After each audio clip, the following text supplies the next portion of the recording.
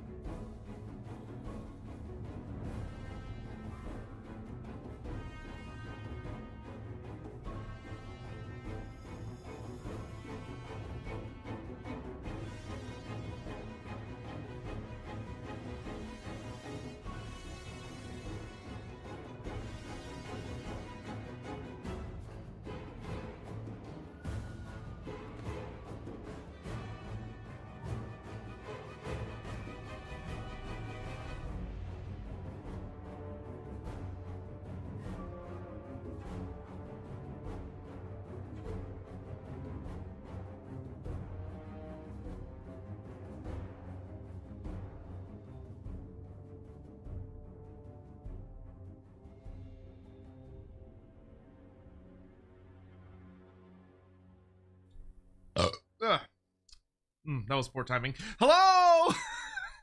Hello, everyone. Hello. Chat. You want to see a magic trick? Hold on. You want to see a magic trick? Hold on.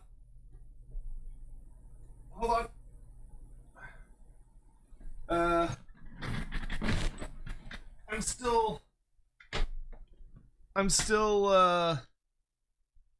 cleaning the desk, but watch this.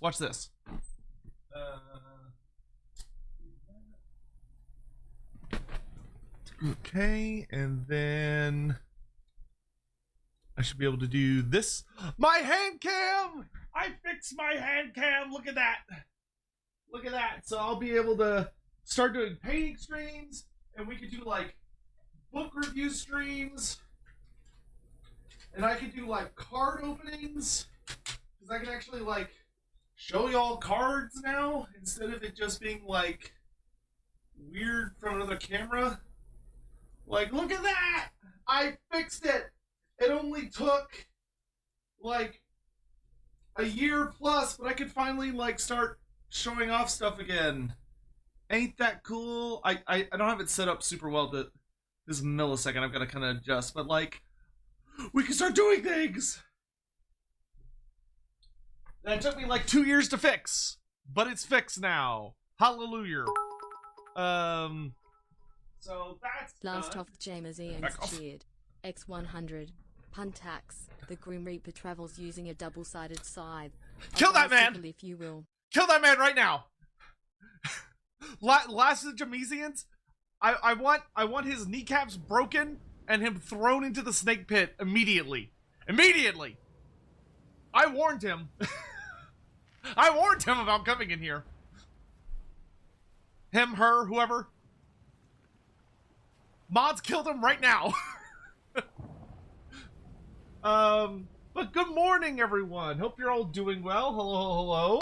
I've had a nice energetic morning. I've had breakfast. The snake pit denied. Son of a fucking... Why do we even have the snake pit if nobody goes in it? Why do we even have it? What's the point if it never goes in there? It never works. What did you even say to me? The Grim Reaper travels using a double-sided scythe, a bicycle. At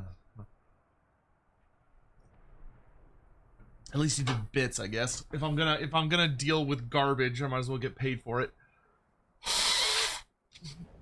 But hello, everyone. I hope you're all doing really, really well. It's a nice early morning. I've had breakfast. I took Sadie for like a nice big hour-long walk, so she is nice and pooped out. I called so that she gets a grooming appointment tomorrow. Ooh, so she's gonna get all nice and cleaned up, and she's gonna hate me for about half a day. Yeah. All right, let me get caught up on like super chats and stuff here. Biofoot movie idea. Abanaconda. A young married couple buy an anaconda, but they decide they don't want to keep it, so abandon it in the Everglades. The snake inevitably mutates in the swamp and comes for revenge. Yeah, sure, I'm down for that. I'm on the snake side, to be clear. The snake should obviously be the hero in that, because people who abandon their pets are evil. They are incredibly evil. If you can't take care of your pet, it's on you as a human being to find an appropriate new home for them responsibly. X160. I will believe it when Sotek gets a regular schedule. Sotek will never have a regular schedule. Anyone that tells you that he will is a fucking liar, including Sotek. Fuck that guy, dude. He lies to everybody about scheduling all the time. But we're here today, so that's nice. I would only ever say, like, I'm trying to be really much better about if I like put a stream up, like if I schedule a stream in advance, that I show up for that stream at least. And I'm feeling better about doing it like a day in advance, but like a weekly schedule, we're not there yet. Thank you for the bits. Heading into a job, a mouse making some problems in this house. Well, I wish you all the best in capturing your Skaven foe. Why do prophetesses not ride a unicorn? I don't know. Actually, they should have the option. They should have the option of riding a unicorn. I'm not sure why they don't. I might actually bring that up to a table with CA Maybe while I'm also discussing that with them, I could maybe get unicorns fixed, because right now they're actually too small. They should be notably larger. I'll look into that. Sail the ship, thank you for the super chat. I would love to play Total War Warhammer 3, but my game is unplayable. Oh. Both invisible units on both map and battle. Also, Marathi is great for the neck downs. If for color can't load, don't have mods. Sail the ship. Have you tried? So if you go to properties and you go to installed files, try verify integrity of the game file. So right click on your game in Steam, go to properties, go to game files, and go to verify game files and initiate that process. And have it run through the whole thing. It might take a hot minute. If you get it, or if you do that and it still doesn't work, let me know. And I'll see if we can figure something out. Sorry, how goes Andy's preparation to enter Aerostar was recruiter friend successful? I don't know. You'd have to ask Andy.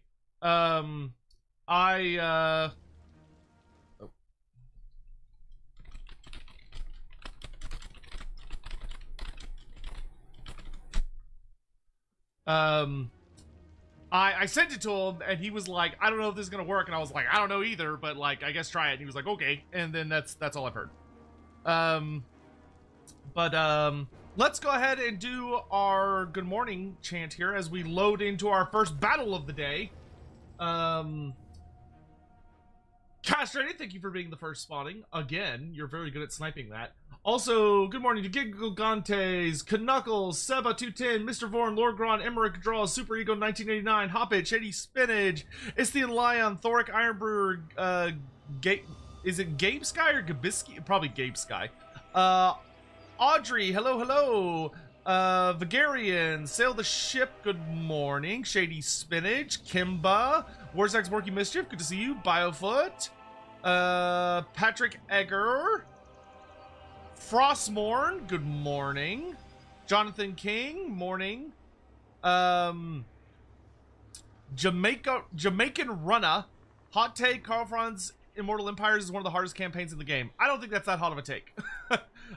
You are completely and utterly surrounded by enemies, and the Empire has a balanced roster, but it's not like a super... It's a balanced roster, but it's not like a super amazing roster, especially early on. Your troops are like have to work very well in concert with one another, and it's very easy for them to not do that, and to be overwhelmed by enemy troops until you can get like certain tech upgrades and stuff. So I would say it's a fairly difficult campaign in most people's minds. All right, we've got our Lizardman forces backing us up. The Druki have emerged.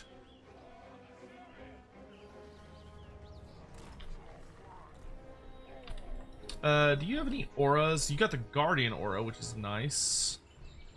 Let's have you over here so you're in the ward save of these guys. We've also got a Shadow Mage I'll put nearby. Literally the most mild take ever. I would say it's the most mild take. There's probably some people that would disagree with it, but I think it's a not unpopular take.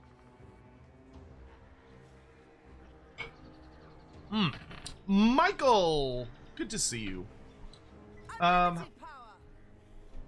Syntax error, good morning. Recommended for, yeah, that's definitely a lie. Recommended first campaign, Carl Franz, is the biggest lie ever told by Creative Assembly. Like, that campaign is an ass beater. $50. Holy shit! Hello of great messenger of Sotek. Please give me your teachings and tell me a grand tale of King Block Ironpick if there are any, as he has become my favorite dwarf in the updated The Old Realms mod. King Brock Ironpick. I don't remember. That's the one from the new book, right? Yeah. So, okay, Brock Ironpick is actually a really, really good dwarf to be a very big fan of. Because King Brock Ironpick originally was kind of... First of all, thank you for the very, very generous tip. That pushes us significantly closer. to our ultimate goal of 10K for me to... There's a faint whiny sound on your microphone when talking. Really? And it hasn't been there before? I'm not sure what could be causing it.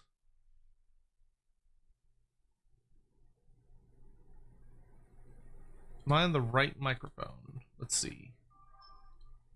Properties. No, that all looks normal. Does anyone else hear it when I'm talking? Actually, here. When I'm talking and I'm not in the game, so I'm talking. Does anyone hear any kind of like weird noise or anything on that? Just checking. Born, do you still hear it?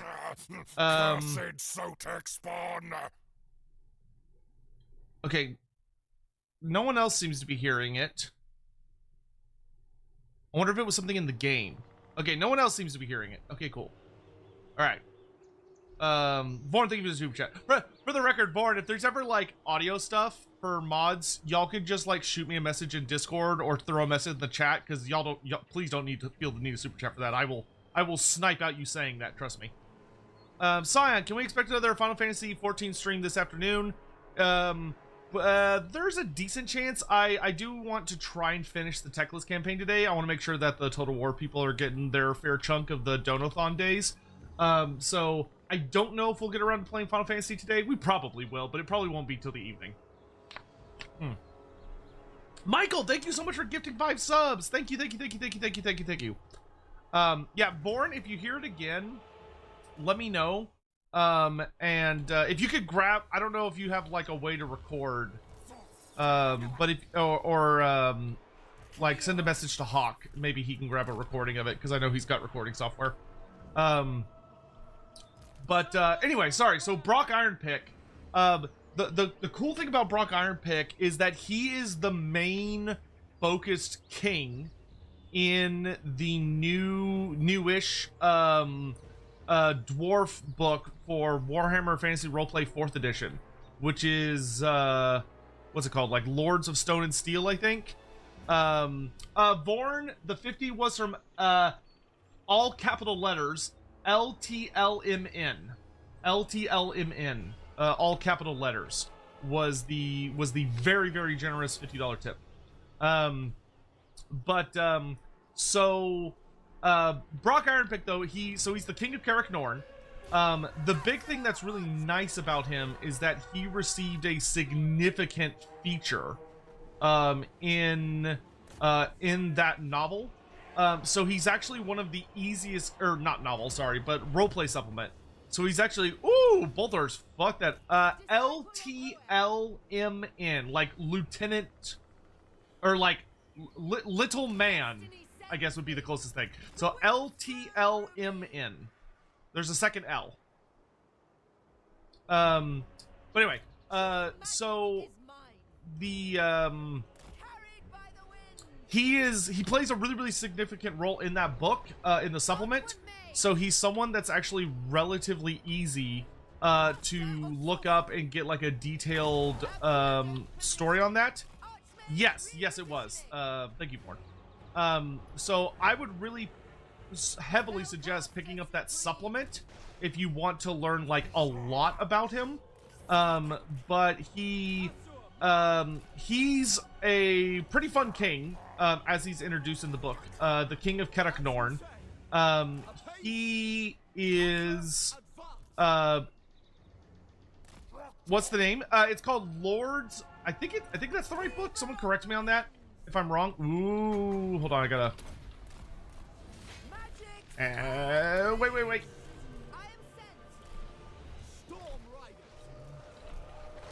Slow that dragon down. Dive. Ooh.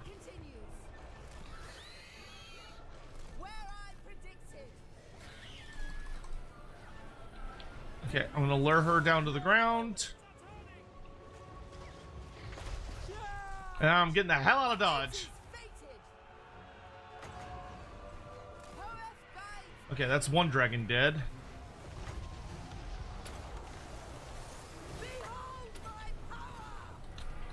Oh man, I am struggling. Wow, those red-crested skinks got kind of annihilated by that. Good fucking grief. Okay, she is unleashing tons of magic. Time for me to return the favor. Wow, that flamestorm fucking evaporated like an entire flank of my army. Spearman, following orders. So tactical. It will be done. We will obey. Without question. Okay, Direct me. enemy wizard is dead. Rage ready. Let's do a chain lightning back on these dorks. I summon the wind. Y'all focus them down. Shall be done. Spears out, fight back. Out one mage. Ulth 1 mage, let's ride out. Lakois. I'm going to hit these guys. They can't shoot. No, okay, yeah. I was gonna say, I don't think they can shoot and charge. Witness true magic. Let's do bolt throwers. Let's focus fire on those shades. Get them the hell out of here. We're going to do... Oh, no, stay on them, stay on them. Hit them with some debuffs. I'm gonna go after the bolt thrower. Let's do a big debuff over here real fast. No, you have nothing to apologize for. You're all good. I can link it in chat. Hold on, because fun fact, I actually have an affiliate link that I always forget about, where if you're interested in picking up any of the roleplay supplements, you can do so while also supporting the channel. Huzzah! Plugging. Let's see. Let's drop that over here. Uh-oh, we lost this back flank. How did we lose this? Oh, okay, because we overchased. Let's go over this way. Another wretched foul lizard thing joins the red host. Okay, that was a whole thing. Okay, let me grab this link for you real quick, because that was a very, very generous tip, so I do not mind doing this real fast. So if I go here, go to here, let me go to this link, and then I want to do...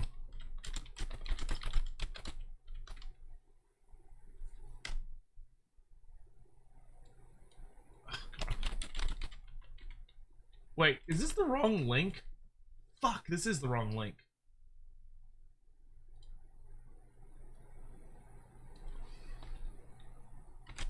Why did I get the wrong link?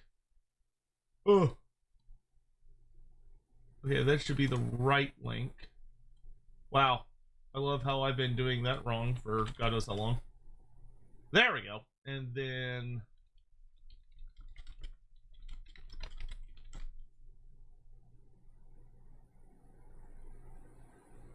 should be this book.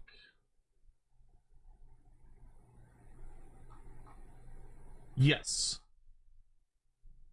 Okay. So if you take this link that I will put in the chat, if you use that link and you go to if you take that link and you go to there's a search bar at the top and just type in Lords of Stone and Steel like this. And that's the book you want, and you will get all the info you could possibly want on Brock Ironpick, including all of his artwork and a bunch of other cool shit.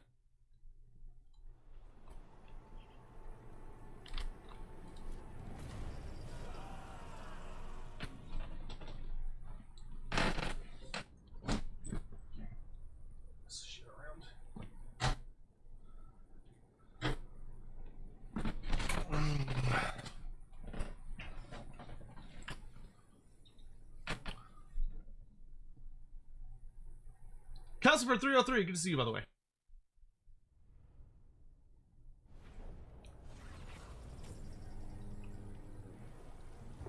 They'll spare at your hands from toil. High elves Elven Archmage. Oh, right. You're fighting in Nagaroth. True magic. Let's get Greater Arcane Conduit. You, my good sir, are going to get Keen Mind. And you, let's get a cheaper Melkoth's. Master Mage. Oh, this place is very painful. Are yours to command. Let's get rid of this enemy hero. Calling forth Shyish. High Mage. Magic in purest form. Yeti also hears it. Jonathan hears it. That's weird. That's not good. That's actually very not good, because fixing audio stuff is kind of a massive bitch.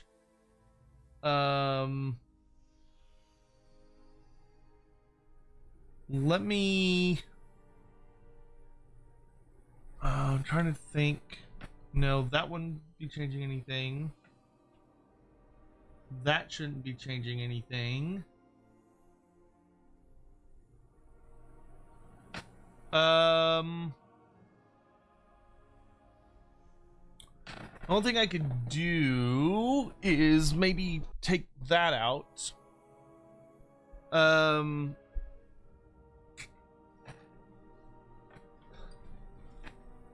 I'll see if that maybe does something. And then I can also check settings, output.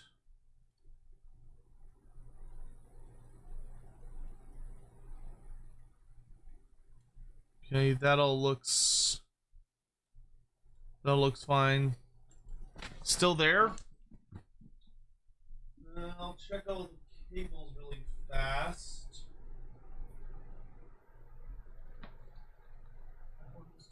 Good. Nothing should have been touched. Let me check over here.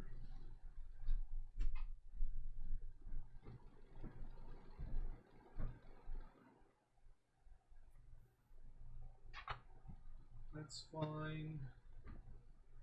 And then that goes there. This goes down up here.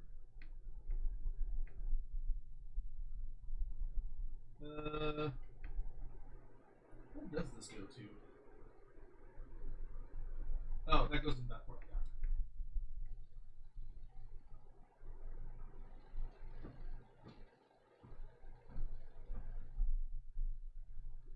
Everything looks secure. Nothing has popped out. Here,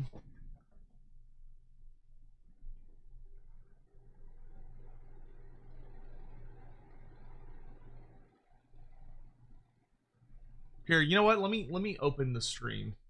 Just listen to myself talk for a second. Maybe this will clue me in a smidge. Oh.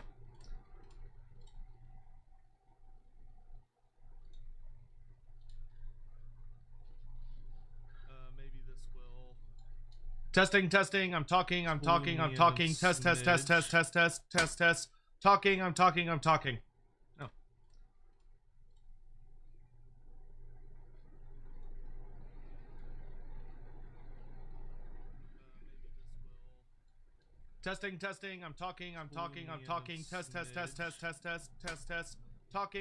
I'm talking. Oh. I don't hear anything.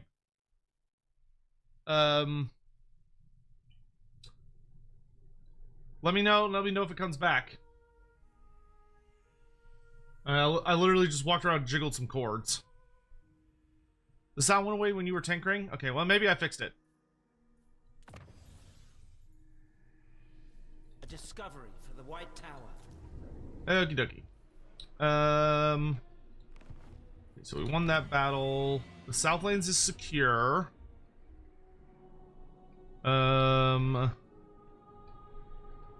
I have been sending an agent to Grand Cathay.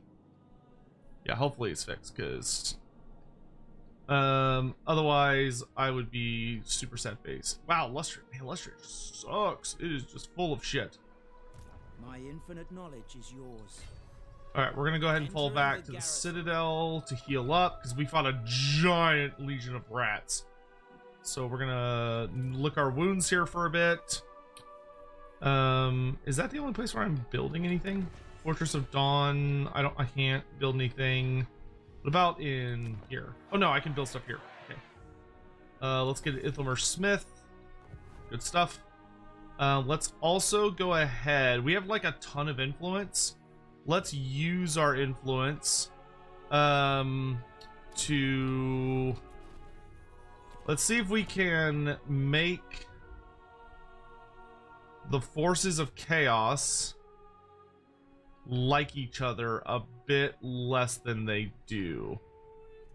So maybe let's focus on getting like the Dark Elves and Khorne to be against one another, or the Dark Elves and the Skaven. Well, I'm gonna be going to war with both of them. So let's try influencing the Dark Elves against the Khorne and him. So let's do... Where is he? 1,000 Maws. And then we want the Blooded Wanderers. And we're going to nuke their relations. And we're going to do the same thing to... Oh, I haven't met them yet, so I can't influence that. Okay, so we'll just do that influence for the moment. Nice, we could build Marble and White Peak. Good shit. You must restore order. I thought I owned one of the gates. Oh, I do. I own the Eagle Gate. Okay.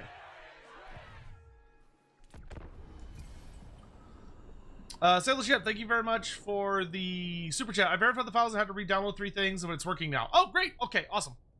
I'm glad that's fixed. Well, looking, while I'm looking at the other, would you recommend any to expand the dwarfs as a whole? Yes. On the website, if you can find, there's the Dwarf Player's Guide. I have a couple of issues with that book. That book has a couple of errors around the story of Thorgrim Grudgebearer, and stuff like that. But for the most part, it's a pretty decent book. And I definitely think it's worth reading. So I would recommend checking out the Dwarf Player's Handbook. Dwarf Player's Handbook. It has a lot of really good lore in it. Like I said, it's not perfect, but I think it's worth picking up. Marathi's coming. Trained by the white. I still think the best thing we can do is take the Moon Shard. Biofoot, thank you very much for the super chat. Any excitement / interest in the Champions of Chaos adventure book for Soulbound's up for pre-order? Do you have a favorite Soulbound book? My favorite Soulbound book is... Ooh, that's really hard. I don't know which one... I mean, my favorite one was probably...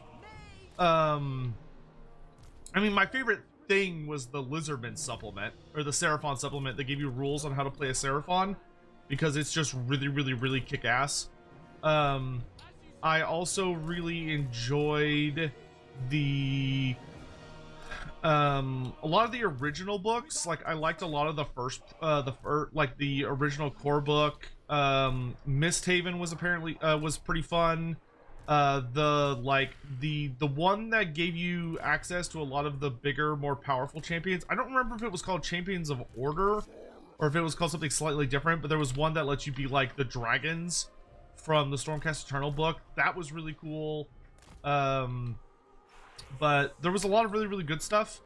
I don't know if I'm super excited for the newest book, because I heard that the quality of the books has decreased a bit. like they've like noticeably decreased in quality. I hope that isn't like just them now. I'm hoping maybe it was just a one-off. Well, like I think it was it might have been like the Champions of Destruction book was received quite poorly. I'm hoping that was just kind of like a one-off and that isn't just the new standard, but admittedly I'm a little suspicious of Cubicle 7 these days. Oh, it was the Era of the Beast book. That's what it was. Yeah, the Era of the Beast book got some pretty significant criticism. And like I said, I hope that's not the new norm, but I've been kind of suspicious of Cubicle 7 lately. So we'll just kind of have to see what happens. But I hope it's good. Okay, let's bring our Shadow Wizard up, actually. How's Say you doing? She's doing really good. She went to the vet recently for just like all of her shots and stuff. She's got a pretty clean bill of health. She's just a little fat. Not like super fat, but you know, it's like that, you know, my vet, my vet is kind of a very, he's a very, no nonsense kind of guy. And it wasn't like, oh, she's really fat. He was like, you know, she's not an ideal weight. And we want her to be at the absolute ideal weight so that when she gets older, you know, she won't have to deal with, she won't have to deal with issues, like, hip dysplasia or, any of those other things. But admittedly, I was like, okay, so what's an ideal weight? And the original number he gave me, I think he saw that I made a face because I was like, that seems really low. And he's like, well, we're not aiming for exactly that number, but like, that's, you know, we want to get as close as we can to that number. And it was like, oh, okay. Have I used any Cataclysm spells yet? No, not yet. I'm probably about to start using them, but I was mostly saving my scroll upgrades for other stuff. I want to get rid of these archers. I think I just missed. Yeah, I did. Killed him. Well, I hit with that one.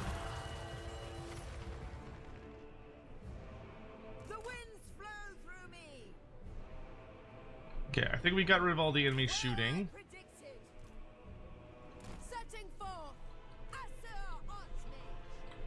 I think we're gonna have everyone rotate so that we're facing the forest that they're coming out of.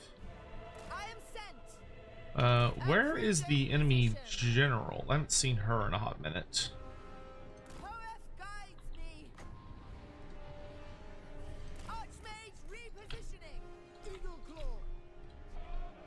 There she is. Spellcaster Supreme. Witness true magic. My power is yours. I don't know why I'm running away from her. I should go fight her. Noble born. True magic is mine. Hit her with Writhing Mist to nerf the fuck out of her. My radiance. Weaver of the Go, go, bird power! unlimited power. Nice. Scions of Shields! Nice. We got to 15 wins of magic, so everybody gets the ward save.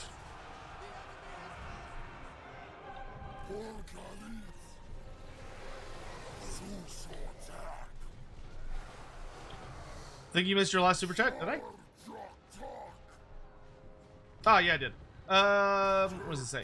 I feel like it probably works better for Boris to bring in the White Wolf Seneschal generic lord instead of Grandmaster lords. We get Chapter Master heroes with Helberg alongside Wizard lords, as the White Wolf Seneschal and the Grandmaster could be redundant. Yeah, that's something I've been wanting to sit down and make a video about, is that if CA is gonna go with the listed roster for the listed roster for the Army of Midland, then we're looking at a situation of, instead of basically bringing in the Lord from that book, because when that book was published, the Grand Master was not a thing. Like, you couldn't take a Grand Master as like a completely unique character choice. You would take a general and you would basically like spec them into being a Grand Master. But the Grand Master wasn't a separate role with its own unique like stats and abilities and all that other stuff.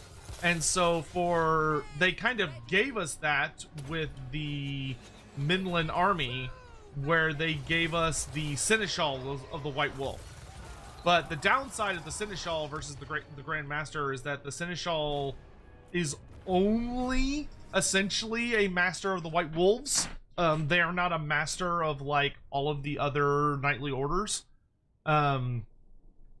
So I hope that they at least add in a bit of customization around the Seneschal, where it's able to like maybe be a part of several different knightly orders instead of just one. Yeah.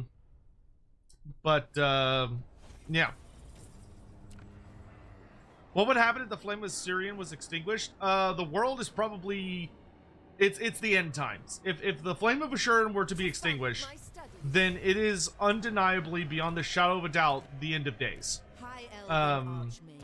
Because that means the god's power has been either snuffed out, or or the shrine's been destroyed. Something terrible has happened. If the shrine has gone silent, that is not like a casual like, oh, huh, how strange. That is like the world is coming to an end. Brace yourselves, kind of situation. Not something that should be taken lightly by any stretch of any imagination. Everyone should be panicking. There should be widespread panic and terror in all directions if the flame of Assurin has been snuffed out. Very chill guy, very guy. How you doing? Hello there, welcome to the stream. Let's give your noble. Wait, let's give you the Blade of Sea Gold. Cool. Oh, you can have a casting item, can't you? Here, have that Book of Assure. That gives me lots of power reserve, which I like. Magic in purest form. You summoned me. Okay, let's do. We can combine these. That's fine. Another Gem of Sunfire, not bad.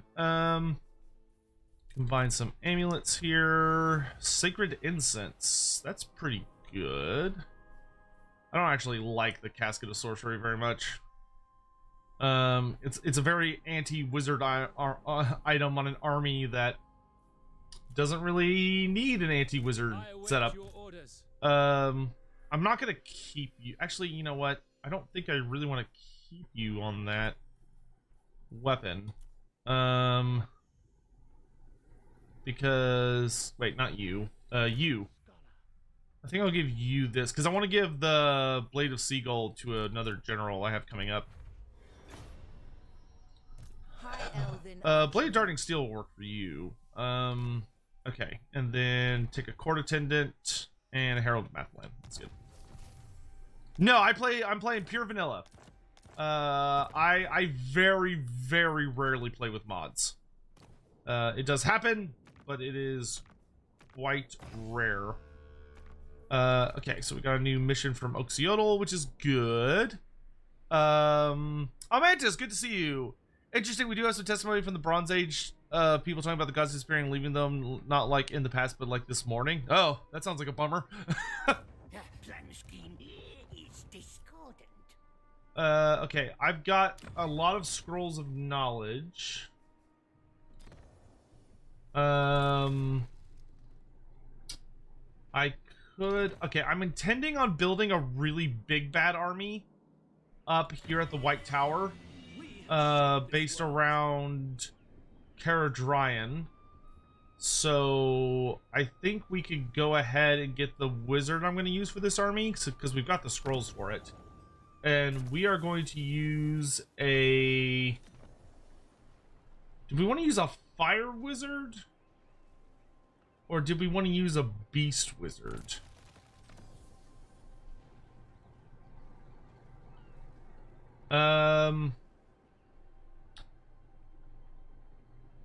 Lords and heroes.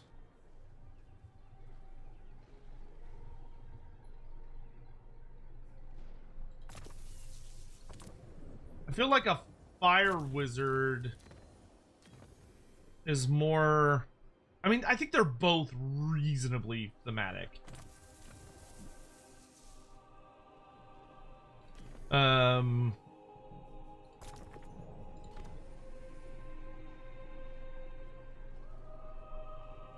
But we could also do a...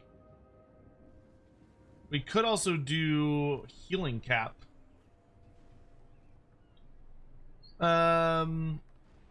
Scion, thank you for the super chat. Assuming we get Lich High Priest or the Tomb Kings and Lords of the End Times, which seems exceedingly likely, then the Empire will be the only race left in the entire game who should have a generic Caster Lord, but doesn't yet. Yeah, hopefully we won't have to wait too crazy long to see that solved. Yeah, let's do a Fire Wizard. I think a Fire Wizard is appropriate. And I've got the maxed out Ritual, so our Fire Wizard is going to be beefy.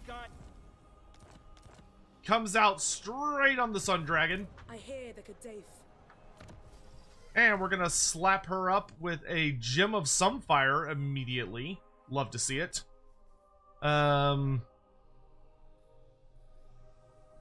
Yeah, you can go ahead and have the Sacred Incense. That'll be really good. And she is level 25 out the ringer. Holy moly.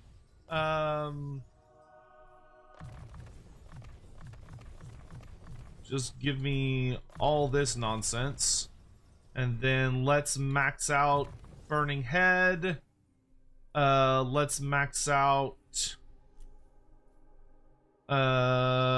Piercing Bolts. And let's max out Fireball. Was Ags_Morky_Mischief cheered. X100. Which defensive item would you rather have to defend you? The Shield of Defiance or the Shield of Eons? If my life was on the line, the Shield of Defiance. Easily. The Shield of Eons is massive and imposing, but the Shield of Defiance is basically like designed from the ground up to be the shutter down of bullshit. Like there is nothing in all of existence that can reliably penetrate the Shield of Defiance. I will restore you. Absolutely nothing. That thing is absolutely absurd. Let's see. Does Teclis need any interesting buffs? I don't think so. He's just kind of healing up for the moment.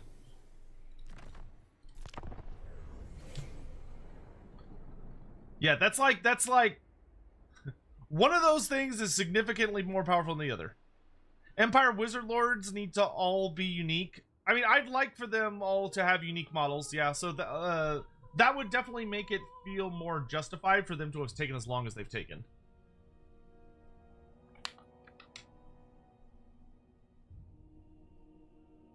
I think you're... Vorn, it's not that it's off, it's just not working the way it's supposed to, but it's whatever, it's fine, I'll just read it myself. I see them, that's the important part.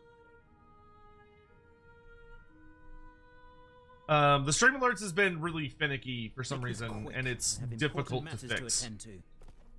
Who are you? Well, you're at war with the people I don't like, so I guess that's good enough for me. Yay, tier 5 city. Okay. You are gonna head into Grand Cathay because I want to meet the Cathayans. Also, Almantis, how are you? Hi! How you doing, Almantis? It's good to see you. Hope you're doing well, brother. Oh, I want to upgrade the White Tower, but it costs so much freaking money. Do we? I think we just save up for the White Tower. I'm stubborn. I don't want to do anything until I get the White Tower. Give it to me! Alright, I think we're ready to attack. Do I have enough scrolls to make it where he can't run away from me?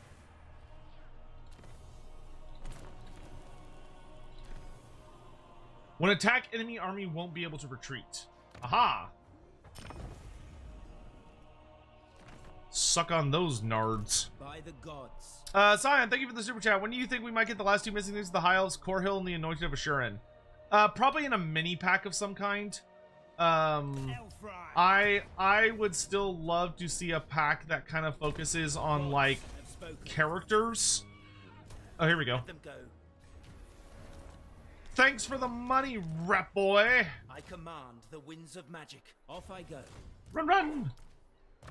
Level 41 tech list. Okay, I do need to start being careful as we're leveling up tech list because he's running out of skill points.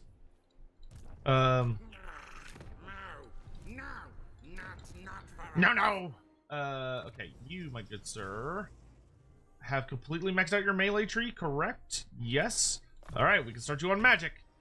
Our Loremaster can finally start his magic tutelage. Now that he's maxed out everything else. You, good sir, that's not very good. Guaranteed odds. Let's assault this person. Very nice. You are gonna steal tech up here. Keep our tech tree moving generously. We have enough money now. We can get the White Tower of Hoeth. Beautiful. And then here we want the dragon building. I think we want the dragon building and the Blessed Grove. So we can go ahead and start that. Let's go ahead and attack Marathi. This will, ooh, this is gonna be a fight. That is a very elite force, but I'm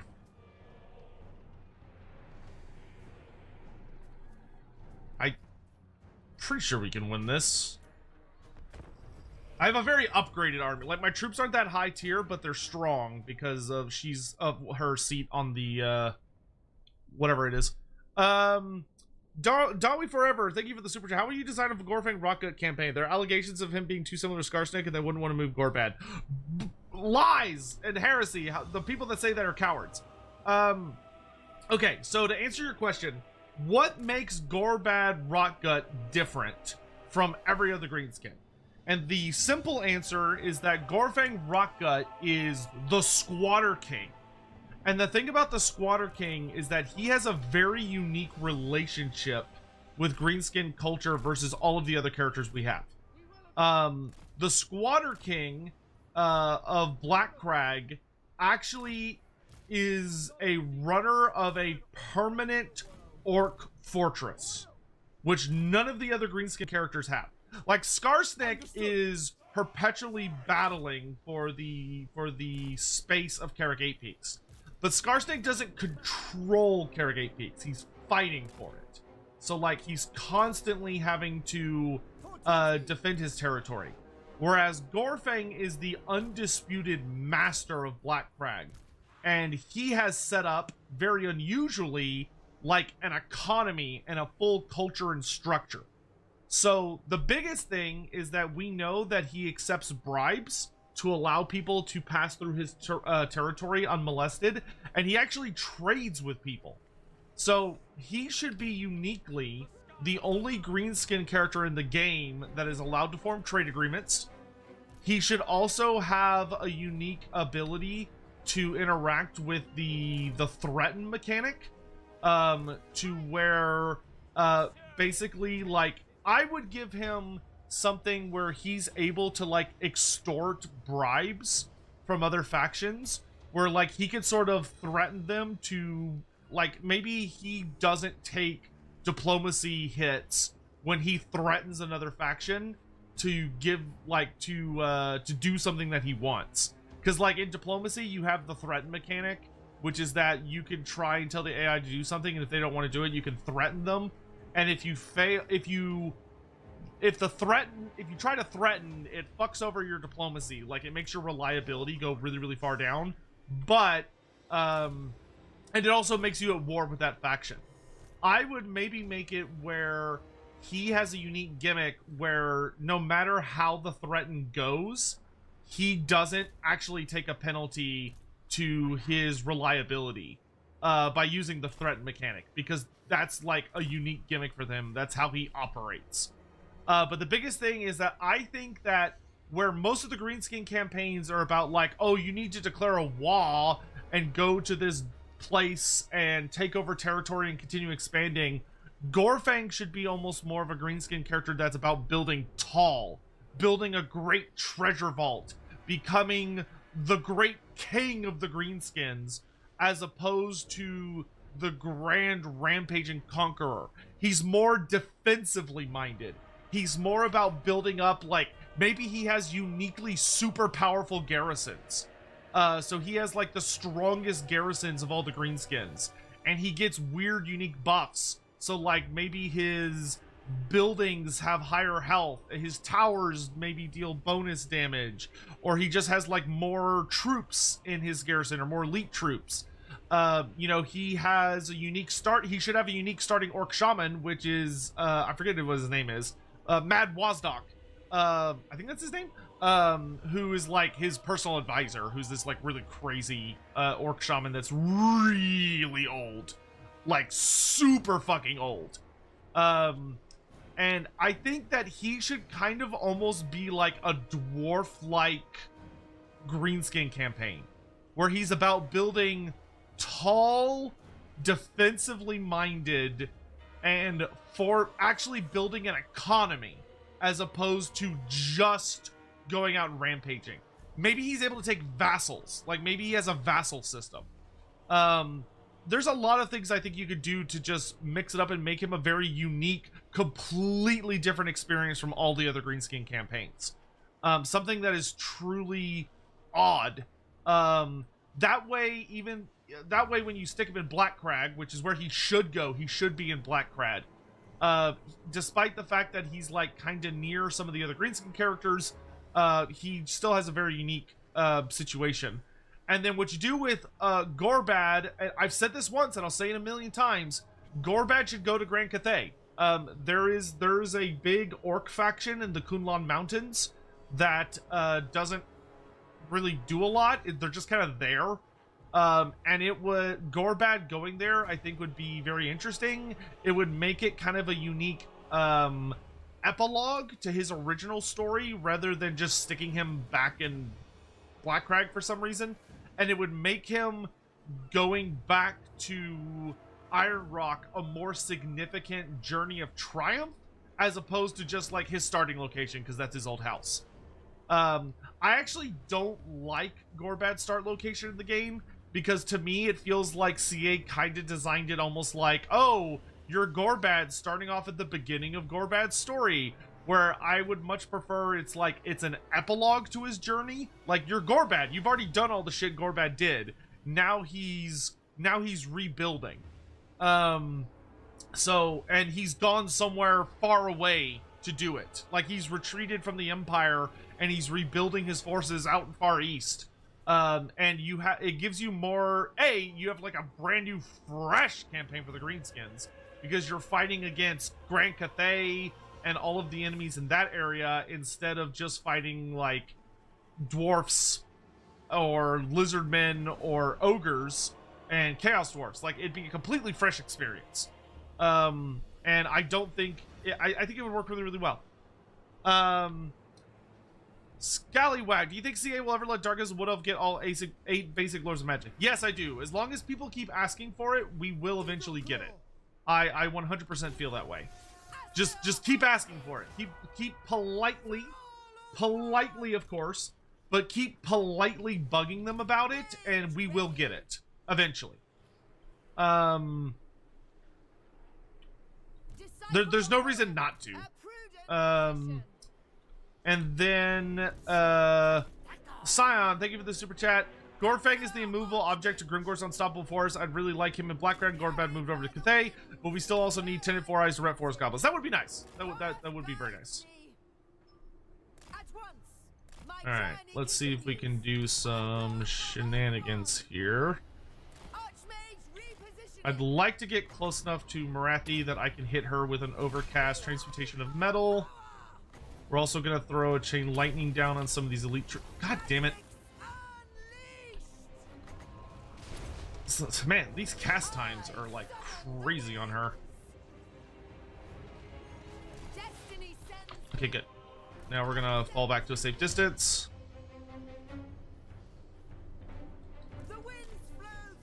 That did some okay damage. It's a very expensive spell with a very long cooldown too. This is very scary. I'm not gonna lie. That is a very elite force. Gorbat still has no access to unique skill tree for his ROR. What do you mean?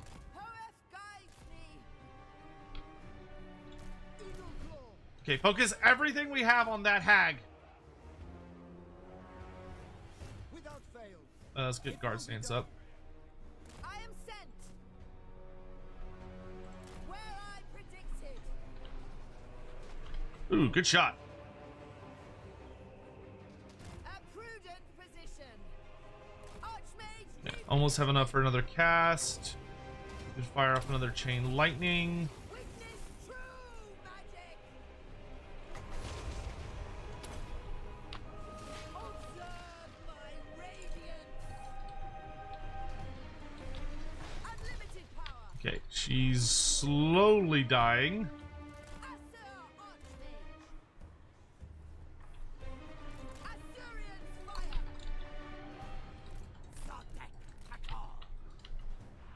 I'll move out to the flanks. Onward! Advance. It is my goal. Pop, pop, pop, pop. You're doing great, lads. Keep it up.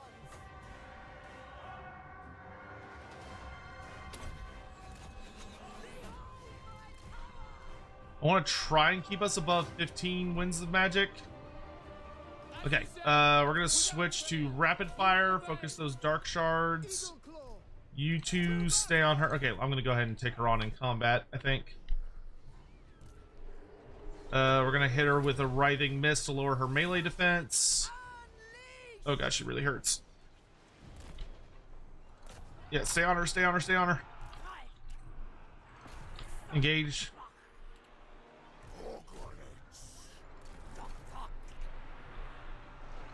Oh, dragon! My journey. Run away, run away! Orders received. Okay, Marathi is dead. Orders. That destroyed my winds of magic, but you know, that's alright. Ooh, my poor wizard's getting kind of messed up. Alright, I'm gonna drop this. Fuck, leave me alone. Loven Seaguard! Loyal! Done! At them!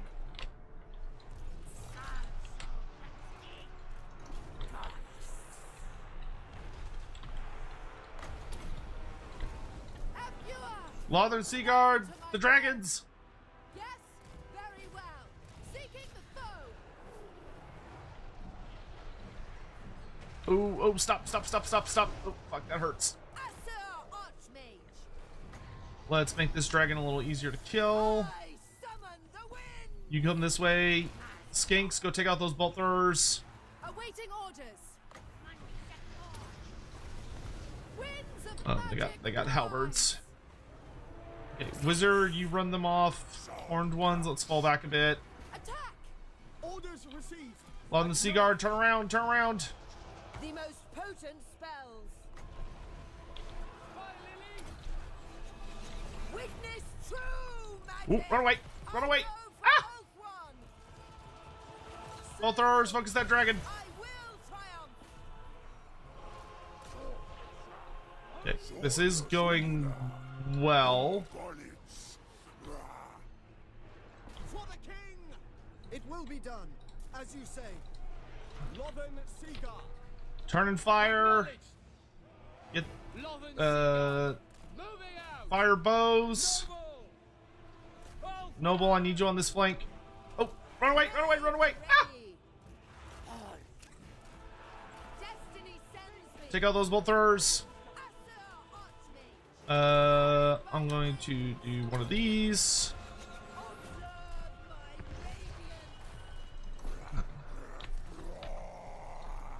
Let's debuff these guys. Lads, turn around and fight. It shall be done. Okay, Dragon's gone. Charybdis is gone. As you say. March. Oh, those Hargonath Executioners hurt. Advance. What? Leave me alone, Jesus. Lothern Seaguard. For the Ever Queen. Horeth guides me. Here, come land over here. I know, is he focusing on other stuff? Say, for Asuria. Focus that dragon! Ah! Okay. Lothern Seaguard. Woo! Okay. We have victory. It was a little hard won, but we got there.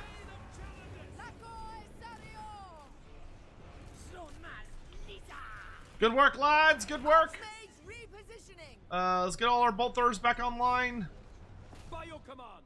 Understood. Let's unleash hell on those fleeing units. Assyrian willing. Spearmen. Spearmen after them. Storm Riders. Asa. Advance. Death to all. Forward. Acknowledge. Wielder of the winds. Assyrian roar. Louis. Okay. Louis. Thank you, Frederick Trader, for the super chat. Would you like Gorbat and Gorfang to have a Vlad and Isabella relationship? No. I've been headcaning that Gorfang was a boss during Gorbat's invasion. I respectfully would, I would not run with that myself. I think they are two very distinctly separate characters. And Gorbat, that's a storyline you could run with, but I don't think the characters necessarily need to be connected that much.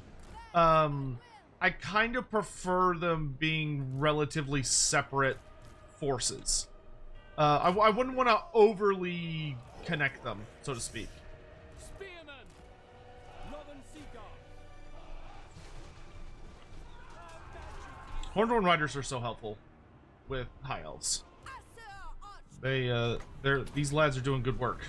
Scython, hear me. Yeah, I can see the temptation. I really can. But I think it'd be better to keep them separate. As opposed to tying them into each other's legacy. Assyrians fire. That's just my opinion, though. You don't have to take it as any kind of gospel or like greater truth.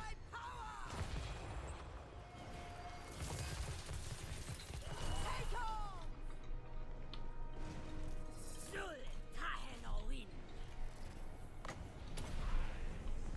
Winds of magic rise. All right, good.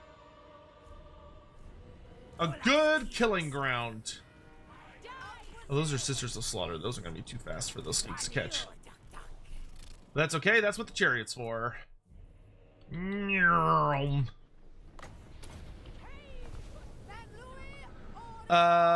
X, Legend X, good to see you. To Trickster, good to see you as well. But what are you gonna do with the plan where you specifically go to Grunberg? Just teleport him? I mean, you could. Ready. I mean, obviously, they would, if any of Gorbad's plans required, like, specific settlements, they would probably need to, like, just change what settlement it is to make it a settlement that, like, makes sense for, make it into a settlement that would make sense based on, like, where they're at. Which you should be able to do without too many growing pains. Yeah.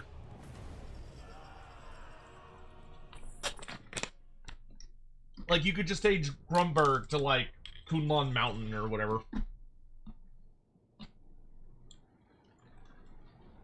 Fresh water.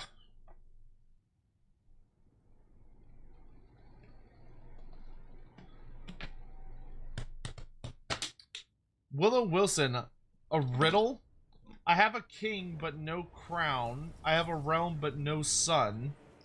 I have legions, but no living soldiers. I'm the master of the silent desert. What am I? Oh, God, I'm a fucking ass at riddles. They can serve the tower. A king, High Elven Archmage. but no A crown. new A realm, fortress of magic. but no sun. High Mage. Huh. Why don't I drink tap water? Because I live in Texas and the tap water is fucking disgusting here.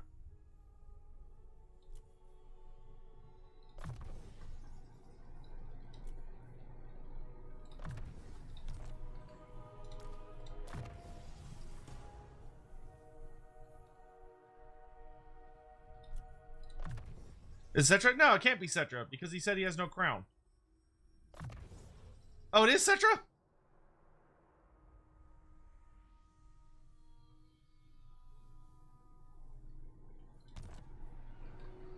What? Master of Magic.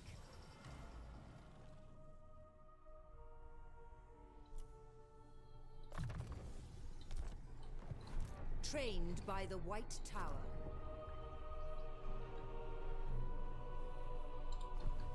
Scion, thank you for the super chat. I feel like Tenant is such an easy win for a Lord pack or a mini pack.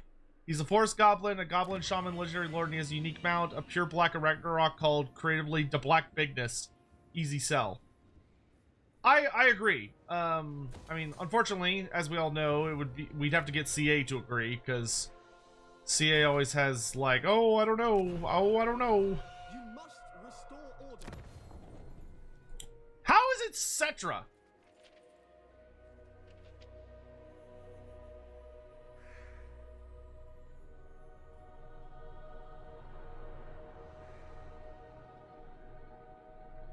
I don't understand how that's Cetra.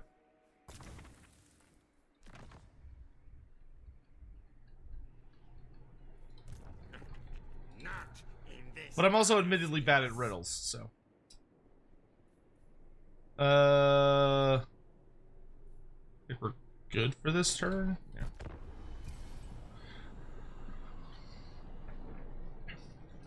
Sotek, I have a Warhammer Fantasy roleplay question. If I do an Apex campaign, or I'm doing an Apex campaign, but I need an idea to put Chaos into the Greenskins, how can I put Gorfang and Skarsnik to fight each other? What would work lore-wise?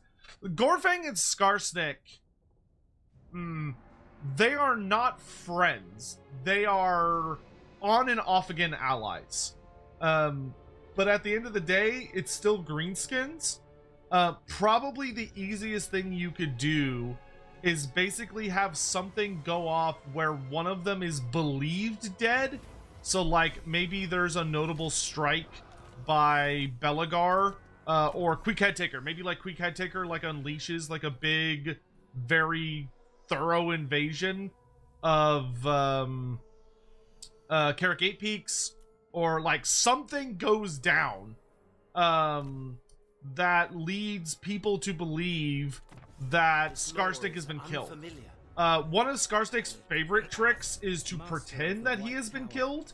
So like to feign his death and be like, oh no, I died. And he basically disappears for a little bit and a bunch of chaos will erupt in his absence. And then like right when his enemies think that they're about to win, he basically like kicks the door in and is like, surprise bitches, I'm back. And like unleashes a lot of chaos and other shenanigans. So there, I think there's a lot you can. What I'm capable of. There's a lot you can play around with on that. No more corruption. All right, I think we're gonna go ahead and start punching Dark Elves in the face. Said. The gods have spoken. The Aesir lay their claim. Master of the White Tower. So the war for Lustria begins in earnest. Let's do rebuild Lost Splendor. Let's get a plaza going. I'm actually fine with that building. I need growth though. Yeah, you know what? Let's put growth here for now. That's fine. Wisdom awaits.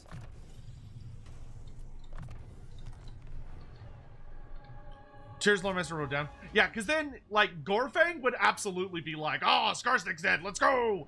Or, like, at least some of his guys would. Even if Gorfang himself wouldn't bother getting up and going over there, a lot of the greenskins that serve him would think it would be a perfect opportunity to go get involved in a scrap. And it would, like, the whole thing would be a big old fucking mess. And Skarsnik would just be hiding away somewhere, cackling because he's about to unleash some, like, triple backflip 5D chess move Shaper of fates. to manipulate all of his enemies into thinking he's dead so that he could basically Archmages sleep. pop out and catch them all by surprise and kill a bunch of them at once.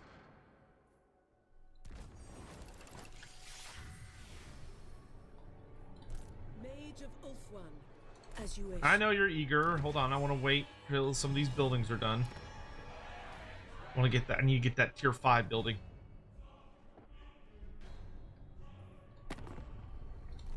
How we... Grudge bearer. Clan Engrand! Only true vengeance will make me happy. Is that what you offer? Agreed. Offer you non-aggression. King Lewin Leoncoeur, you ask for a boon. Speak, and I will see if it is within my power to give.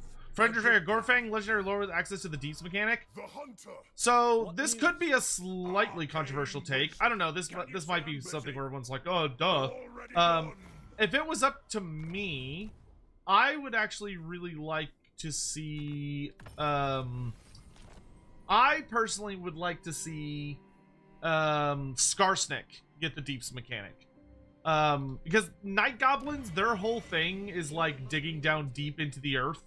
And like they just live down in that whole mess. So I would The be sea brings death. I would be more inclined to suggest that There is no limit to my power. the deeps mechanic should go to the night goblins, and that should be like a major mechanic for Skarsnik.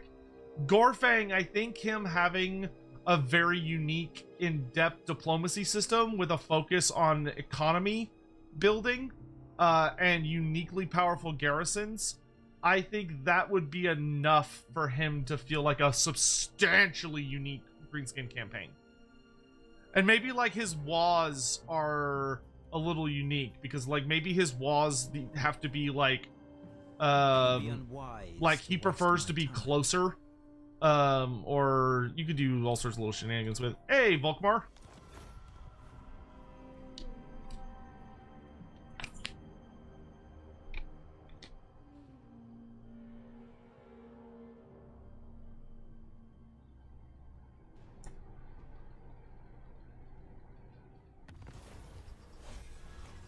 Oh, I can finally buy the sea shanty talisman.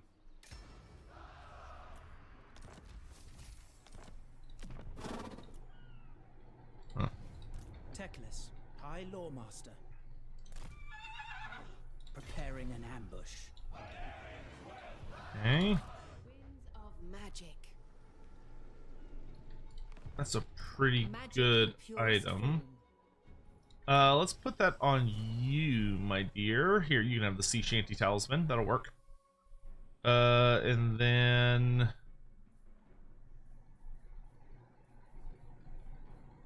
combine those. I bring Azurian's fire. They will. Ulthuan And I'm actually prevails. fine. Oh, I was gonna sack this, but it's not even worth anything. Join us. Oh, nice. You got a moon dragon. Hell yeah. Now we're cooking. Oh, great reward. Yes, please. 10% ward save is very nice on a big wizard dragon. Limitless talent. Traveling unseen. You head off north. Want you to keep an eye on Marathi. Must be punished. Let's get you back on foot. I don't actually need you on a bird, and yeah, whatever. Lilith protects me. Okay, you got 3 more turns till this building's done, and I kind of want to wait for it because it does give me higher tier lords, so it makes my prince as big and bad as he possibly can be. Tech list, we're setting up a little tricksy trap thing. I think we're good. Be nice if I could make my economy stronger, but we'll take what we can get. Jonathan King, thank you for the super chat. To change the end time slightly, would you have Belagar, Queek, and Scarsnick fighting face to face to the end of the world as a sign that even at the end of the world, some things never change? No, I think I would express that in a rivalry. Honestly, I would express that rivalry somewhere else. Like, I think that would probably be a better focus for Boris Toddbringer and Kazrak the One-Eye. I think those two would probably be a better look at who I was at war with. I might join your war. I'm not going to join it right now. I think those two have a better obsessive rivalry and hatred. For the most part, I actually like how the War of Karagate Peaks mostly went down. There are things that would change. I would very much want to do edits to a lot of the specifics on like how the Skaven really defeated many aspects of the dwarfs.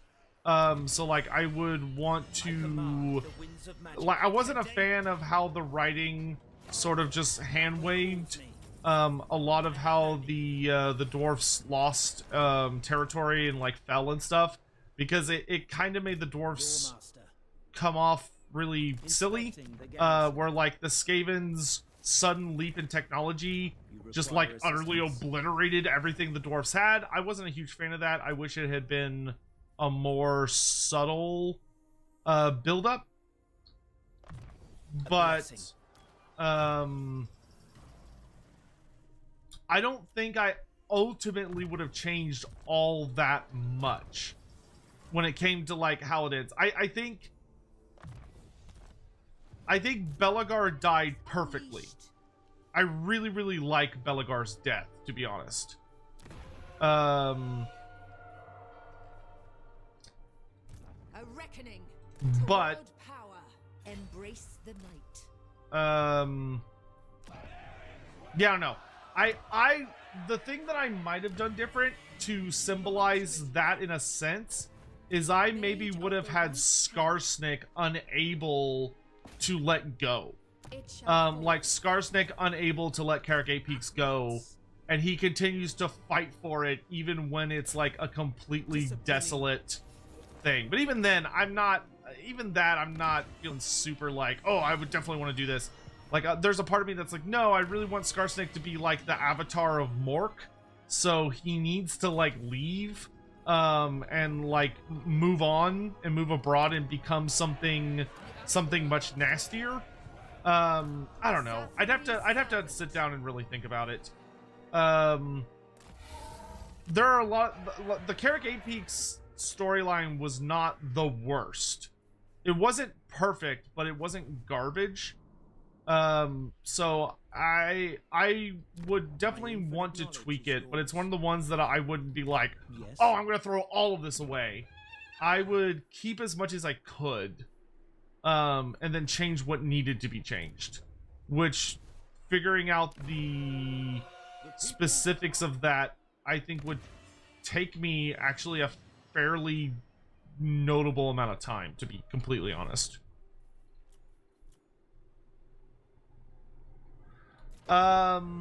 Listless, welcome to the stream. Hello. How is the lore of Age of Sigmar, 40k, and fantasy connected? Like, Techless exists in Total War, what is based on fantasy, I guess, but is also a modern Age of Sigmar.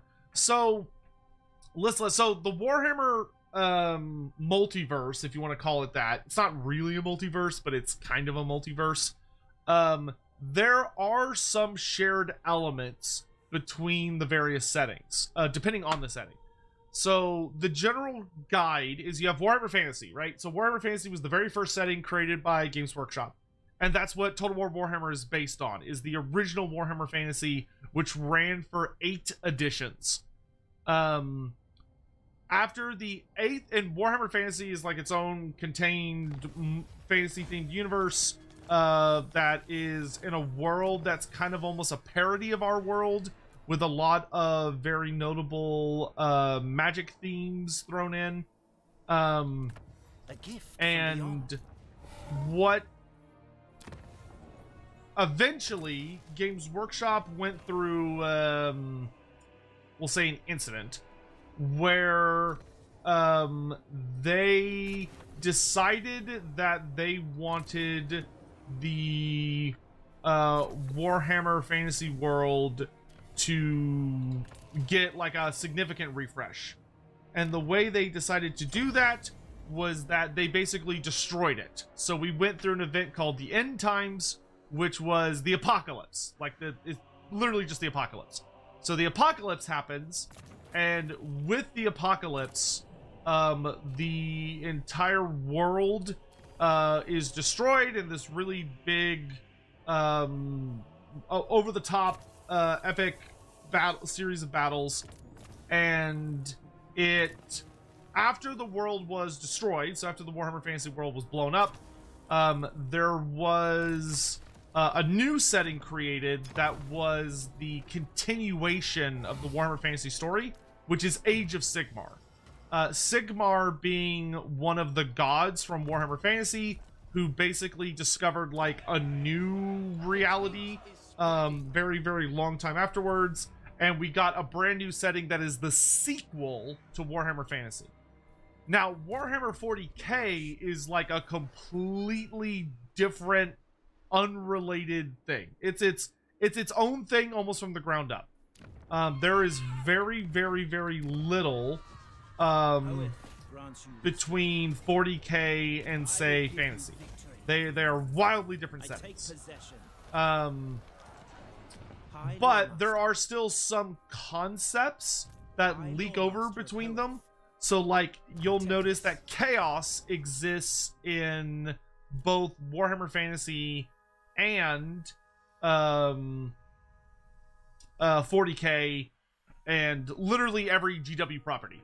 Everything Games Workshop owns, they always throw in chaos, because Games Workshop just fucking loves chaos, and chaos makes them tons of money.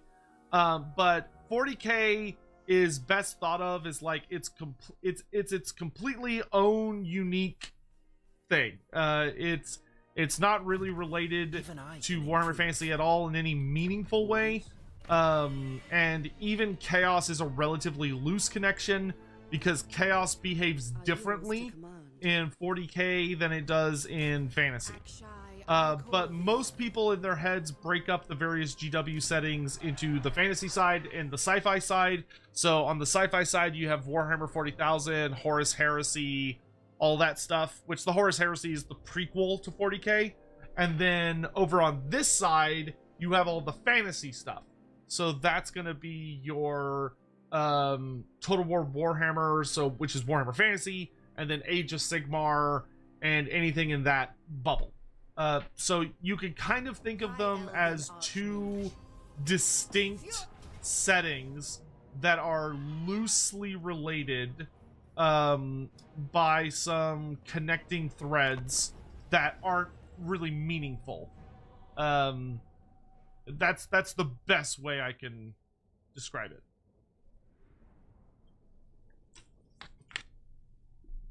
And for like Age of Sigmar and its relationship with fantasy, many of the characters that were in Warhammer Fantasy survived or were reborn into Age of Sigmar, but the ones that are transformed by the experience. So like it's millions of years later, and those characters have evolved in various ways. So for example, if you're looking at Teclis, when the Warhammer Fantasy World was destroyed, Teclis ends up ascending to godhood. So Teclis stops being Teclis the elf, and he becomes Teclis the god of light, along with his brother Tyrion. It's a bit more complicated than that, but that's like the really simple version. So some characters basically evolved into gods, or some characters that already were gods became a different kind of god. Some characters just died and stayed dead. Some characters died but then were reborn. So like Drycha. Drycha is a character that you'll see like in Total War Warhammer. But there is a Drycha in Age of Sigmar, and she's technically the same person, but she doesn't really have any of like the memories or like personal vendettas or anything of the original Drycha, because she is Drycha Reborn as opposed to the same Drycha Continued. So it just depends on the individual character as far as like how closely are they related to like the fantasy version. Because you have some characters like Sigvald. Sigvald the Magnificent is the exact same guy in Fantasy and AOS, but in Age of Sigmar he is mutated a little bit. So because he went through a lot of shit, so he looks a little different. But he's overall pretty much the exact same.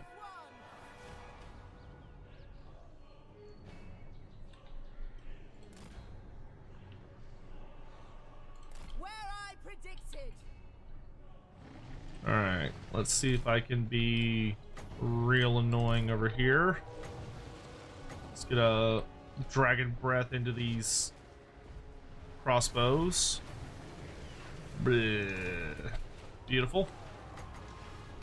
I'm going to do an overcast metal spell over here. Ooh. Let's also drop a chain lightning over here, and then I'm getting the hell out of dodge. Oh, that was beautiful. Yeah, and then I can cast a big fat metal spell. I'll wait till I can actually see a bit more. Woo!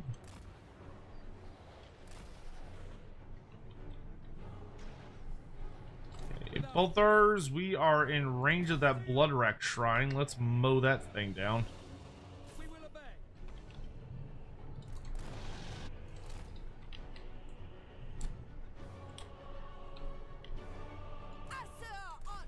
So hopefully that helps a bit. I know that's still probably like relatively confusing, but the whole situation was relatively confusing at the time. So don't feel bad because it was confusing, and there's no like consistent logic to like who came back and who didn't. It's very much kind of just a clusterfuck. So your mileage will vary. Yeah, I don't want to stay and fight her.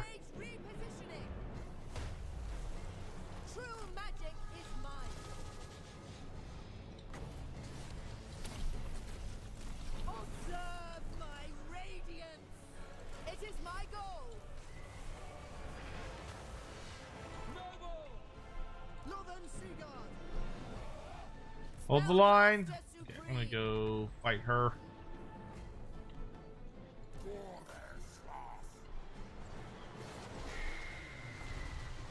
We'll hit her with a little one of these. Is that a soul stealer? Fuck, that is a soul stealer. Hopefully she dies quickly. Gonna summon a flamestorm right there. Skinks, go help over here. We're gonna summon the golden globe to wipe out these shades, hopefully.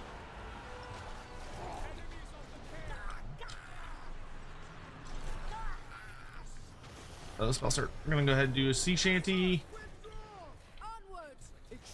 Archers, let's focus that thing. Bolthers, focus that thing. Focus that. Get back here. Where are you? You're fighting Marathi. Let's hit her with a melee. Oh god, this is spooky. Give myself more armor. Okay, she's dead. Oof. Final transmutation on the double hydras. Those aren't hydras. Manticores. Here we go. Good work, lads.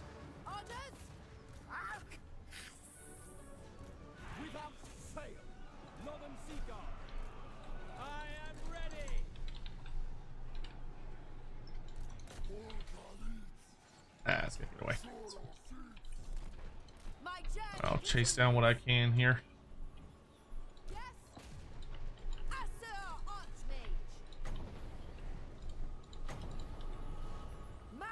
But if Sigmar is already a god, and like for Order factions, why does he not just kill everything and with Stormcast battle like he does in AOS? So the gods in Warhammer Fantasy operate under a very, very different system than they do in Age of Sigmar. In fantasy, the gods are not able, the majority of the gods, I should say, are not able to manifest into reality because of the very nature of the world. Like, if a god, the gods are forbidden from squeezing into the world is one way to look at it, that they are forbidden from doing so by the Emperor of the Heavens, Assurin, who is like the god of, he's like one of the really big bad gods.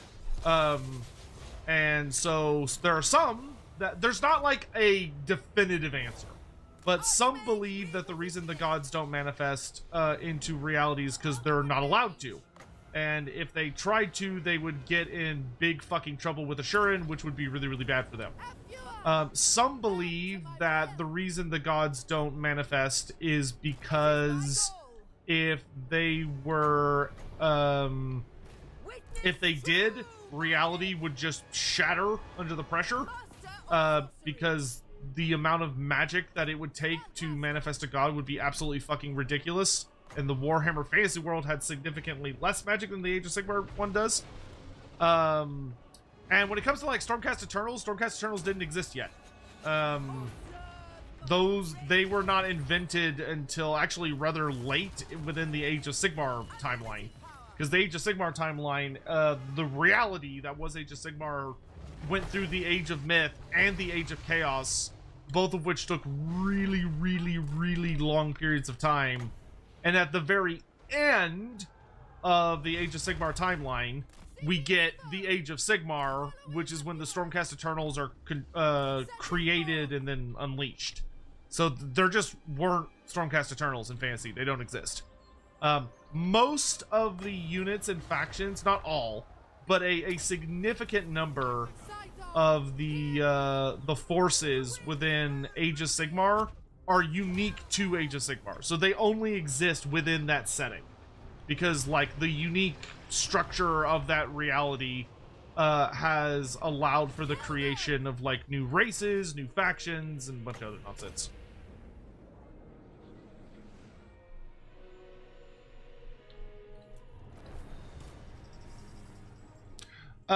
Decius recently finished Elfslayer. How big of a loss is the destruction of a Black Ark by just a small group? How many are there? That was a hugely devastating loss. The loss of a Black Ark is a big, big, big fucking deal. There are no new Black Arks. All of the Black Arks that will ever exist have already been made. So when a Black Ark is destroyed, like the one in Elfslayer, that is a pretty massive fucking deal. Nerd Rage Fred! Hey, how you doing, man? Thanks so much for the raid. How's Teclis going? Teclis is going pretty good. We are invading the forces of destruction that have completely dominated Lustria from the looks of it. So we're swooping in there to kick ass and chew bubblegum. But it's going well. Thanks so much for the raid, dude. Welcome those of you coming over from Nerd Rage Fred's stream. In case you don't know me, hi, hello, I'm Loremaster Sotek. I'm considered one of the premier authorities on Warhammer Fantasy lore and literature. I also play a lot of video games. Notably right now we are playing our Techless campaign because I, for some reason, was missing the win a very hard high elf campaign achievement, and I wish to no longer be missing that achievement. So here we are. Yeah, we're just having a good time hanging out. But I play a lot of Warhammer stuff. I also play been playing a lot of Final Fantasy XIV recently, which has been a super lot of fun. So if you're a fan of that game, it has a really, really, really good story, and we've been playing through that, which has been a pretty fun time. But hope you're all doing well. Feel free to stick around and hang out for the stream, or if you've got to go, please don't feel bad about dipping out. But yeah. Loremaster, what do the voice lines in game mean by Sigmar's god Ulrich? So Sigmar, the important thing to remember about Sigmar is Sigmar was not always a god. Sigmar originally was a regular man. He was a human man. That there were debatably some auspicious signs around the time of his birth, such as the twin-tailed comet. But ultimately, like, he's just a man. Or was this about? Oh my god, another raid! Lionheart! Hello, hi! Hi, Lionheart, welcome! Welcome to the stream. Thank you so much for the raid, I really appreciate it. If you're coming over from Lionheart Stream, hi, hello. I'm Loremaster of Sotek, considered one of the premier authorities on Warhammer Fantasy lore and literature. We're playing a techless campaign right now because I'm trying to finish unlocking all of the Total War Warhammer achievements before the coming of the end times. And the only ones I have left are to beat a high elf very hard campaign, which we're working on right now, and then for some reason beat a very hard Warriors of Chaos campaign. I don't know why I don't have that one, but I have the regular one for Warriors of Chaos. So we're working on those, but we're playing this. I play a lot of Warhammer games. We're also working on Final Fantasy 14, so I've been doing a playthrough of the Final Fantasy 14 MMO, which has been super duper fun. We're playing with lots of people in the community, and it's a really good time. Please feel free to stick around and hang out with us, but if you gotta go, please don't feel bad, and hope you're all having a lovely day. Okay. Thank you so much for the raid. I hope you were having a lovely time. And thank you for the shoutouts, mods. Appreciate that. So, to get back to answering your question, Sigmar was a mortal man. He was a impressive mortal man, but ultimately just a mortal man. And during Sigmar's lifetime, he worshipped Ulrich. So in the Empire Pantheon, there's a lot of gods. There's actually way more gods than you think there are, because there are many gods of the various rivers. There are gods of particular forests or certain hills or mountains or trees or lakes. There's a lot of minor gods, but there are some big gods. When you're dealing with the most major gods, we have three notable groups. You have the old gods, which the old gods, there is Ulrich, who is the god of winter, war, and wolves. You have Mor, who is the god of death. Tal, who is the god of nature, when you're dealing with like beasts and animals and stuff like that. And he's also often seen as the king of the gods. You have Raya, who is the wife of Tal and is the goddess of fertility and the harvest and stuff like that. And then you had oh geez, who's the fifth one? Oh, I'm trying to remember who the fifth old god is. Oh gosh, Manan, I think. Is it Manan? I think it's Manan. Who is the god of the seas. Then you after that time, you eventually get Sigmar, which Sigmar kind of stands alone as his own unique thing. So Sigmar lived a mortal life, was emperor, he abdicated the throne, and he left to go on a journey. There's a lot of myths about where he went and why he went, but he abdicated the throne and, you know, basically told the Empire, hey, don't fuck things up, I'm gonna head out. And he leaves. And he never comes back and he's never seen again. So there's like a whole thing about that, but they elect a new emperor with the electoral system that was established by him. And after he was gone, there was a building faction that very much believed that Sigmar should be revered as a god. That was started by a guy named Johann Hellstrom, who actually like knew Sigmar, but he believed that Sigmar should be seen as a divine authority.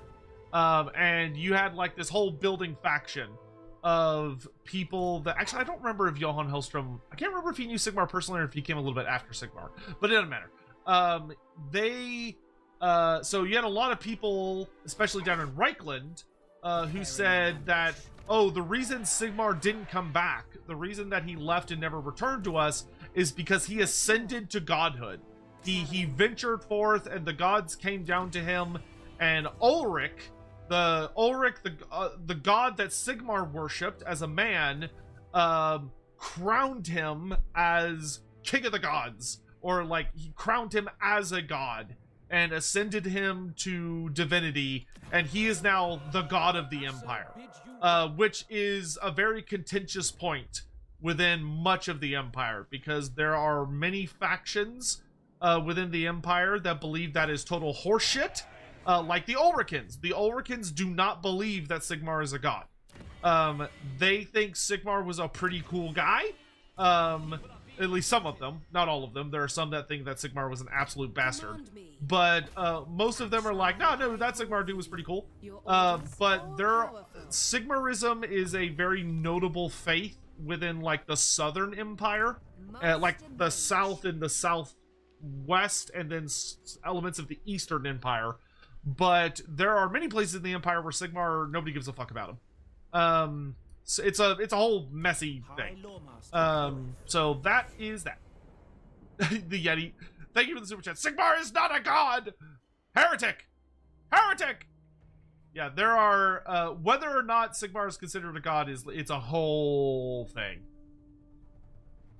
If you ever play the roleplay game, Warhammer Fantasy roleplay, whether you play 2nd edition or 4th edition, one of the major storylines that your party will inevitably have to confront is everything going on with Sigmar.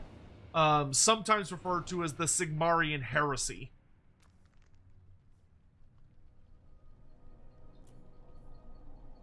I think I'm okay to auto-resolve that. Yeah.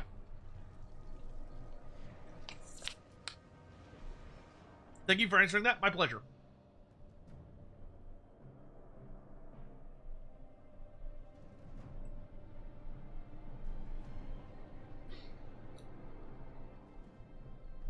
Your words are nothing to So me. it'd be Tal, not Kurnos. Kurnos is the elven god. Or Karnos in that case. Or that might be the old edition name for him, but in the modern editions it'd just be Tal.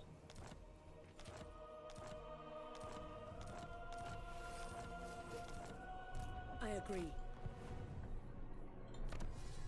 Man, speaking of old editions, so y'all might be amused to hear this. I recently started listening to the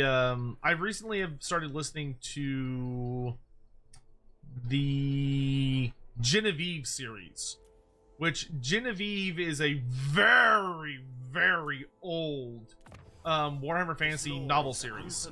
And it's so funny to listen to it because holy moly was Warhammer Fantasy like dramatically different back then.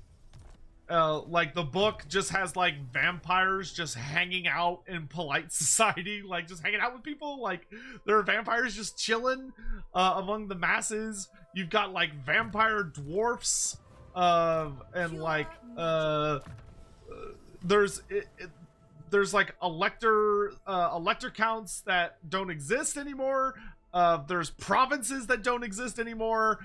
There's so much like crazy shit going on. It's really, really funny. Like it's genuinely a very fun set of books. I'd like to at some point either do a big Lord Grids episode on some of it, or maybe just do kind of like a review on some of it. But it's one of those things where if you're trying to translate it into modern Warhammer, you have a lot of work ahead of you. It's a pretty significant effort to translate it to modern Warhammer without like breaking your brain. It can't be done. It's an effort. Johann von Mecklenburg is so cool. He is, but like he shouldn't be I don't understand why he's the Elector Count of Sudenland. I was chatting with Andy about it, and we were like, what were they doing? He shouldn't be the Elector Count of Sudenland. Even by the point Genevieve was written, was not supposed to be a thing. Like Kim Newman was just like, nah, fuck them, I'm making Sudenland. he's like a Sudenland supremacist. He's like, I don't care what the lore says. Glory to Sudenland.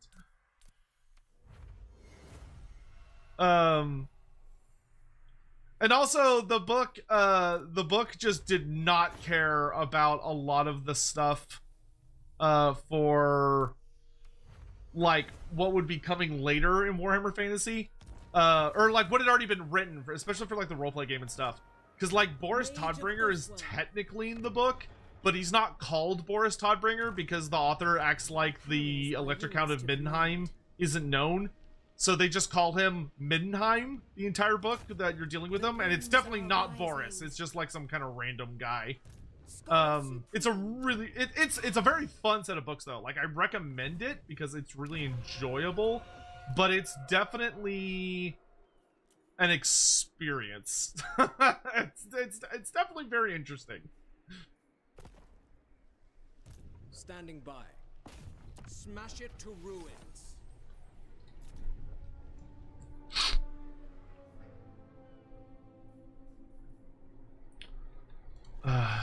I want to buy stuff, but I need to save money. My infinite knowledge is yours. Okay, I think we'll sneak up to here, make our way towards the Mangrove Coast. We could focus the Citadel Dusk at least. Because, I mean, I gotta spend money to make money, right? It's only fair. Friend or trader? Could Sigmar have taken down the Numidium? What is the Numidium? That doesn't ring a bell for me. Skylar Martin, thank you for the super chat. Why is Warhammer Fantasy Roleplay 3rd Edition the redheaded stepchild? Also, does Warhammer Fantasy 5th Edition feel early / premature? There's more they could do. There's more they could do with 4th Edition.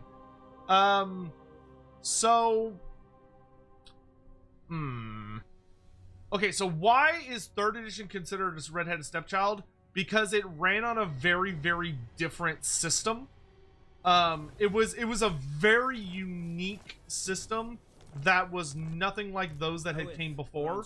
So instead of being like a D100 system or kind of like a standard system, oh god, I'm trying to even remember what it used.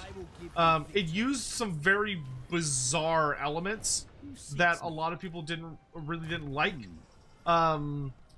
So it stepped away from the traditional roleplay experience and it focused on other things. I'm trying to someone help me remember. This is no meager prize. Was it that it used cards? Or like, because it was almost more like a board game experience than a traditional roleplay experience. But it also it had like a lot of weird custom stuff. It was designed with just a very different mindset and a very different crew behind it. It wasn't that it was bad necessarily. A lot of people just didn't like it or didn't even want to try playing it because it was very experimental and it tried a lot of new ideas. But a lot of people, myself included, really loved 2nd edition and didn't like that it took such a dramatic shift away from what had come before. And I just didn't vibe with it. I just didn't vibe with the system.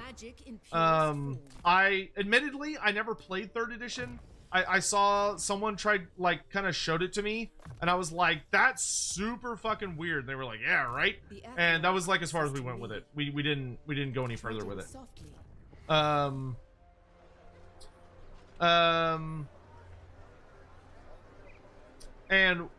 Do I think 5th edition is premature? Kinda, but I understand what they're doing. It's not a true 5th edition. I feel like that's more of a marketing ploy. What it is it's a 4.5 edition, but they're not calling it a 4.5 edition. They're calling it a 5th edition.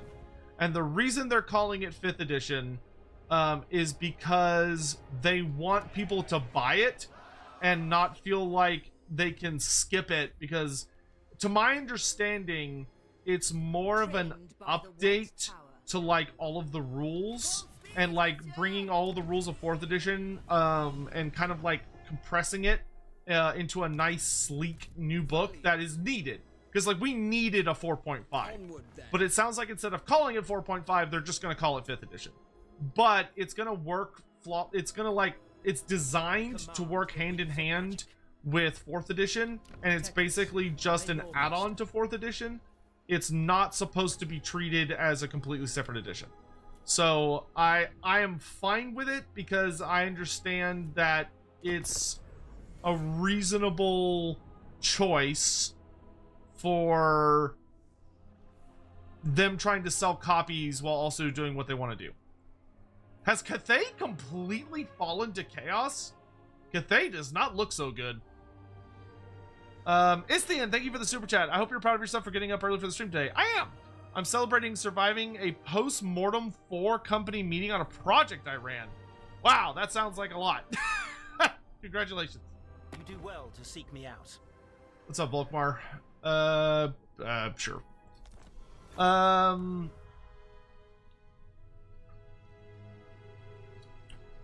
Great Grudges, does every race get red skill trees to all heroes and end times? Would be stupid if Cathay has access to red skill only. I mean, I'm sure they'll do what they can. They only have so much time and so much, like, there is a very limited amount of time to do a limited amount of things. So I'm sure they will do what they can. I would be surprised if, like, every single faction got a notable update. I think it's likely only some of them will. There will probably still be some what will feel like outdated skill trees, and there will probably be some that look super good and new and cool. I would not be shocked if not all of the factions have updated skill trees for their heroes. We need a bigger map. I would love a bigger map. I don't know if it's gonna happen, but I have been begging for a bigger map personally. I've been begging for that what feels like forever. Cathay always blows up in my campaign since Tides of Torment. Not mine. In mine, Cathay usually is pretty stable still. Alright, so we're going up against Skaven. He doesn't have any war machines. He has Globadiers and Rattling guns, but he doesn't have anything long range. So I think I can park my big old butt over here with all of my long-range artillery dinos. And, we'll let him come to us. Swordmaster of Hordes.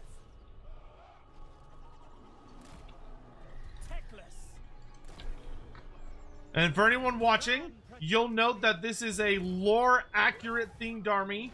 So Teclis is not on a Phoenix, because Teclis should never have been on a Phoenix. I'm gonna die mad about it. Know that I got a personal apology from the developers at Creative Assembly for the Phoenix incident.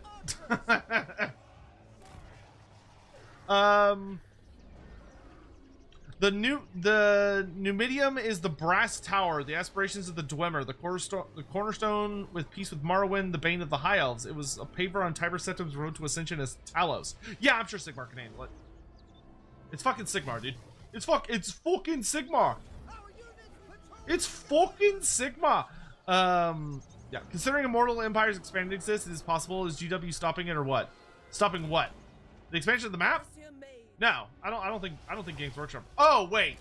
Okay, when we're talking map expansion, do you mean just making the map bigger, or are you talking about ending Koresh? Because those are two very, very different conversations.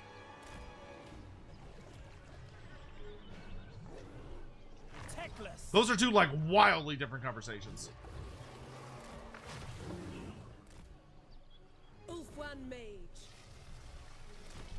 Alright, I'm gonna go do some harass with Teclis and the Arcane Phoenix. You're gonna pop that book.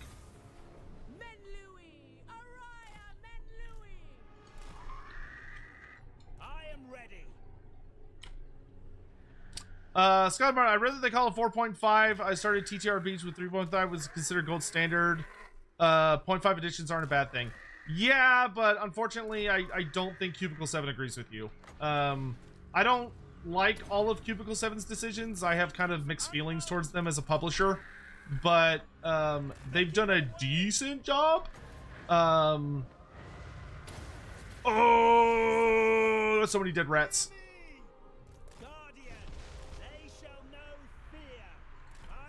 Go ahead and pop the Sword of Teclis to give my magic buffs, and I'm just gonna start spamming spells. He summoned rats. Okay, they all instantly died. Okay, whatever. Ever vigilant. Fireball. Your favor, Lily. Chain lightning. I alone wield such power. Ever on.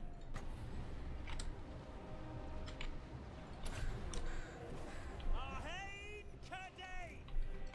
Fear me.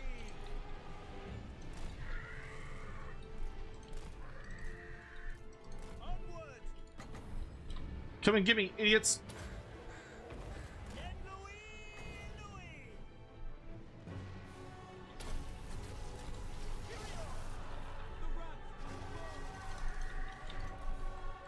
For His Majesty. Fireball. Teclis. Have I seen the comic of squeezing, Queek squeezing through the wall? Seen the comic. I've read the passage the comic is based on, but yes, I have seen the comic. It's very, very funny. We're gonna freeze him in place and just let him get deleted off the face of the earth. Carnosaur, smash that wheel. Teclis. See if I can Advance. Seeking the foe. do some shenanigans here. Poet, grant me truth. I do not want those globadiers getting close to me. Awaiting orders. So we're gonna hit him with the old 1-2. Fear my words. Storm vermin with halberds, you say? Don't need those in my life. Teclis. Stop. This is what High Elves should feel like. Just cackling as your enemy tries to fight their way to you and they just can't even get close. High Loremaster. Oop, get out of the way. Secrets unknown.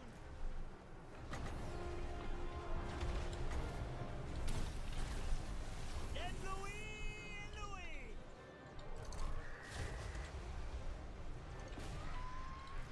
Setting forth.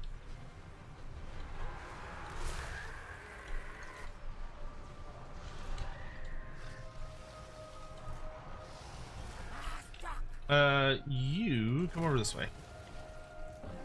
Actually, I lied. Go eat all those Skaven. Swordmaster of Hordes. Saint Louis, sinner. Orders received. Yes. Charoy Lecky. More power! Ulfwan Mage. Major up. Fewer. Bend to my will.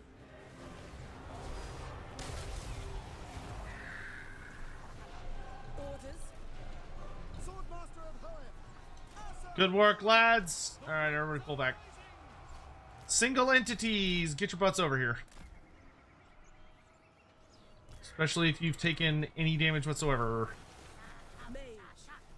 None can comprehend my power.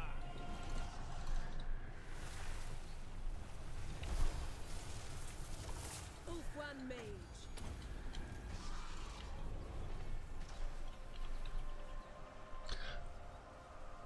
I get into Koresh not getting added, but yes, I agree. Yeah, I think the Northern and Southern Chaos Way should be expanded. I also think that it would be fine to push the map a little bit to fill in some more of the like Lustria and Nagaroth to like give them a little extra juice. I don't think would be bad because they are rather squished. So it'd be nice to see them kind of dragged a little bit.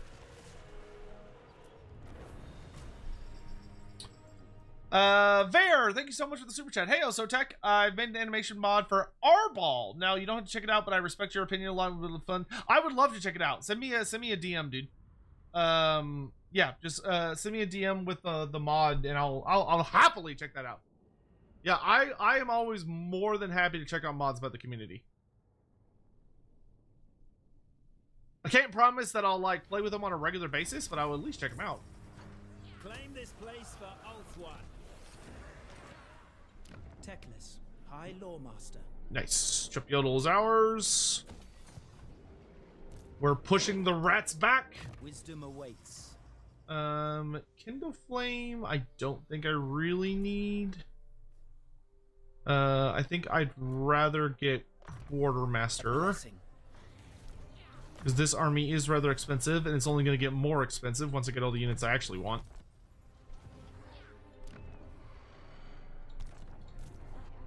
Answers to me. You, my dear, just keep stealing tech and keeping an eye on You have use of my making power. sure I don't have any hag problems in my near future.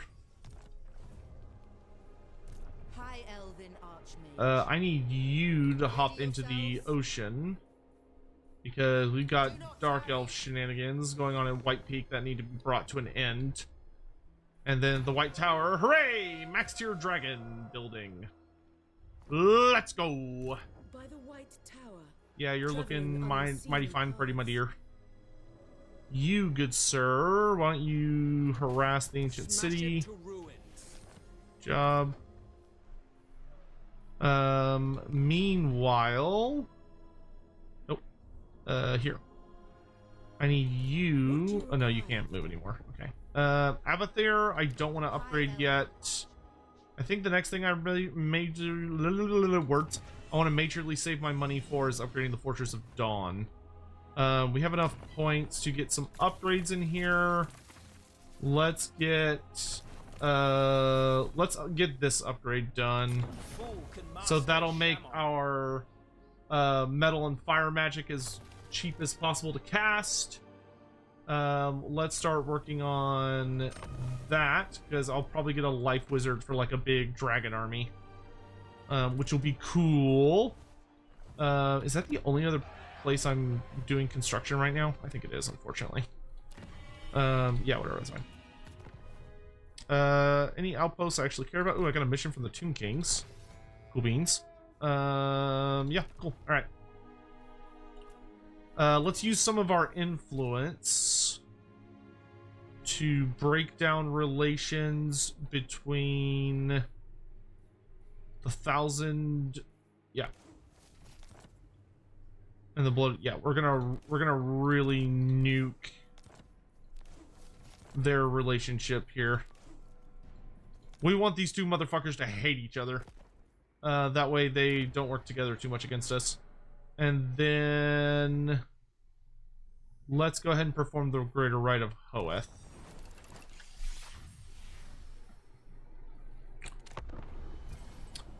Super Ego, is there any reason a Tomb King or Prince wouldn't ride on Necroserpent?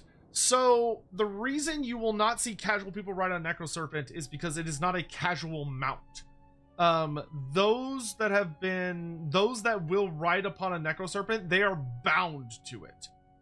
It is not a creature that you can just get on top of and ride into battle like a horse or a dragon or whatever. It is the Necroserpent riders, the Necropolis Knights, are figures that have had their very souls bound into both the mount and their corpse. They can't get off it. Like, they cannot get off. There is no separating mount from rider, which is what makes them particularly dangerous,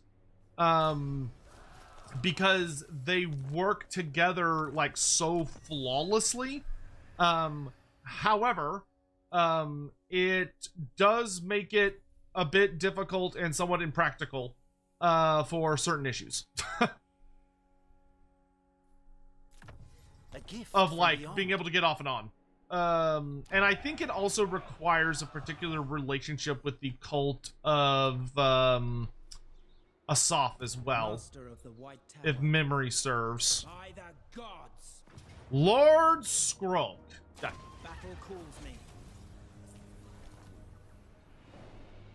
High Loremaster, with haste, land.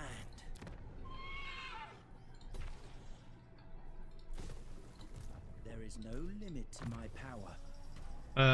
You've maxed out on all that shit? Yeah, you have. Pormesia. I mean, it's super cool though. Like, if you want to do it, then do it. But if you're asking like lore-wise why you never see that, it's because there's like a very unique circumstance going on there. Okay, I think I'm gonna save up to get this to tier. Man, that's so expensive for a tier 5. But I think I'll save up for that. Okay, we're gonna take back White Peak. Be prepared. The winds of And magic these guide ding dang dark elves.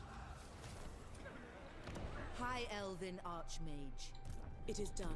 Master Mage. Master Mage. Start getting Bowmaster. Student of Teclis. True magic. Let's do the Withering. Shaper of Fates. The winds guide me. Hish guides me. Who do you think will get access to Lore of Undeath? Probably Nagash. Nagash's faction, and then Winds are rising. there's a couple different ways they could do it. In tabletop, literally everybody could take it. It was a generic lore, but that was specifically for the end time storyline. I would be kind of surprised to let them let everybody have it. I think it'll either be Nagash's faction only, or it will be undead factions only. I think it'll be one of the two. I don't think that you're gonna see it for everybody, but I think you might see it for like a couple factions. But it could also just be undead legions, and that maybe that's just Nagash's unique gimmick. I don't know. It'll be interesting to see though. Parmesia, thank you for the super chat. Greetings, Sotek. What do you think of the 26 Skull event will happen? When do you think the 26 Skulls event will happen? And from Total War Warhammer 3, do you think we have a chance to see anything in that event? So, when is Skulls happening? I have no fucking idea. Literally, so traditionally,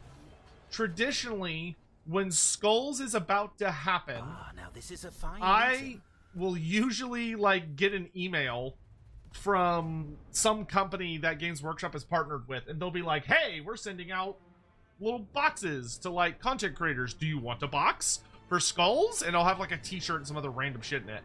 I haven't gotten that email yet, so I don't think it's anytime super soon.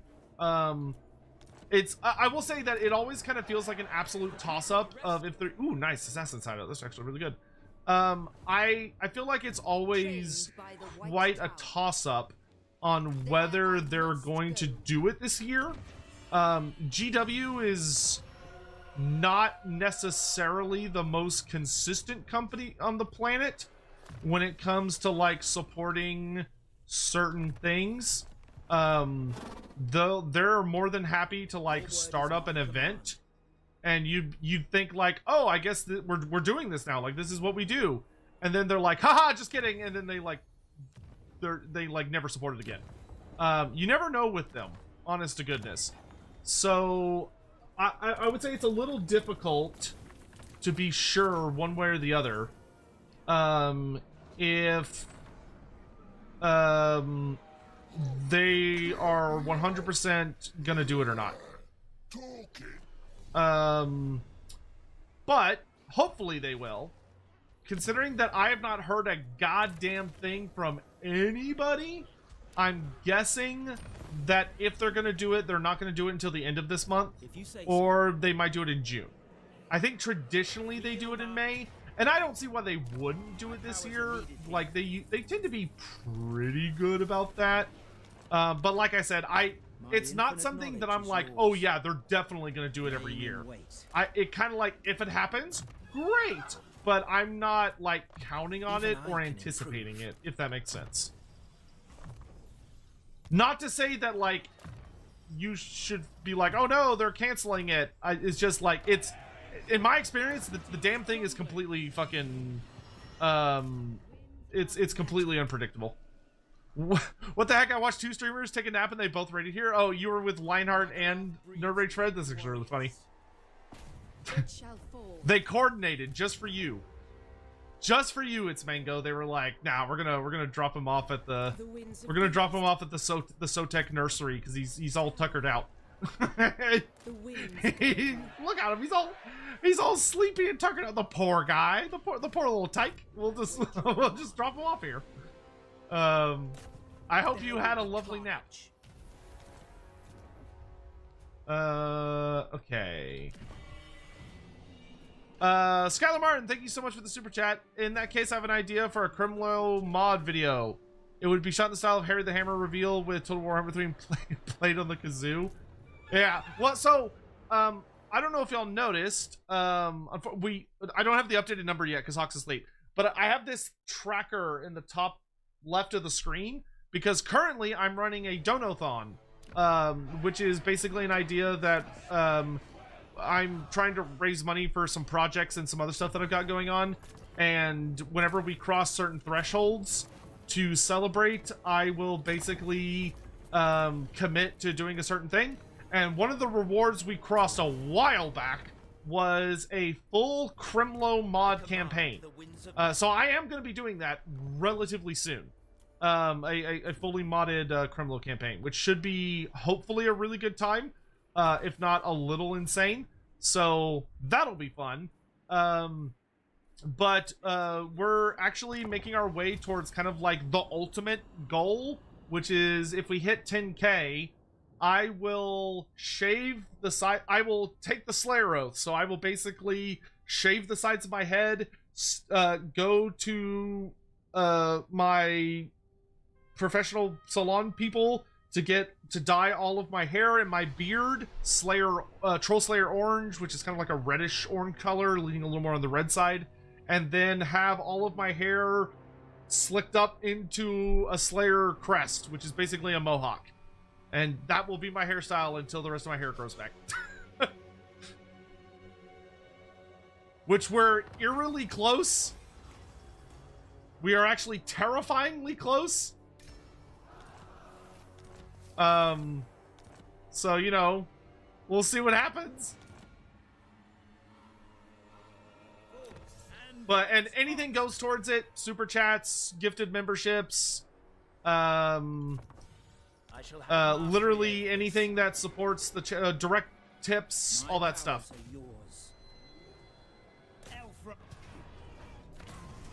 Your salon people will think you're insane. Well, maybe I'll like tactfully, maybe I'll be like, it's for a fundraiser. hopefully they'll just accept that and not ask any further questions. Hopefully that'll be enough for them to be like, all right, man. You freaking weirdo. This is no meager prize.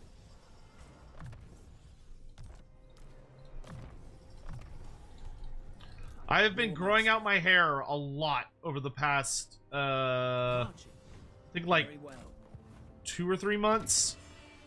And it's so long, and I'm not used to having this long, and it's like, Calling forth, Shyish. My powers are yours to command. Long hair is such a pain in the ass. I don't know why I liked this so much when I was younger. Because when I was younger, I thought long hair was like the best thing in the universe. Because I was a fucking nerd. Oh, why did I do heal? That was dumb. I bring Azurian. We need not fear our lessons. Ooh, the Golden Crown of Atrazar. That's actually pretty good. Alright, for some reason, I guess I've decided that you're gonna be my sea shanty lady until I get a sea helm, which is fine. Let's combine these items. Cool. And then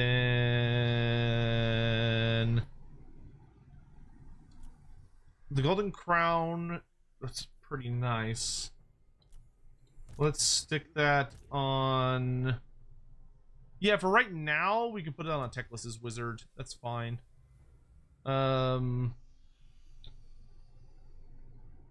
beans. Ooh, Disciple of the Phoenix. That's really good. How do I generate that? Idle in a region with a mage's building. Well, all right then. The most gifted. Let's see. I Can await your you orders. pass any of your stuff? You can. Cool. Master. That way you can of have the magic. razor standard. And you're level 40 now, so let's get 2 points into Bowmaster. She's on a Star Dragon now. Whoop whoop. Let's get Valor of Ages. Finally saw the Odyssey trailer. It looks so bad. I saw some clips of it and I was like, I don't even understand what's happening on screen. Magic in purest form. I don't understand what that movie's supposed to be. I'll probably end up seeing it out of curiosity more than anything, but it kind of looks like a lot. it looks like a lot. Orders. Pausing to reflect.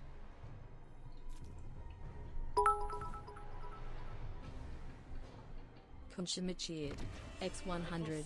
Would a Nerian be able to walk through Ulrich's flame? Isn't that a $1 million question? Would a Nerian be able to walk through the flame of Ulrich unharmed? I don't know.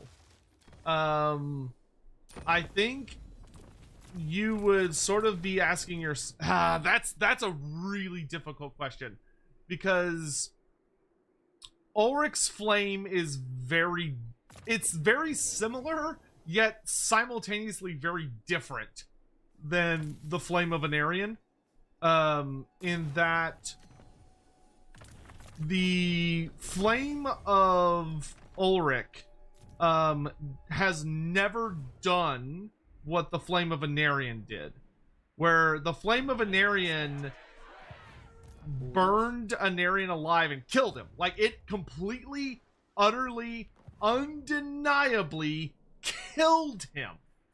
He was dead, Victorious. functionally murdered, but in giving his life, the Anarian refilled him with his own divine essence, and basically he became the avatar of Anarian. He became the host of a god. If Anarian were to have tried to walk into the flame of Ulrich, it is very difficult to say for sure what would have happened. One would think, I would say that if Anarian had the power of Assurin within him, the result might have been cataclysmic, because you would have had two very different gods who do not get along with one another particularly well, clashing, and that would have been disastrous. But then you might say, well, if it was Anarian being empty, that would be the question of, that would kind of be looking at it from the idea of, would Anarian allow an elf to pass through the flame? That's so difficult to answer. That is so horrifically difficult to answer, because very, very, very few people have passed through the flame unmolested. The vast majority of people that have gone into the flame of Ulrich died instantly. They were burnt up, and there's been so many people that have walked into the flame of Ulrich. So many people have walked into it. It's actually a fairly traditional, kind of fucked up suicide ritual in Middenheim, where when someone becomes basically too old or fragile or miserable or whatever, people are allowed on a regular basis, daily basis, people go to see the flame of Ulrich.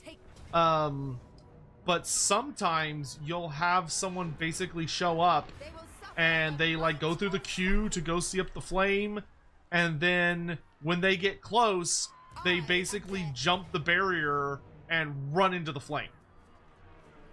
And it's horrific, but they just burn up. even though the flame is like horrifically cold.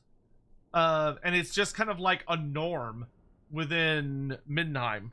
A tragic norm, but a norm.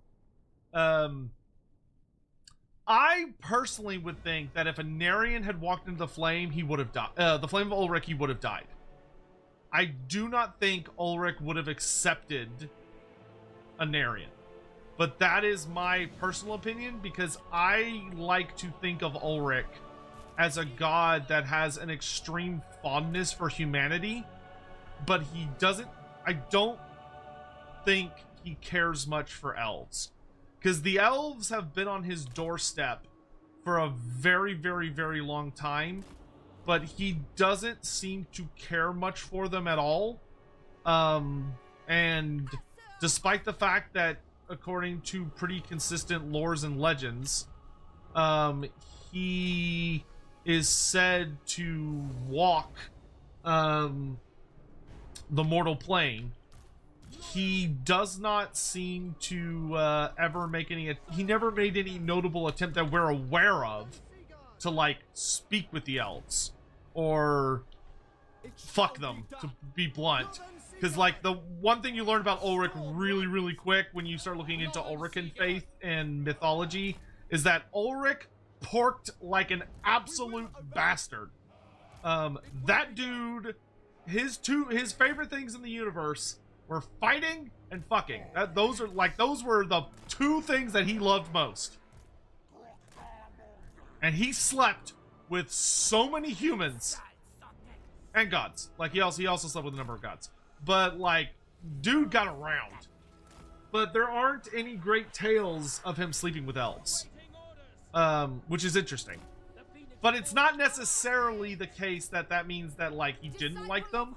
It could be that maybe he did, but he was in a different form, or he was in a different guise. Maybe they didn't see him as a god, but just saw him as a spirit. It's very difficult to say. The most potent spells. For all of one.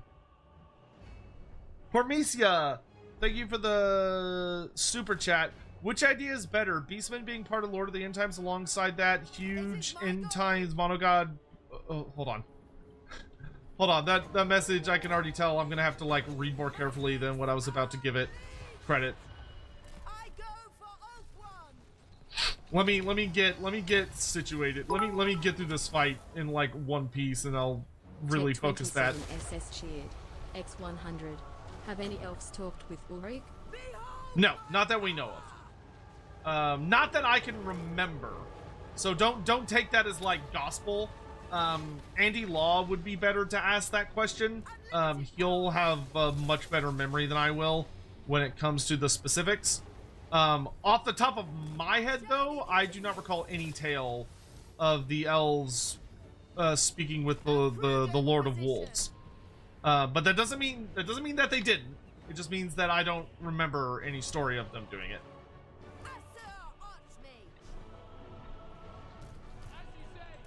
Let's get rid of those crossbows. I don't like crossbows. True magic is mine.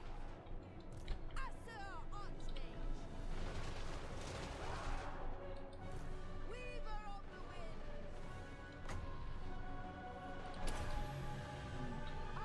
wind. How would I bring our Ulrich into Total War? I mean, I feel 99.99999% sure he's coming in Lord of the End Times. I would have liked to have had him as a legendary lord because he was a lord in tabletop. And he also feels, you know, he's like the opposite, not the opposite, but he's like the alternate to the Grand Theogonist. And I feel like if you're gonna have the Grand Theogonist as a legendary lord, it makes it makes sense to have our Ulrich as one. However, I also realize that the Empire has a fuck ton of characters, and Middenheim already has like a great lord, being a good old or a great Middenheim lord with fucking Toddy. So I am not married to him being a legendary lord, it would just be my natural inclination, but that feels almost certainly like it's not going to be the case. So if in that case he then becomes a legendary hero. Like I said, not my first choice, but an understandable choice in my honest opinion. Understood. Let's focus that dragon. Spellcaster supreme. Spellcaster. Let's keep Marathi wounded until I can do this. My journey continues. 3, 2, 1. Carried by the winds. I'm gonna go ahead and land. Prudent position. Asur Archmage. Part one. Noble, spank their asses. Get in there real nice and deep like.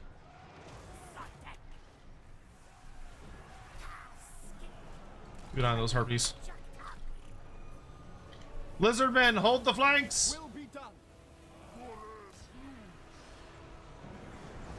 Master of sorcery. Yes.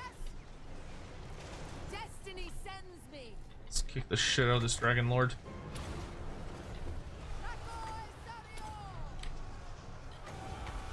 Go ahead and throw on a big old flame tornado. Winds of magic rise.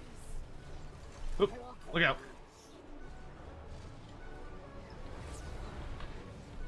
Fucking Dark Riders, dude. The most potent spells. Let them go. Let's deal with this shit. Horned ones, pull back. There's another wizard? Of course there is.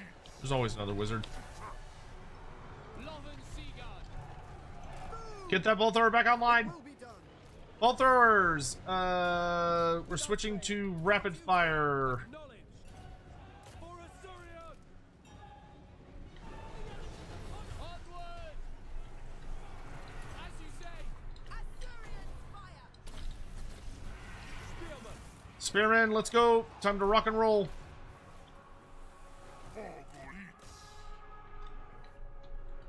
Skinks, make sure those Dark Riders don't come back. Outward mage. Suck on these. Dragon, hear me. It is my goal.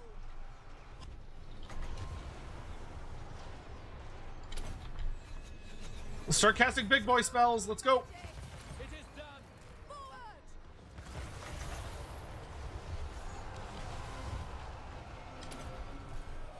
Menlui, Orior, Menlui.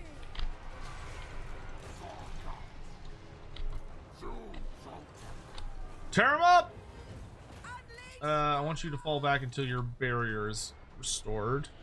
Without fail. Lothern Seaguard, melee mode. Lothern Seaguard! Lothern Seaguard, let's form up. Asur mage. Spearman, let's reinforce this flank. Let's Attack. chase these assholes off. Attack.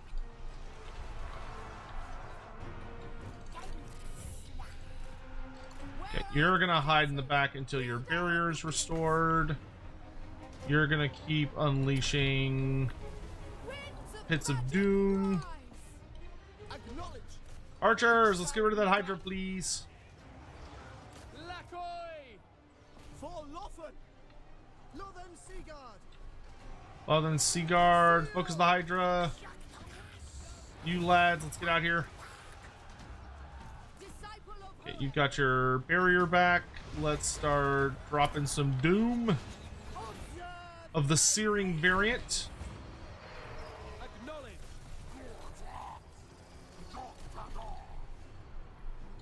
Eagle Claw! Eagle Claws, let's focus this flank. To all. For Ulthuan! We will obey! Noble! Unleash the Hammerstorm! The winds flow through me. Let's Plague of Rust these Dread Knights. Behold my power. I go then. Oh, Kill them. Very well. Move. Orders received. get on the Manticore, help. Setting forth. Understood. Draw back. My power is yours. Mage ready. Archmage repositioning. See if if I can get over here. At once.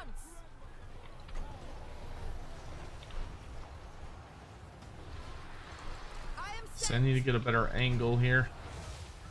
Right there. Magic's unleashed. All right, it's dragon time. I am ready. Nicholas rises. For duty. We Is will that a obey. fucking Medusa? For duty. Kill her. As you say. Oriole. Awaiting orders. It shall be done. Direct me. Assur on me. Oh, I am not fighting that Charybdis. Get up in the air. Orders received. Loyal. For duty. See if I can bully that Manticore.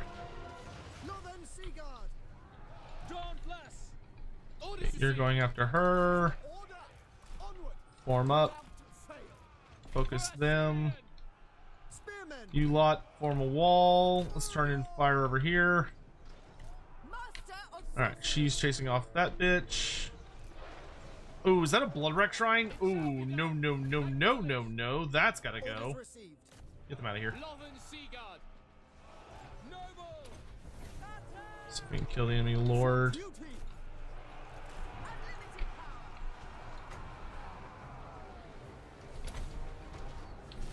power. You lot, Mage. into them. Spellcaster supreme. The greatest Actually, no, it's gonna be better to drop that right there. Hit all those high tier archers Alcuin mage. Moving out. as I bob and weave. Abua. Bend to my will. Okay, I'm gonna go shatter the shrine over here. Ah! Understood. 3 Dark Elf armies at once is it's a lot. that is a lot. Slay them. Understood. Good work, lads. Will be done. Have we got Sotek to put Teclis on his favorite mount? No, because Teclis should never be on a mount. They wouldn't put that in this game. That'd be silly. That would completely invalidate the point of Teclis as a character, and like, I know they wouldn't do that, so why would you even suggest such a silly idea that obviously wouldn't be in this game? Because that would just be ridiculous. No one would do anything so silly. Orders. Slow him down a bit. Sidon. Hear thee. Go pick off stragglers. To war. Acknowledged. Oh, you know what? Y'all killed that other target. Focus that thing down. Alcuin mage. Ready. Black boys. I'll let them just walk into that. Okay, now I can actually read Pormesia's thing. Which idea is better? Beastman is being part of Lord of the End Times DLC, and coming alongside that, huge End Times monogod Beastman units. Couple of new units, new generic hero / lord. Or Nurgle with 2 new units and a bunch of heroes. Okay, so I feel like there's a lot of assumptions in that sentence. Of the idea that if we were to get Nurgle, it would only come with like just the shit out of the End Times book. Which I would go ahead and counter saying I don't think that's what would happen. I think it would probably, I don't think it would like just be like, oh look, it's the Glotkin and 4 legendary heroes, the end. It would probably be more of a mix of like, okay, you're gonna get Nurgle stuff, but then maybe you're also gonna get some like random chaos nonsense to sort of fluff things out a little bit, to fill things up a bit more. To me, that would make the most sense. I don't think it's like, because I mean, I don't think it's gonna be Beastman. I don't think it's gonna be Beastman at all, and I wouldn't want it to be Beastman because I don't think Beastman have enough material to fill out such a significant thing by any stretch of any imagination. If you just do kind of chaos, with like the Glotkin being your leading figure, I think that gives you more wiggle room, because you're working with like a very big bad end times thing character. But you could just add in anything though. You can just add in any stuff. It doesn't have to be. You don't have to have like, oh well, there's only the Putrid Blight Kings in the books. That's all we're gonna get. I mean, just look at like from the Empire, right? One of the rumor engine images, I'm pretty goddamn sure, is the Celestial Hurricanum, and the Celestial Hurricanum isn't in the Midland roster. Which is the army that Boris is going to be leading, is the Midland roster from the Storm of Chaos. But it looks like we're going to be getting the Celestial Hurricanum in addition, which means that we're already looking at units that are like part of the faction, but aren't from that particular book, influencing it. I think if we're getting like the Glotkin, which means that we'd be getting like the Putrid Blight Kings, the 3 Maggoth Lords, and Gutrot Spume, any other space would just be filled up with just other stuff. I ask because there's a rumor going around that Moonclaw is coming. I don't believe that. I do not believe that for a second. I claim it for Horeb. That would be such a bizarrely out of left field decision Master of magic. that I don't think would make any sense whatsoever. Like I can't see it. High Elven I just can't see it. And maybe that makes me the fool. Maybe there is something to that and I'm just too blind to see it. But I think any suggestion that they're not doing the Glotkin for the Lords of the End Times when the Glotkin is one of the Lords of the End Times is completely ridiculous. I feel like that's just a made up goof post.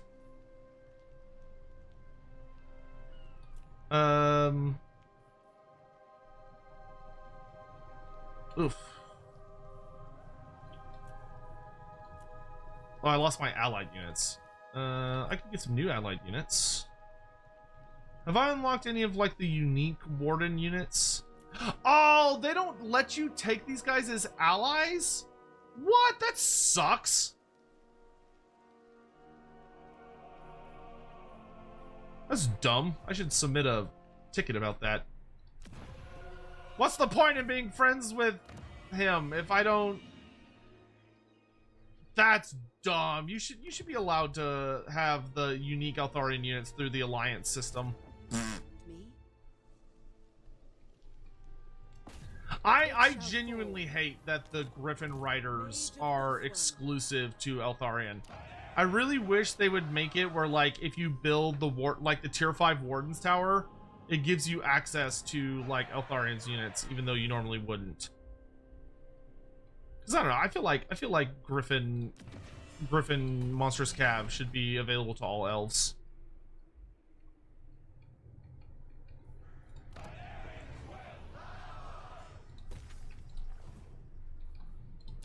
Okay, in 2 turns, we will get the High Elf Prince for this place. Listening. As you wish. You just need the building? What building? I don't have that building as an option. There's no building that lets me do that.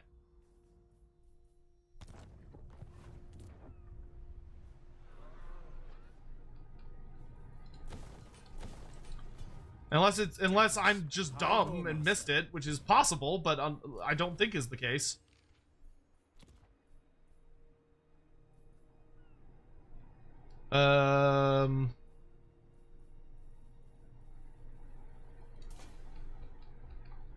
Does his unique... Do the landmark buildings give you access to them? At Tor Euphris? Nope, it just gives you the Invocation of Ending.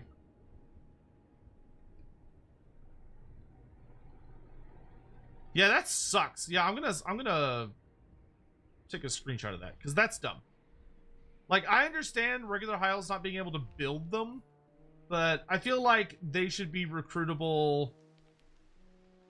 You can get that building? Just go to the main menu and select Eltharion? Ah, of course! Trained Of course! by the White Tower. Why didn't I think of that? That's such an elegantly simple solution. Magic in purest form.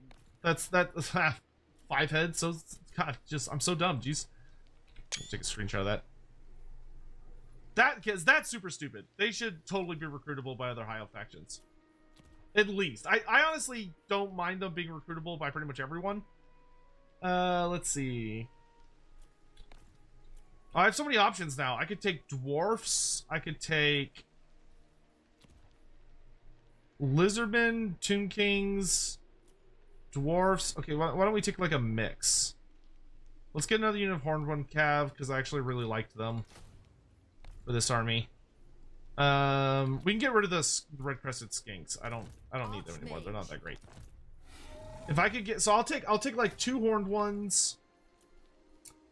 Then what do y'all think? Bone Giant or Necrosphinx? Necrosphinx, right? We got Necrosphinx is fun. Or should we do a Hydro Titan? Because that combo really well. Yeah, you're right. Let's do a Hydro Titan. That's thematic. We'll get a Hydro Titan, and then we'll summon some Dawi to our aid. What would go really well with this army? I don't think a flyer would be that great. It doesn't have any war machines, weirdly. Give me maybe some slayers. Maybe some giant slayers. Just to give us some like really nice. We got a lot of anti-large. Let's get Doomseekers. Let's get Doomseekers so we just have like a really good ass-kicking anti-infantry armor-piercing unit. That'll work.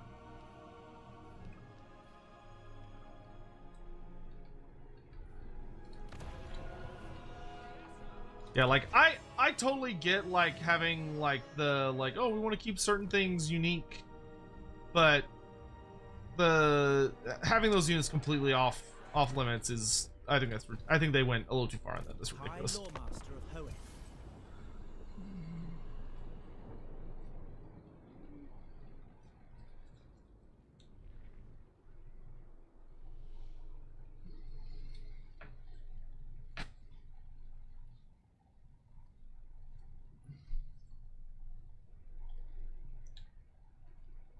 Yeah, Dawi Forever, I actually do agree. I really wish that they would make Griffin Knights a regular unit and just make the Knights of Torgaval like a regiment of renown.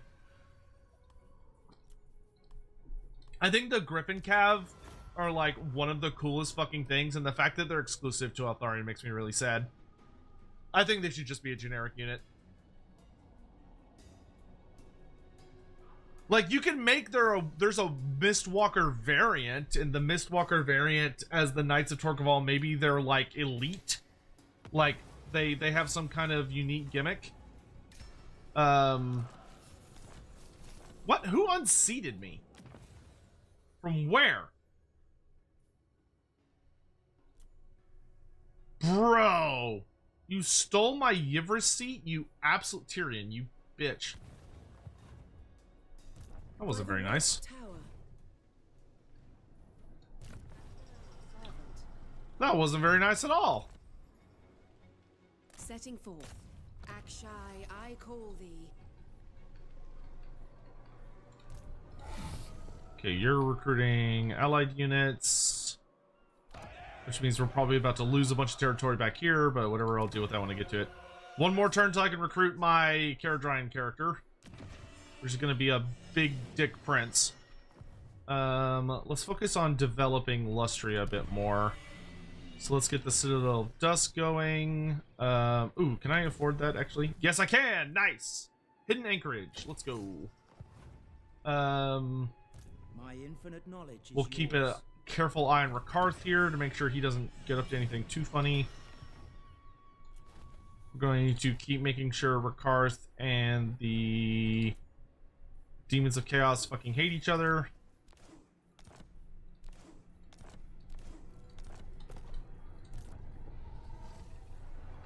You'll have an army to join finally next turn. Slonsec, I'll start repairing that. Imminent rebellion. Okay, whatever, I don't care. In which case, never mind, don't bother with that. Garrett, thank you for the super chat. In theory, could I abuse money to use you to report a bug to see it directly, so I hope it gets fixed faster? So, okay, let me give you the lowdown, right? The most efficient method by which to have a bug fixed is to A, report it on the forums. And when you report it on the forums, make sure you're like, hey, I've encountered this bug, and like the name of the bug. And then in the comment, you describe the bug and you leave your like dxdiag file and your like a campaign save if it's on the campaign, or a battle replay if it's a battle bug, preferably with the like a save on the campaign that goes into that battle. Then you should if you can, if there's, I don't know if there's a place to do this, but if you can find a place to report it on the Discord, put it there. Then you can come to me and be like, hey, Sotek, here's this dumb bug I found. Can you like talk to CA about it? And what I will do is I will set aside time to try and recreate the bug on my own PC in my own playthrough. So like I'll be like, okay, well, what happened to generate this bug? And you'll be like, oh, I did XYZ. And I'm like, okay, well, I'm gonna go try and do XYZ and see if I can get the bug to replicate. And if I can get the bug to replicate, then I will go over to Creative Assembly and I'll be like, hey, here's all my files. Here's this bug that I found, like someone told me about, and like here's my experience with it. That's like the pipeline. If you go through that pipeline, there is a very, very good chance the bug will get fixed at some point. It might not get fixed super soon. Like it still might take a couple months, but you know, there's that.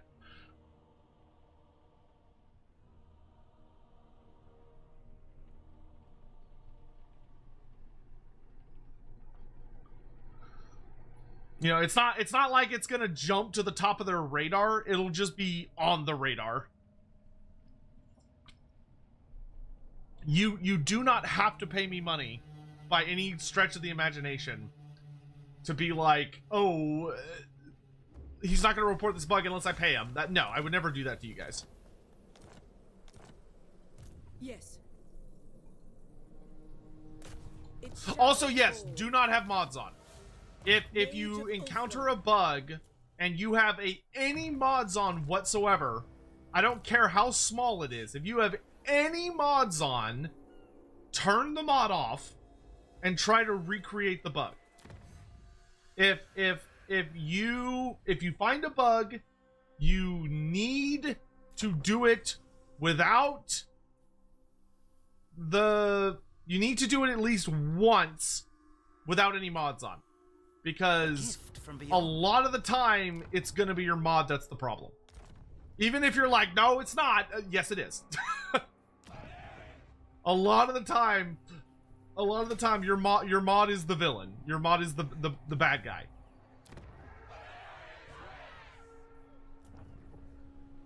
How did Leonis get so big? It just happens sometimes. So we got, okay, we want a big dick prince here to lead our Phoenix army. So we could get a guy that's really good at buffing dragons. Or a guy that, holy mother of fucking shit. Yep, that's our answer right there. Oh, that's going to be so scary on a Phoenix Guard themed army. 15 spell resist, 10% missile resist for all infantry, and then 5 melee defense for all units. Welcome aboard, sir. Lethal grace given form. Welcome aboard.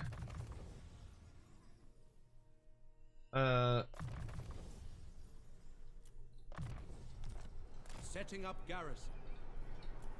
And then I'll go ahead and get you the Keepers of the Flame. I think we'll also take the fire archers. And then I'm poor.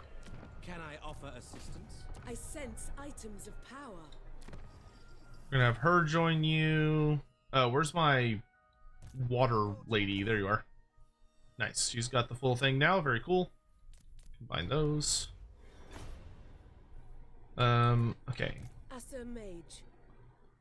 Acer Mage indeed. Peasant! You're a peasant! How are you doing? Okay, so on him, let's do the Emerald Collar, so he has regen. I might change these later once Caradryan arrives. We'll give him the Blade of Sea Gold, Gambler's Armor, because we want this guy to be tanky so that he is surviving. Stop being mean to me! Bard, Vintner, Herald of Mathland, Lion Standard, Minstrel. I serve the king. And then I think we'll run him with the Dragon Mage and a Handmaiden. Hunt down those lizard trinkets. That seems like a good mix. I don't really like either of these. Do I have a tech for them, right? Strength of Avalorn doesn't increase their recruit rank though, does it? No, it does not. It gives them other buffs. Okay, cool. Then I don't feel the need to get it at this exact moment in time. Okay. Lord of the Phoenix Court. I think I'll wait a couple turns to see if I can roll a better one. I don't really want either of those. High Loremaster. Okay. Do I have the thing to lock this asshole in place? No, I don't. Damn. That is unfortunate. Oh, but I could do Discipline of the Wildkin. Okay, let's try that. So we're gonna go after Rikarth. He's gonna run away, and then I'm gonna say Wildkin.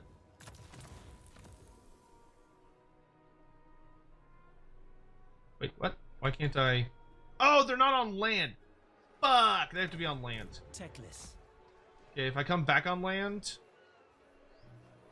then I hit myself with it. Can I get to him even though he's run away, or is he gonna be too far away now? Do not tire. We have far to go. Yes. No, I can't get to him. You lucky bitch. Let's ambush stance then, see if we can trick him, I guess. I mean, I could run over to Zlons and I don't. It's whatever, it's fine. Of the White Tower. Stupid fucking cheating bitch. Okay. So you are. I think we're gonna strike the ancient city of Quintex with her, because if we can take the ancient city, that will help. What mount are you on? You're on the Moon Dragon. Okay. Okay, cool. No, we're not gonna repair that because it's probably going to be destroyed or attacked. Okay. Consummate X100. If life magic can even do Mpreg, why do we not see people create hybrid species out of magic? Because Games Workshop doesn't like to think about how their world building would actually work, and they also don't like to think about like exceptions. They just think about rules. So, like on on Lorebeards, we like to explore what are all the possibilities, no matter how strange or bizarre or peculiar. We just want to try and fill out the world as much as possible and follow logical conclusions and work with all the material that's been written. GW doesn't like to talk about that kind of shit. GW just goes, no, we don't make minis for that, so shut up. Is basically how the way GW handles everything. But yeah, I'll leave it at that. Because like magic, the very concept of magic in the Warhammer world is that it is a reality altering force. That if you apply it, it will allow you. Wait, what? Why did my? God damn it! You seek immortality. No, they blew up my outpost before I could get my big boy. Student of Teclis. Oh, Marathi, you suck. Oh, I feel like he's about to die, and I don't think there's anything I can do about it. Master of magic. I think the best thing we can do is just hit Marathi where it hurts. Embrace the night. Haste is folly. Standing by. Well, that blows. Their life is forfeit. I really wanted that Hyro Titan. Noble son of Ulthuan. Okay.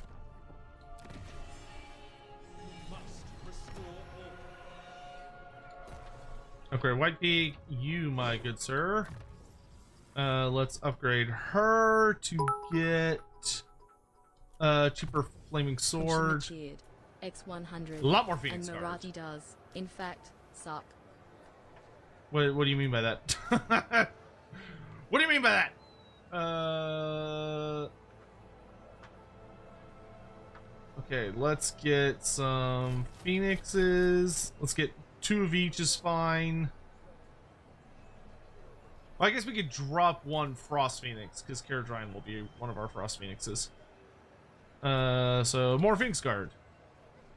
So that's 1, 2, 3, 4, 5. I think we'll go 6 Phoenix Guard. And then we'll probably fill in with Sisters of Avalorn. So actually, we can start recruiting Sister. Wait, have I unlocked Sisters? Yes, I have unlocked Sisters. Okay. So we'll start getting Sisters.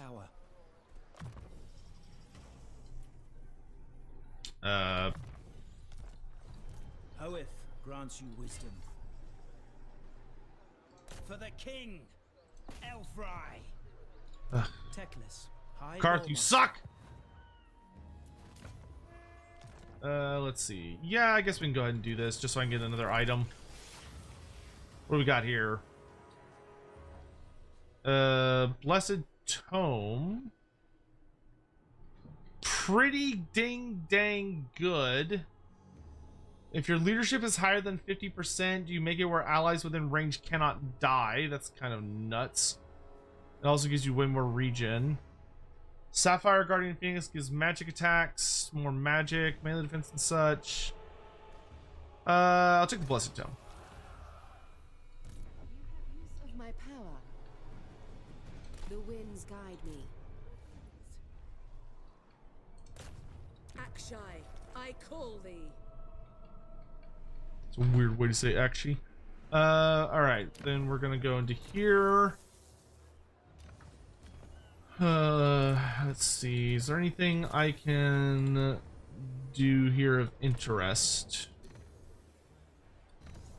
Don't think so.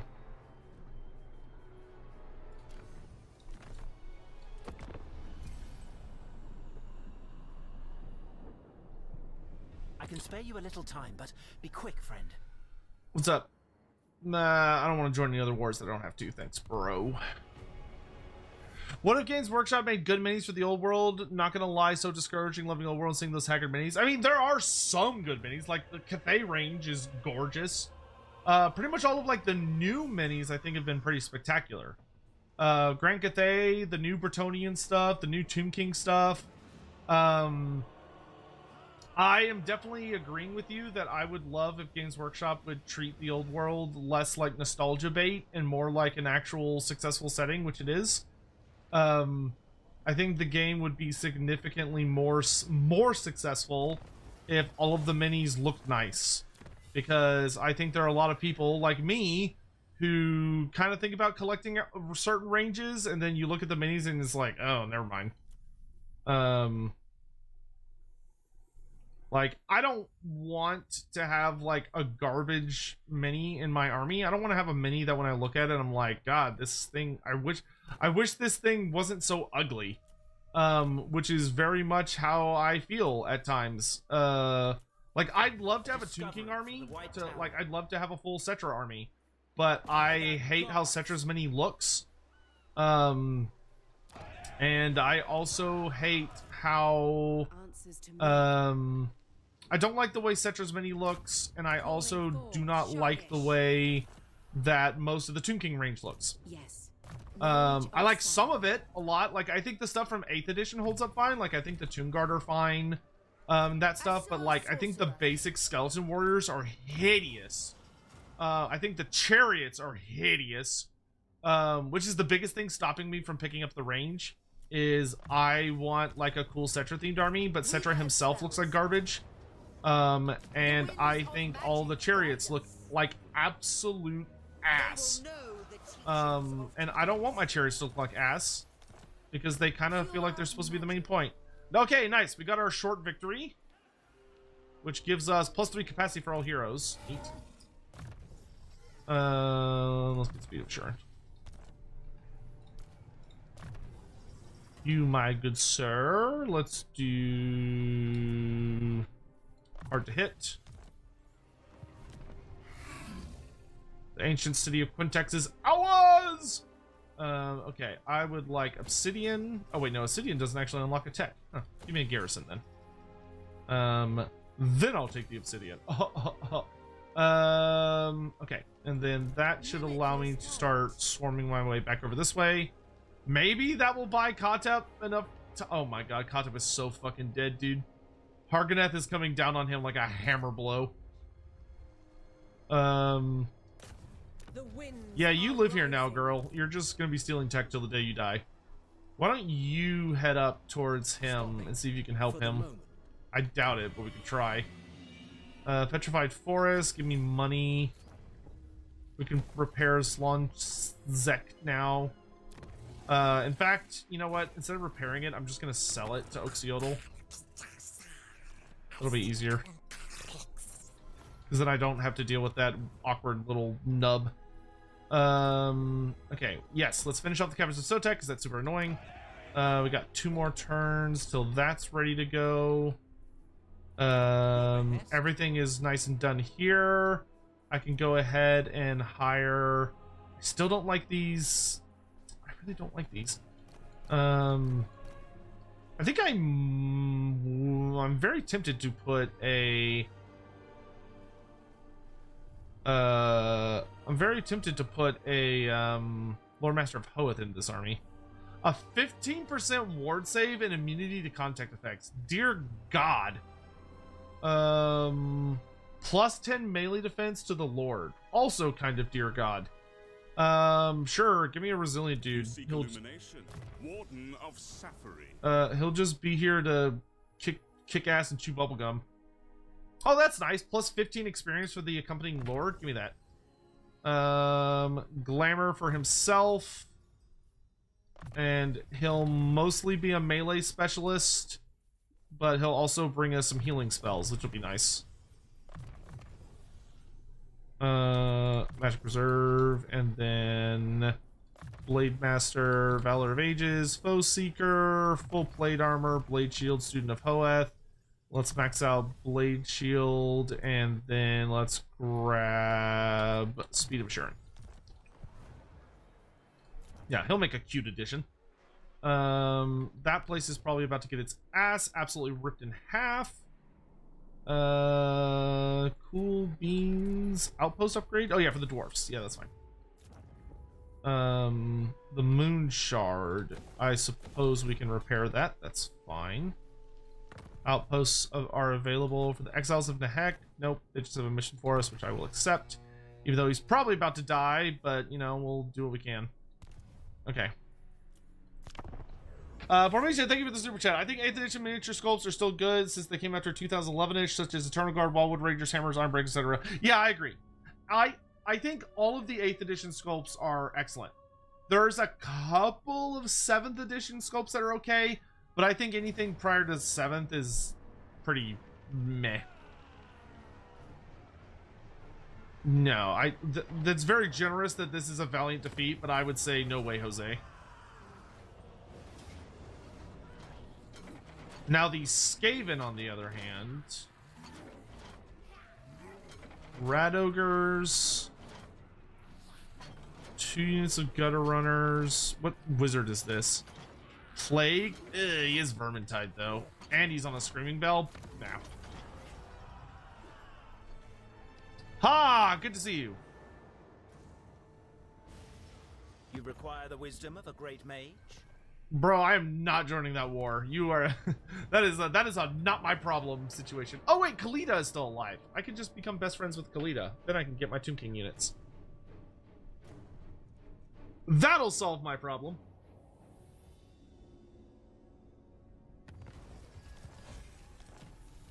What am I looking at here? Oh, there's Caradrine. Way the fuck down here for some reason. Well, off you get. Oh, Caradrine, you got a bit of a sailing journey ahead of you, but we'll see you there, dude. Get it. We will see you there. Earth protects them.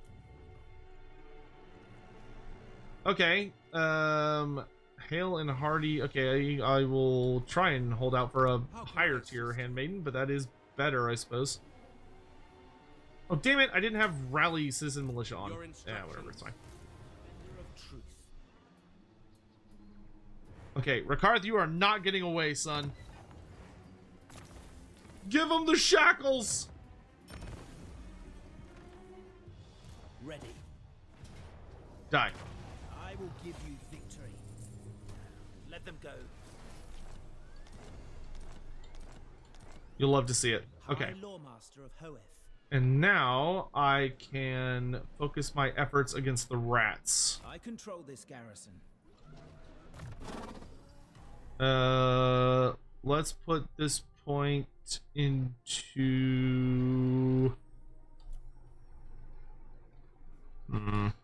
Yeah, I'll max out Elven Scholar to make it where I find more magic items. Because you cannot have too many magic items in this game. There is no limit. Alright, we're gonna march into Chipyodal. Let's repair all this damage. Yordle the hero, you can take the fight over to... Let's go free Arnheim. Ancient City of Quintex, we're just gonna keep building up garrison stuff. This doesn't actually help with the garrison, so let's get rid of that actually. You summoned me? I did summon you. Can you steal some tech? Nicely done. You steal some tech. It shall fall. Nicely done. Sorceress. Okay. Hormesia, thank you for the super chat. But nowadays the 8th edition. Wait, nowadays the 8th edition miniatures as well as the old world designs. I don't even buy 7th edition because the 7th edition sculpts are goofy. Sorry, GW. I mean, I think that's a very valid opinion to have. I know there are some people that really, really love like the nostalgia minis. I am not that man. I will admit that I do not care for the nostalgia minis.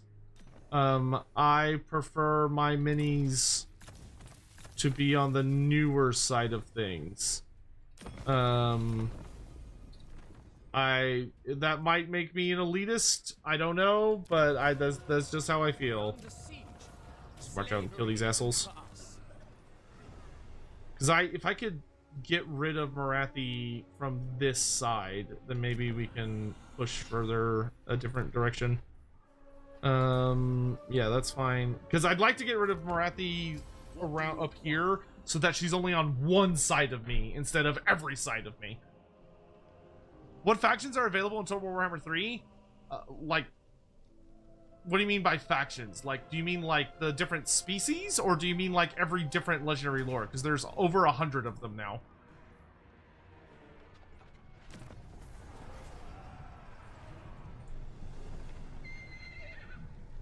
What's your plan for the rest of the day? To play Techless for a good hot while, to get us either to the end of this campaign or near the end of this campaign. And then I will see, today's Wednesday, so I'll probably do like a dinner lunch break type thing, and then eventually I will get back on to stream some Final Fantasy 14 later this evening. I'm not sure exactly what time yet. And that'll be my day. Yeah, we need to pop Marathi here.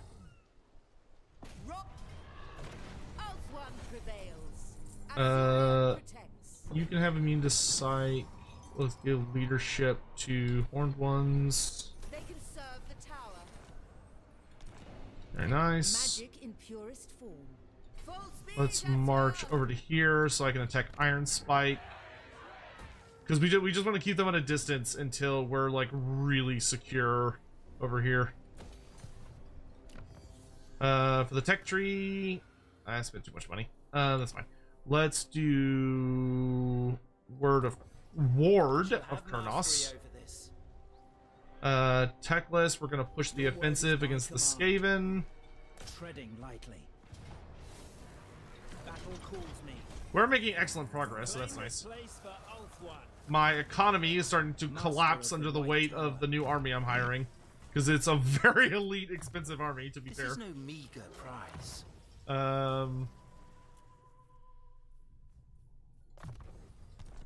we go. Spellcaster. My path is clear. Okay, looking good, girls. Looking good. I do need to be cautious with how I spend further money. How are we doing on diplomacy? Surprisingly stagnant. No. I'd like to improve relations between me and the Court of Librus so that I can get access to more Tomb King goodies. They're there.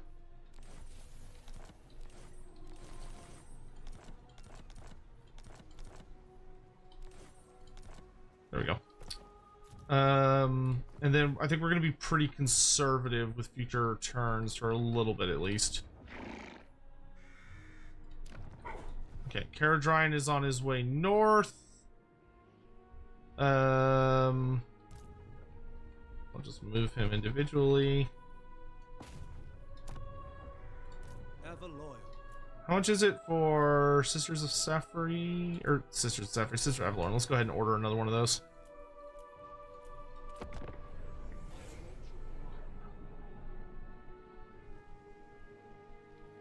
Am I excited for the rumored Middle-earth RPG game made by the guys who made Kingdom Come Deliverance? I haven't even heard about that till just now. That sounds great. Hawk, there's a lot of tips to catch up on. Good, my good man. Have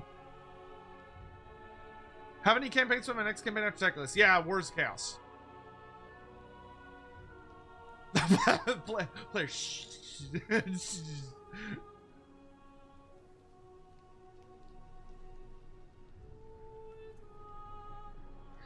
Yeah, so in Total War Warhammer 3, we've got what? We have all of the factions from Warhammer Fantasy plus a couple of bonus ones. To put it very bluntly. Like it is a party and then some. Okay, we just need to be hyper aggressive to fund the war chest. Do any of these help me catch rat boys? I do not believe so. I command the Oh, good. He didn't run very far. Squish. My powers are needed here. You require assistance? Okay. Then I will continue pushing the rats up their own butthole. So we're gonna head north. And Techless is max level Techless. I don't really need stand your ground on him. Like, it's not bad, but I don't think it's that useful. Let's get...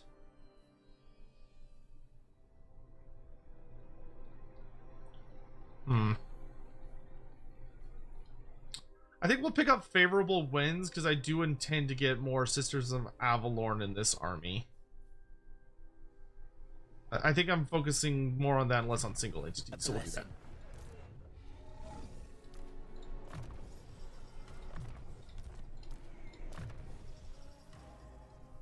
Are you maxed out on Shadow Magic? Yes, you are. Okay.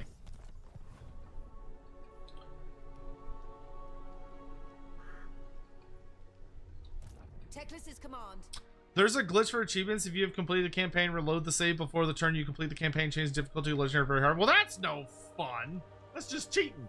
Be prepared. That's just cheating. I'm not a cheater. Listen, I know there's some people that enjoy playing this game, and just like using exploits to basically like break the game. But I feel like that just defeats the point of even playing it. Like, what's the point in playing the game if you're just gonna fucking cheese everything? That's not fun. That's not good. I don't do that kind of shit. I don't do that kind of shit. Chances of Bone Dragon in the Nagash DLC, I would say virtually non-existent. It's something I would very much like to see, but I don't think that's going to be coming down the chute anytime soon. Because that is kind of tied up in some legal nonsense, essentially, because technically Creative Assembly does not have the rights to Warhammer the Old World. They just don't. They haven't bought the rights to it, and if they don't buy the rights to it, as of right now, it appears that they will not be allowed to use Old World material in their games. Like stuff that was made for the Old World. That is what the current case appears to be, which fucking sucks, and I hate it, and I really wish that Games Workshop would reconsider its policy on that and not do that, because it's dumb. It's super duper dumb. And it's hamstringing a game that is the only reason Warhammer the Old World exists in the first place. Because if it wasn't for this game, there would not be a Warhammer the Old World. There just wouldn't. That is not an opinion, that is a fact.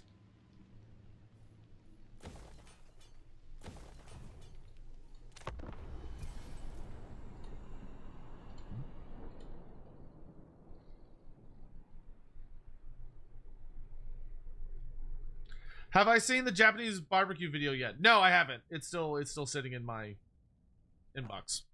Whatever we're gonna call it. Join war against the demons. Not yet, but soon, Alariel. Not yet, but soon.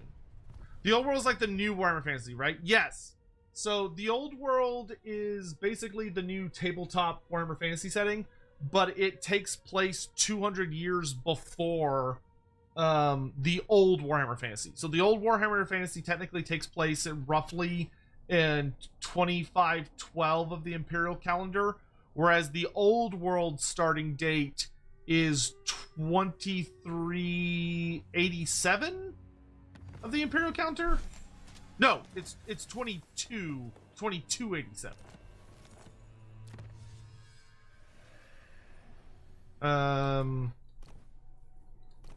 I really am regretting not getting those texts earlier. This lore is unfamiliar. Ugh, you still got so many turns before you arrive.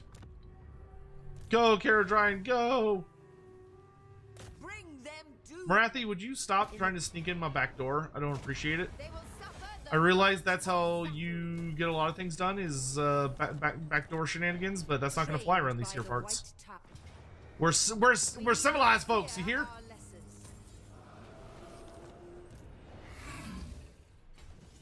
We must have patience. We should probably focus. We're not gonna need fair rule ones actually. We probably need to start focusing her to get reduction of unit costs, even though her army is actually relatively cheap. But it can't hurt. So 600 years after Mordheim, Of one mind. I believe that is correct. So I want to say Mordheim was around the 1500s. Yeah, that sounds about right. My visions predict. How come CA and Games Workshop won't work together to bring Nippon into the game? They might eventually. They just haven't yet. It's difficult, if not impossible, to say what will come to pass. All we know is what they've currently done. And all we can do is hope that they will get their fingers out of their ears and start behaving themselves. Talking about GW, not CA. I think CA is My infinite fine. knowledge is yours. CA, like, Consider CA it is done. ultimately at the mercy of Games Workshop when it comes to All this. in good time. Because at the end of the day, Games Workshop I is go. the one that controls the license. So if you're out there and you're like, man, I really wish there was old world shit, I kid you not that one of the most useful things you can do is like email Games Workshop.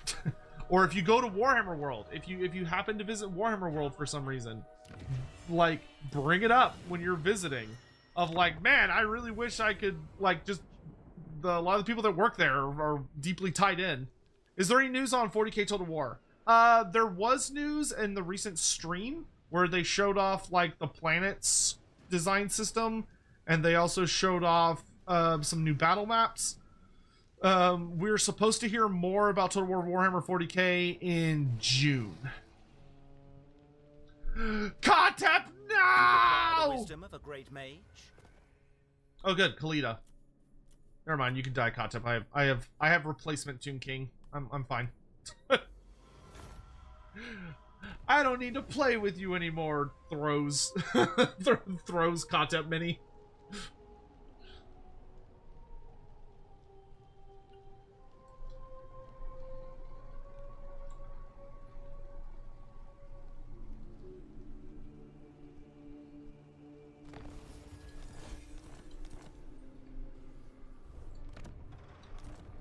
Your will.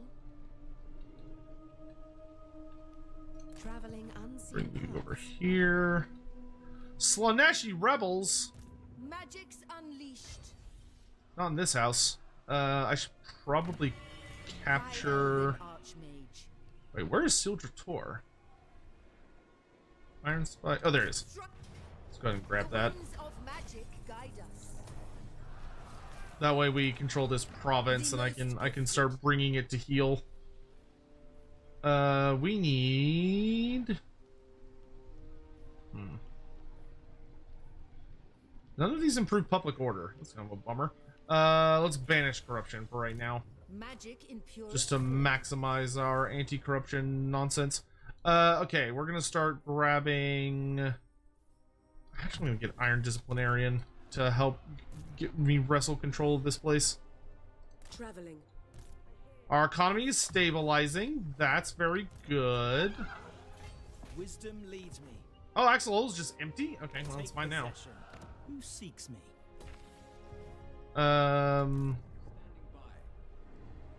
Okay, you, my good sir, arrived too late. I'm terribly sorry, sir. Resting a spell. Let's get out of here. Here, we're gonna build that. And we'll enter. And Caradrine's still making his merry way. I can spare you a little time, but be quick, friend. Friend, I'm your brother. How big is... Wait, where even is Clan Skarier? What? They're not in Skaven Blight. Are they in Baston?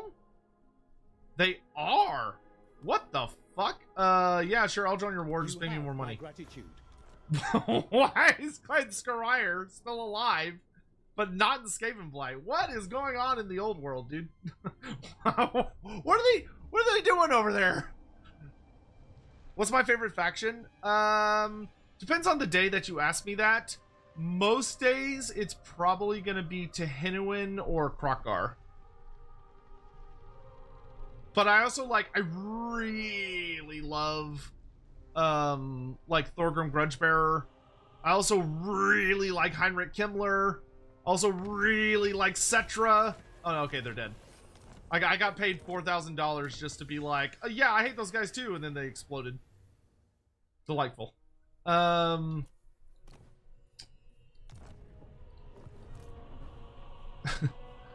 Okay.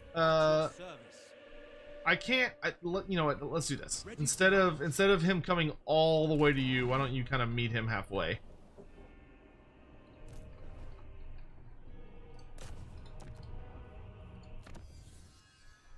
Meanwhile, up here, let's start getting cavalry buffs. Summon the Loremasters.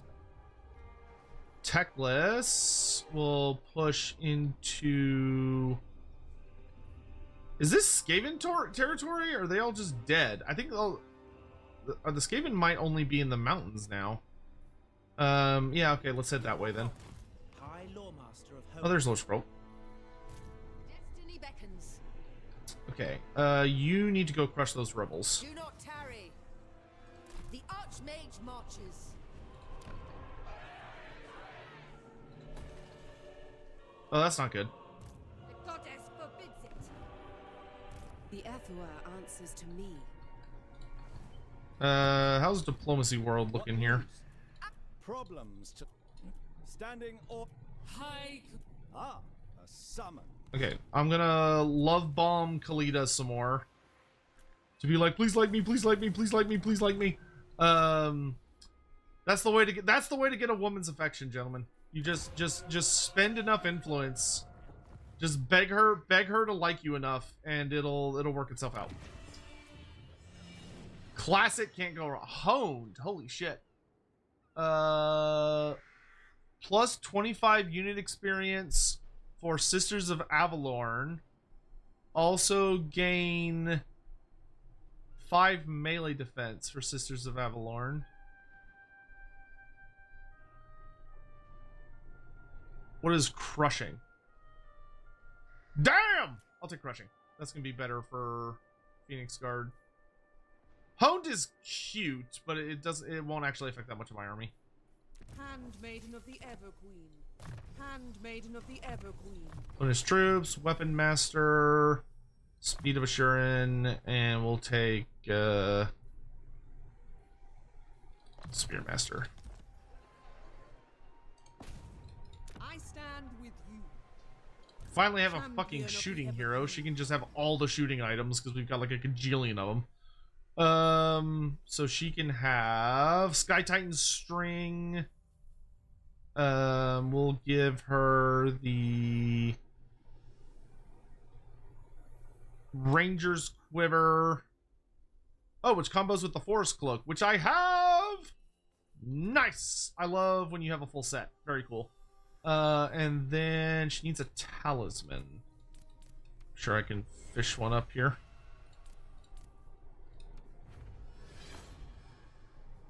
I don't think I need this many. We can combine both of those.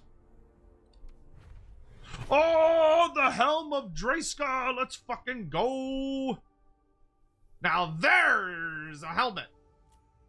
Loyal Prince. Slap that shit on Caradryan. Let's make him just hilariously dumb. And hope it doesn't kill him. And then we can give the Van Brace's defense to him. And then he can have an enchanted item. I don't have that many enchanted items. We could give him the Blessed Tome, I guess. I don't think he has anything giving him regen, though. So it's not that great on him. What's the chest of sustenance again? Oh, that should actually go on you, Lethal sir. grace given form. You need to take the that from her, because that will make your army so much cheaper. And her army is not that good, so I don't care as much. You... Yeah, I'm a little lacking in the enchanted item department, to be honest. I suppose we could just leave that open. What is the battle banner? Ooh, reduces leadership. Smash or pass Krokar.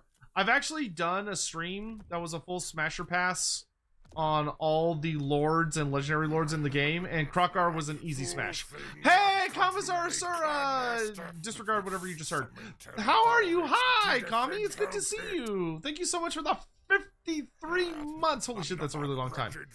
How are you? It's good to see you. Cursed Sotek spawn. It's so Bayonet good to charge, see Comus you. Love, bayonet charge, Comus love, bayonet charge, Comus love, bayonet charge, Comus love, bayonet charge, Comus thank you. love, bayonet charge, Thank you. Comus Thank love, you, bayonet voice. charge, Comus Thank you. love, I got bayonet it. charge, I got Comus it. love. It shall be. Well, I hope you're doing well. Oh, actually, do I have the... Oh, wait, I can steal my fucking chair back from that jerk. And then I'm just going to go ahead and upgrade that to full. Wait, That was the wrong seat. Fuck. I wanted this seat. No? Is it this one? Yeah, it's this one. Whoopsies. Okay, well, I'll fix that next turn. Which one of you buffs? Yeah, this one. So we want our new prince to be in charge of Etain, because that's all the buffs for the phoenixes and such. Nice. Finally able to stream. You got sick for a month. Oh, I'm so sorry, hon. I will not. I'm glad you're feeling better. I'm so sorry you weren't feeling well. That sucks. I always hate getting sick. It's the worst shit in the universe.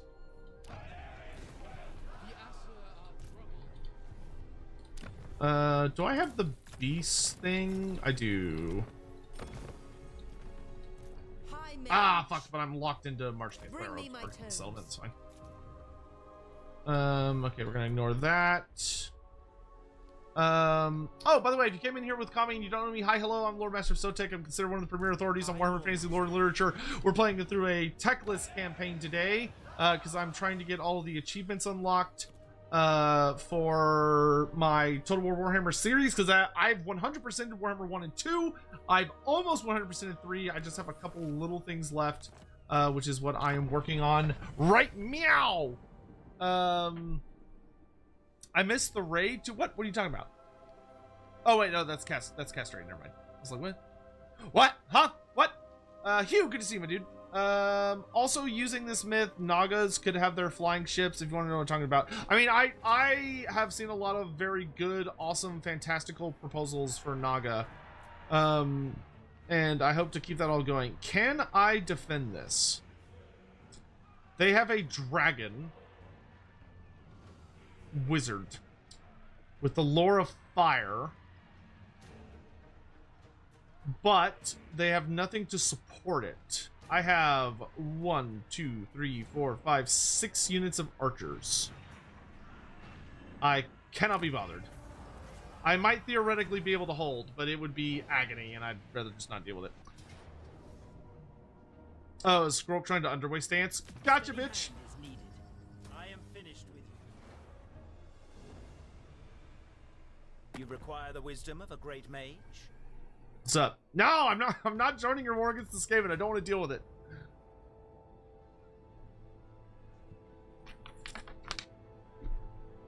Thank you for all the follows, by the way. Well, Kami, I'm super glad you're feeling better. We need to catch up at some point.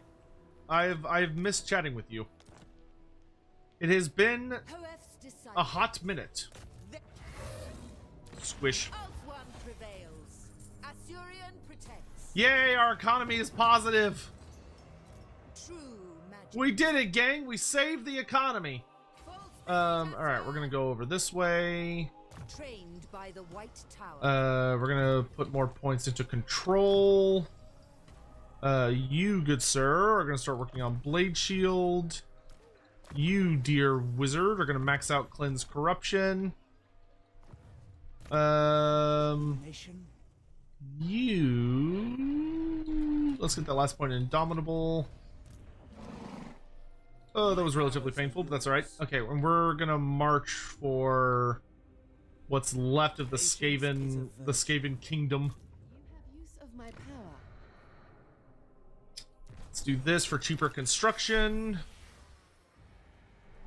You, let's steal tech. Build a bigger garrison here to hold off any potential attacks. You steal tech. I call thee. You, let's steal influence. Chup Yodel, Daddy needs gold. Mangrove Coast, let's start upgrading. Fortress of Dawn, let's upgrade our money-making building. I think we can go ahead and... I need to get a tier... I need to get a max tier Tower of Mages. All things a good time. Okay, that's looking good, that's looking good. I've got enough of this that I can get this last upgrade. Let's grab both of these as well. Nice. Okay, so we've gotten all of our basic upgrades. Oh, I forgot to move Freerin. Oh well. What kind of corruption is the Purple Land? That is Slanesh corruption. I serve the king. Oh wait, no, I did that on purpose so the handmaiden could catch up with him. Ah, I was thinking ahead. This is how I'm gonna bullshit that. Lore question for Mordheim. Is it ever said what happened to the Sisters of Sigmar after the raising of Mordheim? So, the Sisters of Sigmar, there's some back and forth about it depending on who you ask, but the general gist is that the Sisters of Sigmar as an order, they did survive. They're incredibly rare, but they did continue to exist according to some sources. According to other sources, they were used as a scapegoat by the Grand Theogonist and other factions within the Cult of Sigmar that wanted the Cult of Sigmar to become purely patriarchal and only have men in it. So they were blamed for the crisis and were like, having women in the cult is why this terrible fucking thing happened. And so they were basically wiped out, where a lot of effort was made to expunge them from existence wherever possible, and also making sure to kind of erase them as much as possible from the histories. And women were effectively widely kicked out of the entire cult. From beyond. But it genuinely depends on what source you're looking at, because you're gonna find different answers depending on where you look. So your mileage may vary. A strong leader is needed.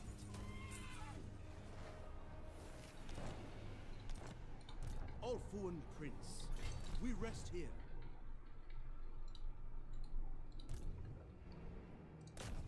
Go, Kira Dryan, go!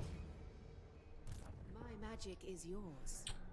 Stotling! How you doing? Welcome to the stream. Good to see you, buddy. My power. Okay, we need to slow this bitch down. Nice. Master Mage. Okay, we're gonna do Even this Archmages. as we go to clash against them. Get some further upgrades. How much does it cost to upgrade my tower? Oh, 9k. Cool, I can afford that. Get to work on all that. Arising. Muriel, The winds keep are stealing tech rising. like By it owes you White money. Tower. Very good, my dear. Mind. Oh, you all leveled up. Cool. Your command? You're gonna be dedicated to Assurin. There we go. You are going to pick up. Let's pick up another point in Flamestorm. You, good sir, are going to pick up another point in. Let's do Expeditious Endeavor, and then you are going to do. Let's do Hard to Hit. I will do my duty. Yes, I know. Yes, I know. You're gonna run down here. We're gonna look into diplomacy. I'm gonna bribe Khalida into a defensive alliance so that I can build an outpost. He says, looking at his economy and going, "Oh no." We're gonna build more gold, and then techless. Wisdom awaits. Can I move into the mountains and not be messed up? Yes, I can. Okay, cool. By the gods. In fact, why don't we march Very well. dance? Perhaps next time. I think that's Skrok's last settlement. And then once Skrok is dead, I can turn my attention to finishing off the Dark Elves. And once the Dark Elves are dead, I can... What the fuck? Where's this? Oh. This is... somewhere in Ulthuan. Really? This is a valiant defeat? No it ain't. Game. Okay, I guess my garrison's gonna fight this manually, because otherwise we'll lose, apparently. Did I come up with a suitable 7k? We haven't even come up with a suitable 6.5. By the way, that actually reminds me. If anyone has any recommendations for Donathon goals, because we don't have any more. We kind of ran out. No, I'm not deploying behind him. Fuck that noise. I'm gonna deploy behind these guys because my army is like super messed up. I'm gonna deploy way the fuck over here. And I'm just gonna let the allied force deal with it. Are you really falling back to where I am? Bitch, are you for real? This army, oh my god. This army is so beat up, come on! Like, it could be like a challenge, like an IRL thing or a video game thing. It could be play through a certain video game that maybe I wouldn't normally. It could be like doing some kind of video or piece of content that y'all would love to see. They have 2 dragons that are falling back. Yeah, they're like, man, those reinforcements, we need them. We need these reinforcements, otherwise we're not going to win. It's just impossible. The dragons and phoenixes are not mighty enough without the mostly dead spearmen and archers. Without them, we cannot prevail.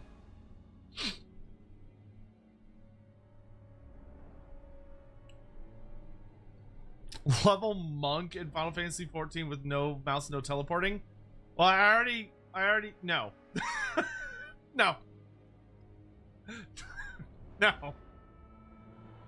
That's evil. That's evil.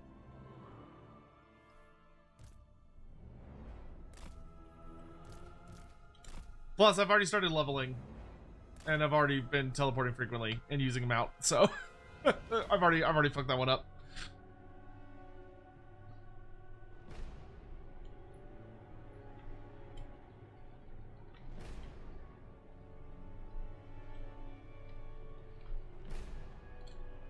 Oh, he has the Sword of Cain. Wow, that changes things a little bit. As you say.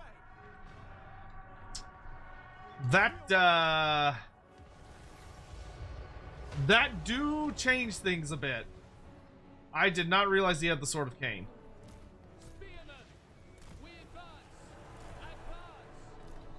Well, we'll just have to do our best, gents. If I was controlling the AI's army, I could easily beat him. But, do I think the Sword of Cain is somewhere in AOS? No, I think the Sword of Cain was destroyed during the end times. I think that's actually a really important part of the core narrative, is that the Sword of Cain was genuinely destroyed. Oh, nice. She used Final Transmutation. Good. Good. Is harassing him. Very nice. You love to see it.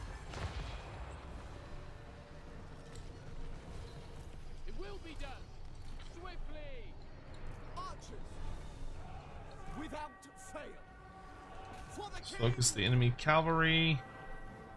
Northern Sea Guard. Following orders.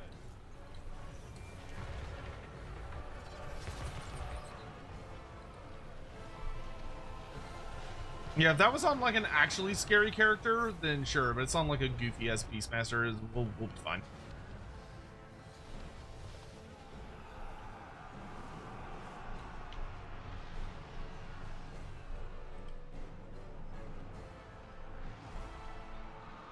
Legendary Lord lore accuracy tier list. So like ranking like how powerful they are in the lore versus how strong they are in Total War, and like how good, how well it matches up, something like that.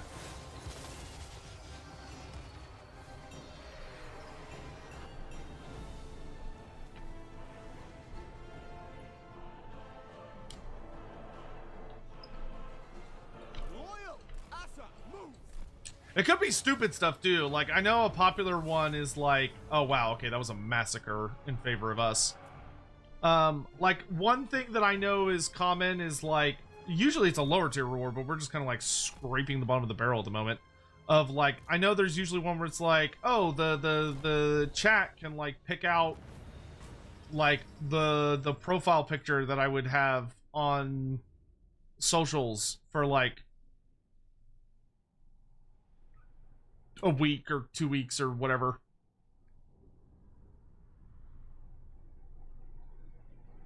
But I guess that's a thing I would do on Twitter or Blue Sky or whatever the fuck. Oh. I don't know.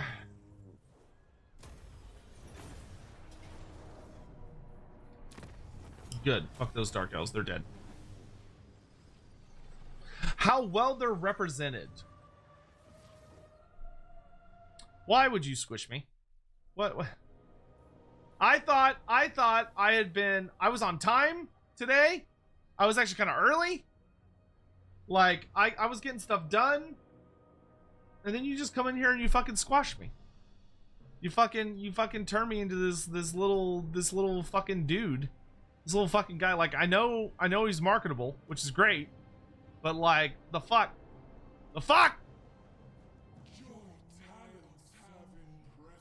Any news on Face Flaya? The news on Face Flaya is according to the rules that we set down, which I think we said like 500 to get to Face Flaya eventually. We have raised a whopping $15.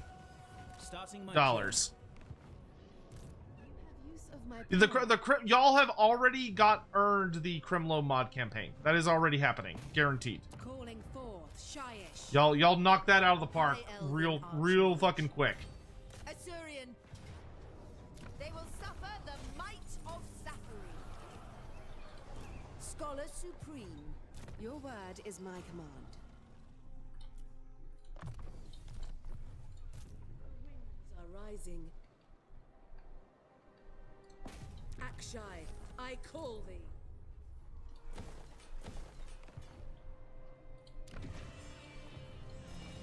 We need to get the ports away from the dark elves. They stop sneaking over to my ports and causing problems. Little bastards. Absolute bastards. Okay. Let's. Oh, I need to move you to here. So I need to kick you out. And then you'll be out for a turn. That's fine. Okay, I'll save all my money for that. You can repair the moon shard. I don't have enough scrolls this turn to do the thing I want to do. You have my attention. If they ever plan to bring into Age of Sigmar, is there a good way by maybe using Hindu mythos to explain it? Vaminas are lizardmen like flying palaces, ships, and Hindu mythos. I mean, they could do that. I don't know. I feel like Games Workshop wants to keep Fantasy and AOS as separate as they can. That's the current trajectory that they've been doing.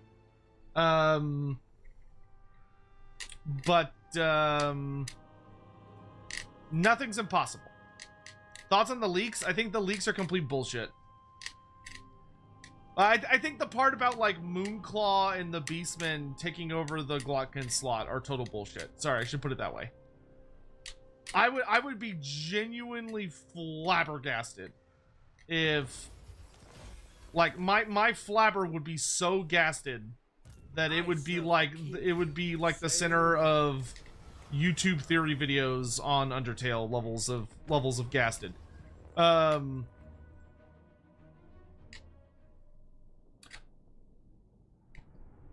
Oh, thank you for the number update, Hawk. Are we 100% sure that's the right number?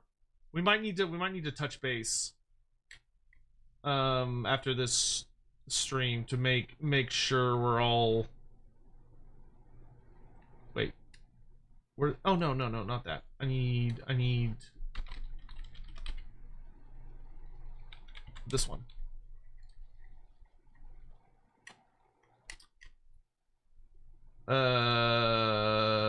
Dashboard. Another raid. What the hell is going on today? My lord. Helping Hans. Hello. Thank you so much for the raid. I hope you're having an excellent day. For any of y'all coming in, hi, hello. If you don't know me, I'm Loremaster of Sotek, considered one of the premier authorities on Warhammer Fantasy lore and literature. You may have seen me on YouTube, or you may have seen me in like other various things. If you play Total War, I did the whole like Total War. I did the reveal of the end times back at the end of last year, which was a super good time. But I'm involved in pretty much anything and everything Warhammer Fantasy related, from the roleplay games to the video games to the books and the novels and all this other stuff. I stay very, very busy. I also run I am the founder and one of the owners of the Lord Bears podcast, where I work with Andy Law and other writers to teach people about the Warhammer Fantasy setting, and not just Warhammer Fantasy, but the Warhammer Fantasy setting is the show that I'm on. But we also have like a 40k show and a roleplay show. But if any of that sounds interesting to you, please do consider sticking around. But don't feel like you have to. If you're tired or you need to get food or water or stretch and do all that stuff, please feel free to peace on out of here if you're so inclined. But thank you very much for the raid. I'm guessing you've got a collection of minis, and if so, can you showcase them? So I don't have as many minis as you probably think, because I used to have a very large collection of minis. But then when I went to college, at that point, I was very po, so I ended up selling a significant amount of my miniatures in order to like have money to go to school and eat. But I still do have some prized things in my collection. I don't have like easy access to them. I really should create like a little thing where I can just pull it up on screen super easily. But I've got if you actually go onto our Discord, I've got some channels where there's some stuff posted. I've mainly got some Lizardmen and Seraphon, and then I have a lot of Nighthaunt stuff. The Nighthaunt stuff, though, I painted myself. Most of my Lizardmen and Seraphon stuff I commissioned other people to paint, because I wanted them to look like super duper good.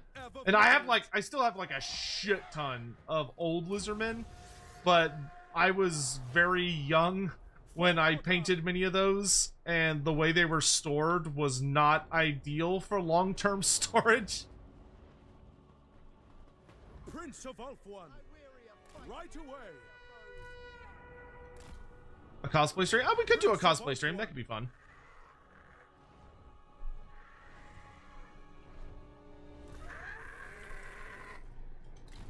A soulbound one-shot. There's a good idea, Dawi. Okay, yeah, we can do that. We can add that to the list. That's a really, really good idea. A soulbound one-shot. I do like me some soulbound.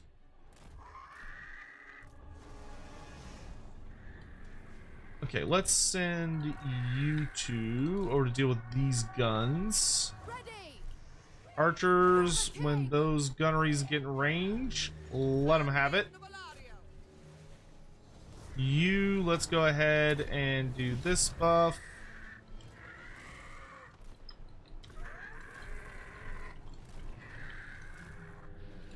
And unleash the bird poop. And the flaming tornado.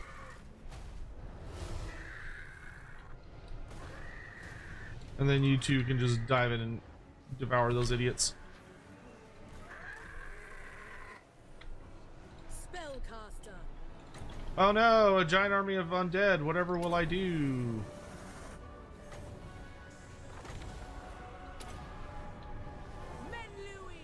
Did I time that right? I did time that right, because they hesitated.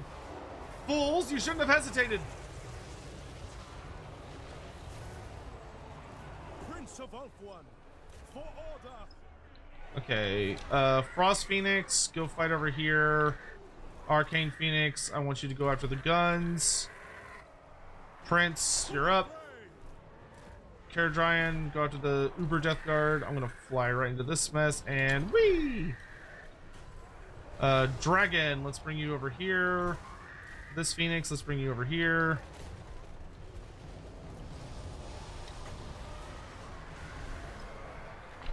Let's see, let's do Burning Bolts rain from the sky. Loremaster of power. Do an overcast big heal over here. Guardian of order, the greater good. Handmaiden of the Everqueen. Easy on the friendly fire there, lads. Guardian.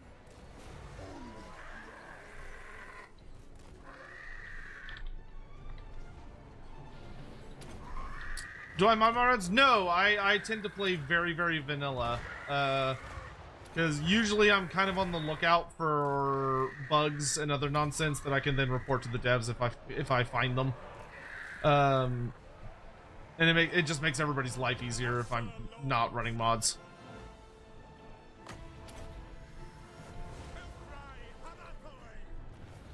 Because if I am running mods, then it's like, is it the mod that's causing the problem, or is it an actual problem with the base game? And you gotta kind of figure it out. But yeah, we're doing a techless run because I'm trying to get all of my achievements unlocked. We've already gotten our short victory. We're working towards our long victory now, which is basically just that we need to take enough settlements. Which is, of course, everyone's favorite part of a long campaign run. That's always the best part, is when you have done all the cool story stuff and then the game's like, oh, but have you taken 60 random settlements? It's like, no. Our journey is not over. Full sail. It's just, it's so fun. Who doesn't love Prince. just needing to go bonk settlement after settlement after settlement endlessly? It's such a good time. I would love for them to like make the win conditions a bit more spicy, or a bit more thematic, maybe is the word I'm looking for, rather than anything. Thematic. I'd like much more thematic win conditions. Okay, let's get echelon manipulation. I've been needing to get that tech for like 1,000 years. Okay, let's ride for Arnheim. And nice. You will never be safe. Retake that. Trained by the White Tower. But if anyone out there, if you have any questions or anything you'd like to ask or discuss, feel free to just drop it in the chat. I will keep lookouts for it. I will note that I am, of course, very excited for Bathsheba and the Tiger Men, which hopefully will be coming out this month. And I'm also incredibly excited, of course, for Lords of the End Times. There should be a lot of really good stuff in there. And hopefully that will come out this summer, like CA originally said it would. But we all know CA release dates are a bit more of a hope than a promise, so to speak.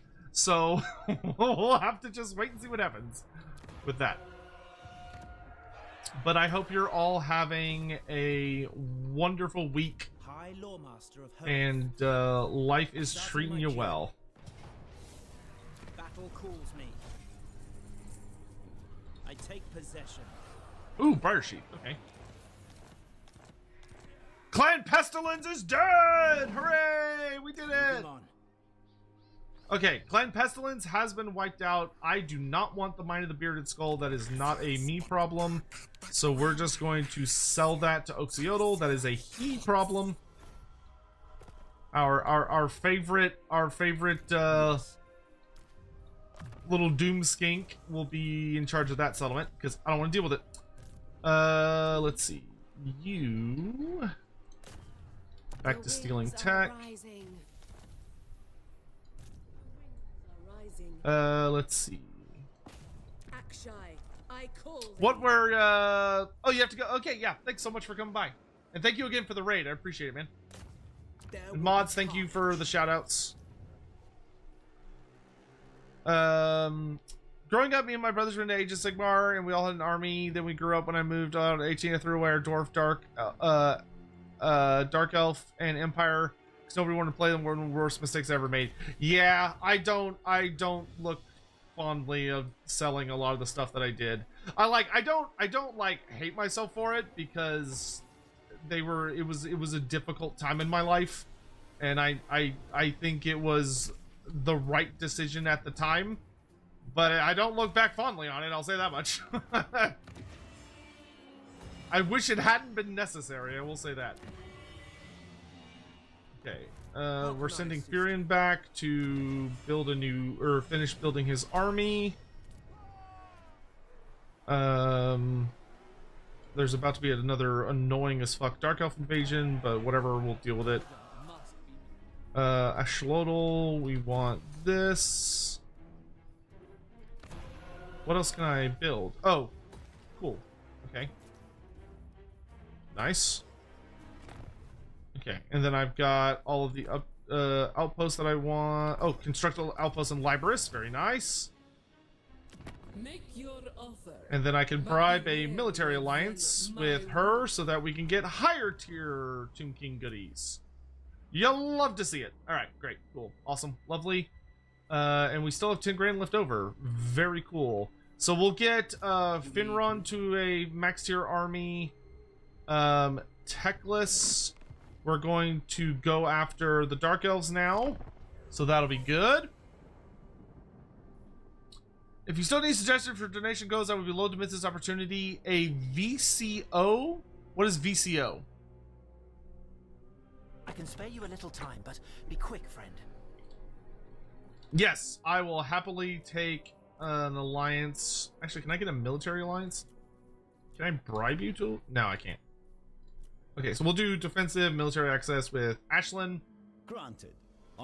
Because I need to, if I get to a military alliance with him, that actually gives us a major goal accomplished, which is to own enough elven colonies. When were the zombies of the Warhammer Old World first made? The current ones? The current zombie models were... Oh, lordy. Those would have been 6th edition, I believe. So it would have been like early 2000s. If I'm thinking of the right models.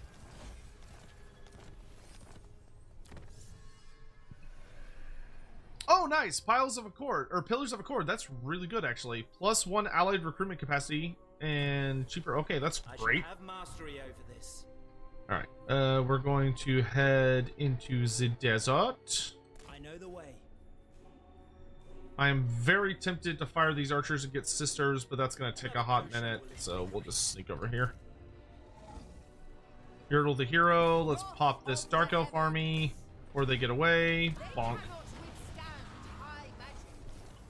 And then we're gonna fall back. Actually, I don't need to fall back. Is there any good allied units I can get? Oh, I can get Temple Guard now. Oh, Temple Guard is so cool. I fucking love Temple Guard. It's gonna be a while before I can get Tomb King stuff. I would love to get some Temple Guard. That'd be so cool. I could get a fucking Zeppelin. The Zeppelin just feels like cheating. The Thunder Barge, Thunder Barge feels like you're cheating when you get that. Okay, let's head back to Aberheim. I feel like the Thunder Barge would be absolutely hilarious in this army, and I have no quarrels with it. Fuck it, give me the Thunder Barge. Of the White Tower. Pain I want you to block her army to make her nice and slow.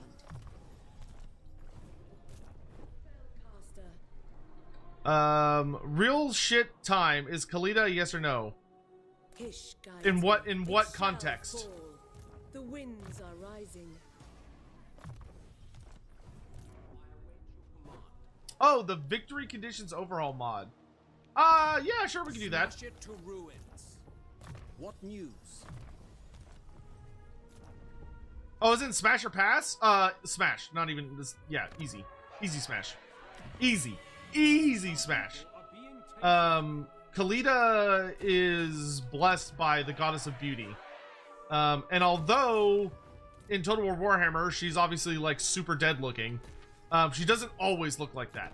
Whenever she freshly awakens, she looks pretty damn good during those times. I, Loremaster of Hoeth. You know what I'm gonna do? I'm gonna do this. Let's get rid of the Troglodon. My infinite knowledge is yours. So I can get a Temple Guard. Let's fucking go. And you know what? If we're gonna do that, we might as well. Yeah, we might as well just say fuck it. Let's get rid of both the archers and let's get sisters. Fuck it. Let's just go ahead and do it. Let's just bite it. God damn it! I forgot to move. Your run. I can spare you a little time, but be quick, friend. My man's been farming, dude. So okay, so Fokino is our new editor, who's fucking amazing, by the way. Like, Fokino is the absolute goat of that. If you like the shorts at all, then you love that man probably more than you love me, to be honest, because he's doing 99% of the work. But Fokino's the amazing gentleman that's been popping out just pumping out those shorts. And he's about to start doing it for Lorebeards. So like Lorebeards is about to have shorts just like the Loremaster of Sotek channel does. He also does Vera shorts. Like he's a busy dude. Yeah, the he's to my knowledge, he's been going pretty ham on the Monster Fucker stream that we did with Pancreas, Stem, and Vera, which, man, what a what a stream, right? What a stream. Oh Lord. Consummate X100. Do you think Ulrich and Kane were buddy-buddy when they were killing Chaos Demons, or they were killing each other and Chaos Demons? I think it would be reasonable to say that there was a time where Kane and Ulrich were on the same side and were fighting as essentially allies. They shall know something. I would also say, though, that it's likely the situation was extremely complicated, and that it wasn't so simple as like, oh, we have I feel like I'm gonna have a Thunder Barge. I don't need 3 bolt throwers. Give me a Rev Crystal. I don't have good healing in this army, and good healing would be actually really nice. So I think that they very much had times of fighting as almost essentially back to back, but I don't think they ever would have liked each other. I think they would have reveled in the war that they were fighting, but I don't think I would ever go so far as to say that they were good buds, if that makes sense. Yeah, I'm gonna make the Sea Patrol fall in love with me, like I'm Yin Yin. That way he'll give me my military alliance so I can get credit for all that territory he's taking. Okay, and then Furin is almost home, but should be home next turn.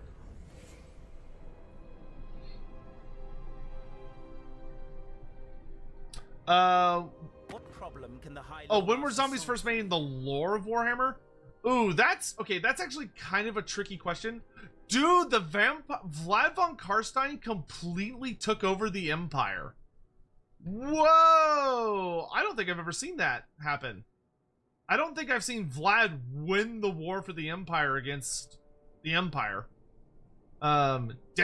And then you got Festus and damn! I'm not joining that war right now, but like, holy shit, that's... Oh my. The world is in peril.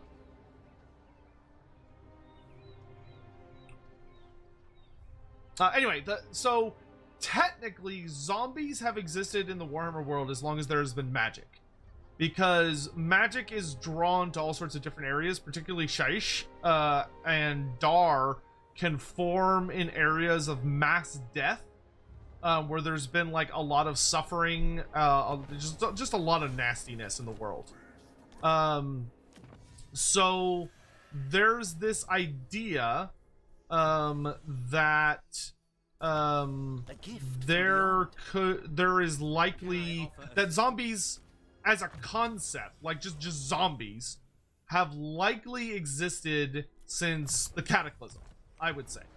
Now, if you're talking about the concept of zombies being controlled by magic, so like there is a necromancer who's specifically controlling and puppeting them, that is probably a much fresher concept.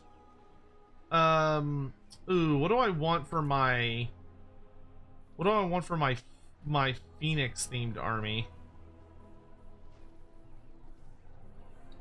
We could do Ushapti with great bows. Ushapti with great bows could be kind of cool for a Phoenix themed army because they're bird heads.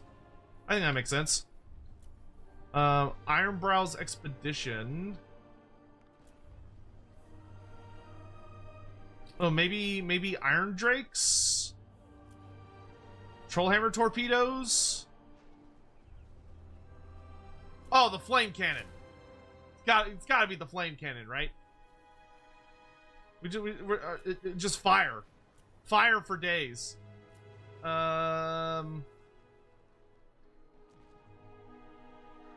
Give me like a Bastillodon. Then I could have 2 more allied units. But I don't want to actually get rid of anything that I have. I guess we could go a little less heavy on the phoenixes. We could do like 1 of each phoenix. And have a little bit more firepower. Yeah, that's fine actually. So let's cut down on the phoenixes just a smidge. And then we can get an ancient salamander and some salamanders. Actually, let's pass on the regular salamanders. I like having like groups from every faction. And let's get trollhammer torpedoes. Yeah! Now we're cooking. Have I played the Warhammer Bannerlord mod? I have not, but one of the rewards that we reached for our the Donathon that we're running right now, one of the rewards that we hit was for us to do a do a campaign playthrough run, whatever you want to call it, of that mod, which hopefully will be super duper fun, and I'm actually really looking forward to it. Nerves of problem. I think not. Okay. How are we doing on our victory conditions? If we can get a military alliance with Ashland, that will give us this. So I just need to take down 23 more settlements, which is actually a fuck ton. But such is life. I'd like to finish out the Fortress of Dawn before I go crazy in other places. Okay. I think the next army we're gonna build is probably gonna be an ocean-themed army. Treading softly. With like elementals, led by a sea helm, all that jazz.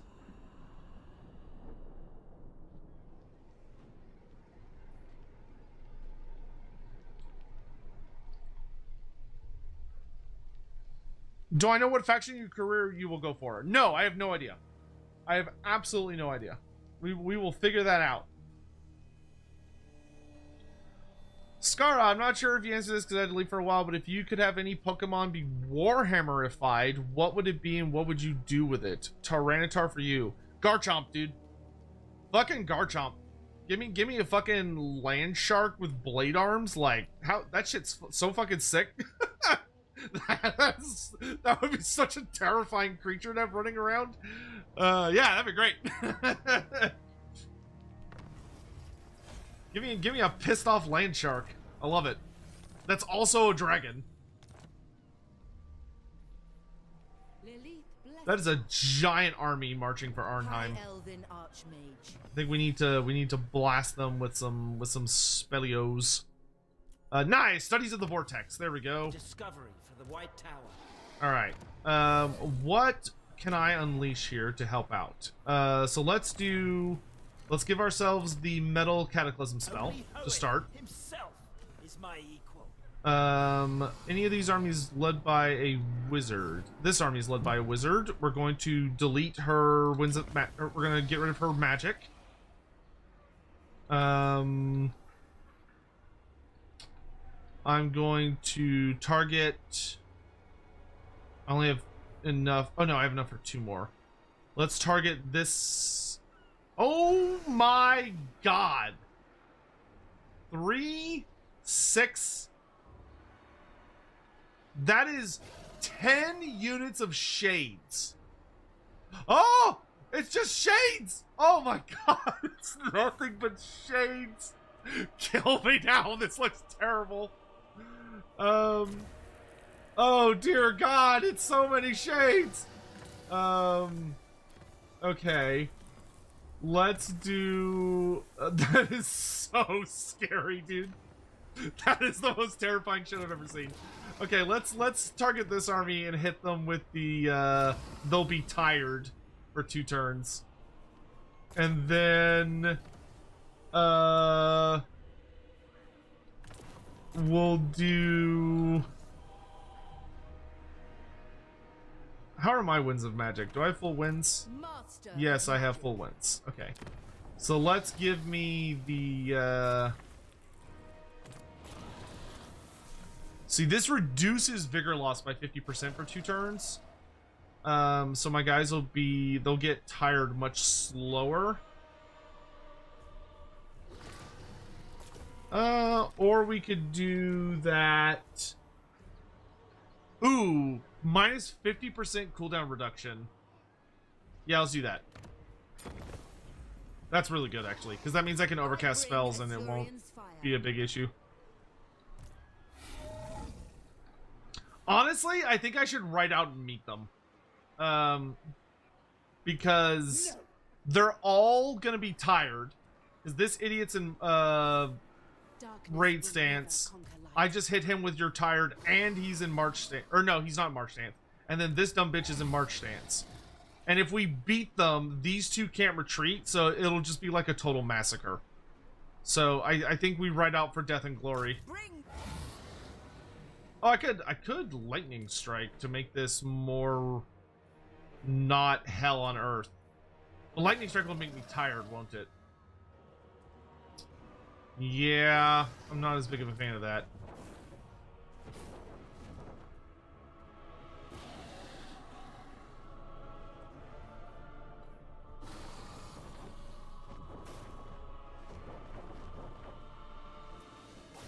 They're also tired, so it's fine. I suppose you're not wrong. Yeah, let's try it. For death and glory!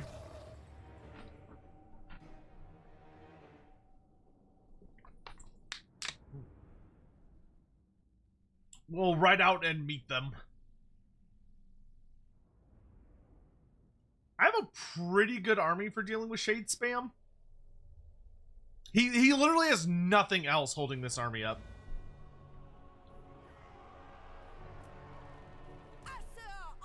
Like, he's got characters, but his wizard, we, like, obliterated all of her magic. Yep. Okay.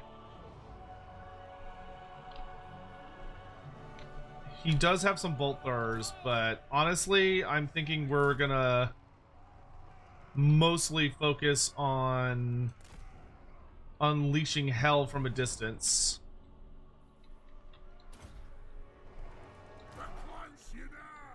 Oh, do we just unleash the Doomseekers at like point blank range? That might actually be the best plan. And then we can have like the rest of our army run forward and smash into them. Rather than being like, no, I think it's better to be super defensive. As tempting as that is, I think it's better to be super defensive and let our mage, our wizards do most of the work for us. This is actually a really nice spot for me because he can't flank me at all. So we'll just have the horned ones hide out in the forest. I've got a Bastildon for heals, which is great. We've got a nice, powerful shooting line of armored up Lothern Seaguard. Cemented around a front line of Silvering Guard with a ward save buff. Yeah, I think we just have our wizard just unleash absolute hell. And then the slayers will be ready to be unleashed when needed. Oh yeah, we got a fucking thunder barge. I always forget about the thunder barge. Eagle Claw. Destiny sends me. Strike out. Asur art me. Eagle Claw. Both ours, let's fire off our first volley. And then let's switch to single target and focus the Beast Lord. I'm gonna go ahead and throw down first chain lightning. We're gonna fight this idiot.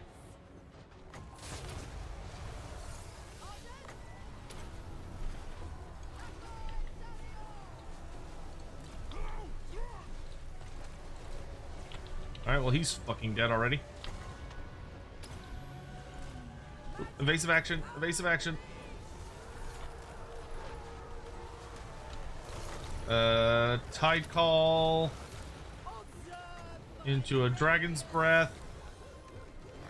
We're gonna use the giant orb spell right here, and I'm gonna immediately fall back. I don't want to take too much damage. Oh right, I forgot he doesn't get reinforcements. I'm an idiot. Go cavalry, go!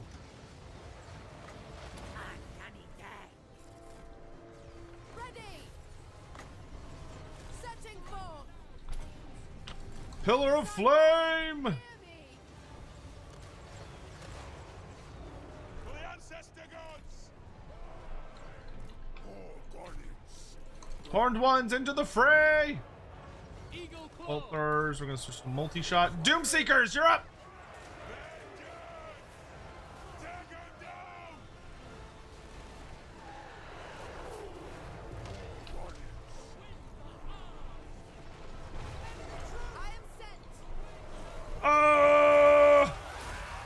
We're gonna activate the sea shanty to massively speed up our reload rate. Plus 40 reload skill. That's absolutely obscene. That is so much shooting.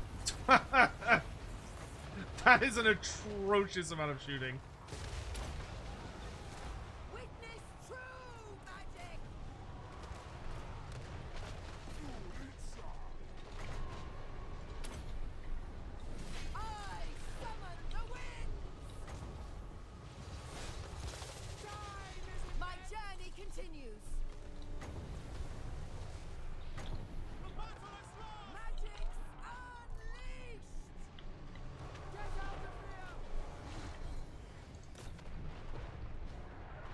Okay. Let's ease up on the friendly fire, my dudes.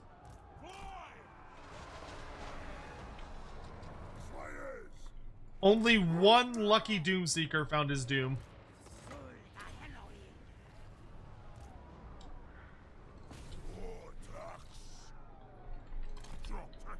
Good work, boys.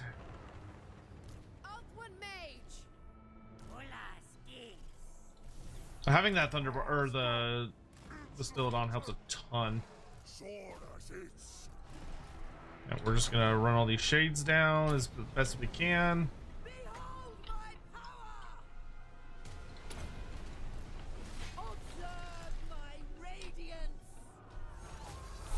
Nice, good cast, good cast.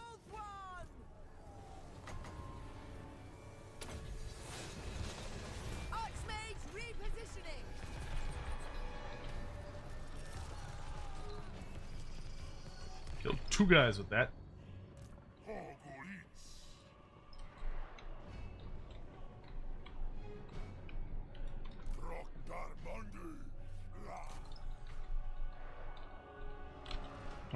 Alright. Wait long enough. I can get another cast off on my Shadow Mage.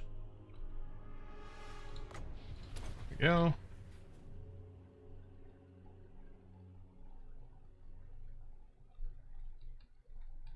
I'll just get as many heals off as I can.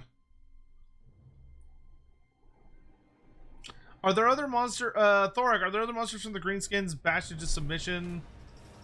Like Cruel Boys level with platforms and mounts that we don't already have?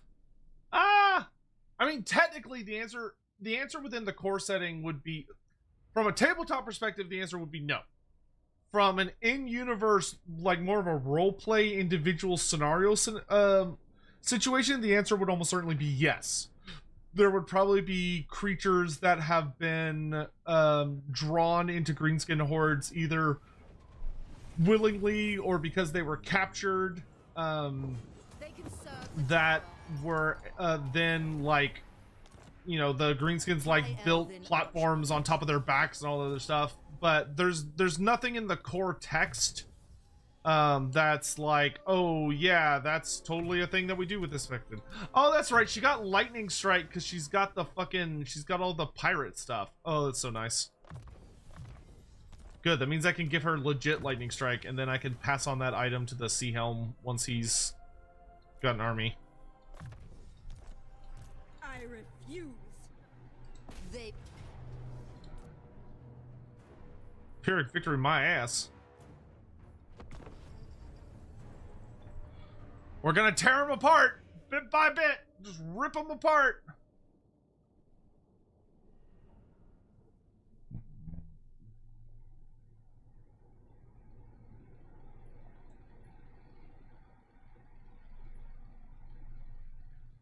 Why does the unit have units for 4 different factions? Because I'm a good ally, and I'm good at diplomacy.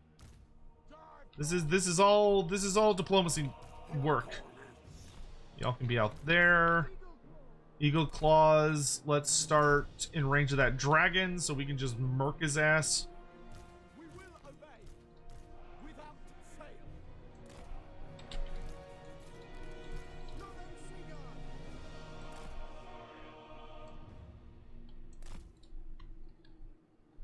Okay, Thunder Barge. My lady. Noble with the Shadow Wizard. Bastillodon. And then our Slayers.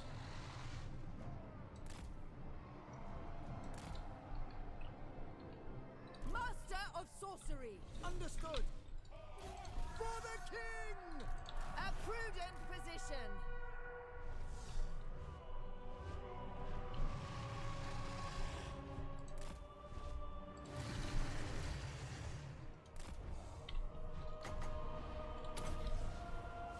Poet rides thee. Asur Archmage. Carried by the winds. Dude's gonna get decimated by bolt throwers. Harpoon! The winds flow through me. Magic's unleashed. I go for Oakwell.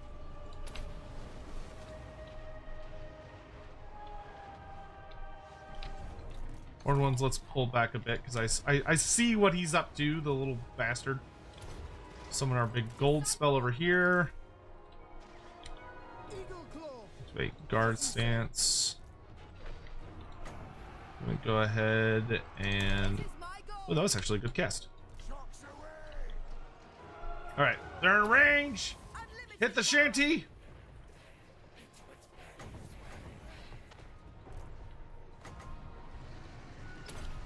Do that. Summon a flame tornado back here. I'm gonna get the fuck out of the way. You lot can start heading this way. Destiny sends Ooh, evasive action. Bolt throwers, let's focus those. Doom Seekers, you're up.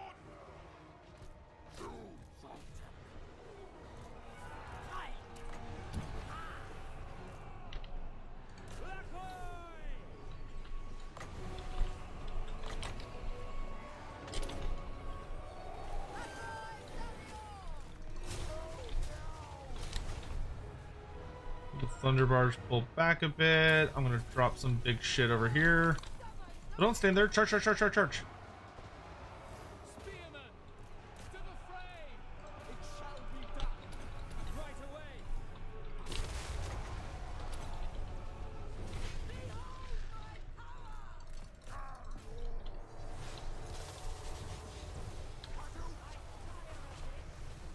Oh, don't. Oh, God. Oh, God. Chain lightning. Ow, fuck. Hurts.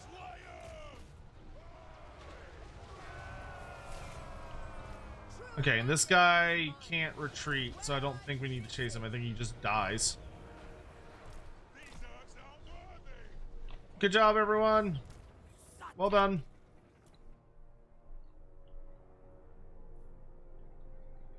Alright, we'll just heal the Thunder Barge. Poor thing was getting shot up.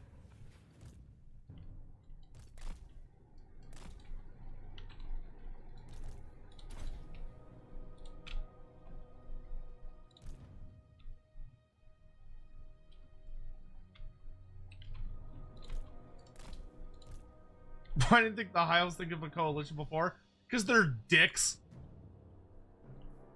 And they're like, you think we would accept help for a personal matter?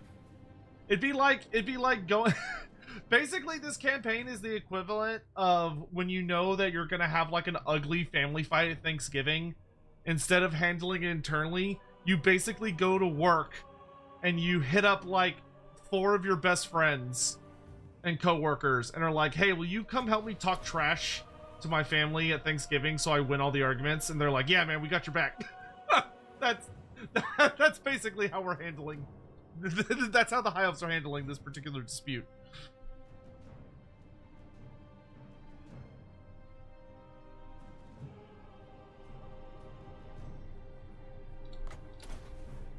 Okay, there we go. Got all of our single entities back to full. Very nice.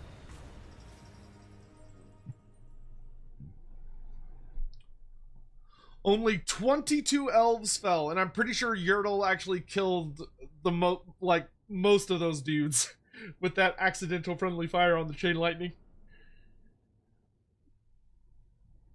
Meanest thing would be to use the Rev Crystal on the Doomseekers. Yeah, that definitely definitely feels like Slayers should probably be immune to regen for like emotional reasons.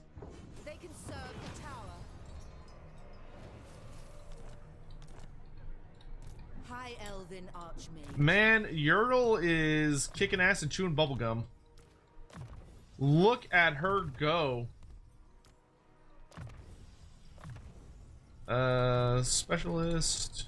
High Elven Arch. And then this one, I can just auto-resolve, that's fine. The winds of magic guide us. Master of magic. And then back to Arnheim!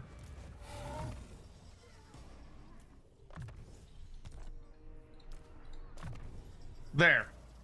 That ought to slow down the Dark Elves for at least a little bit. Pain will find them.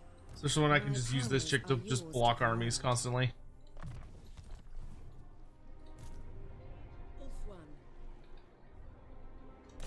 The winds are rising.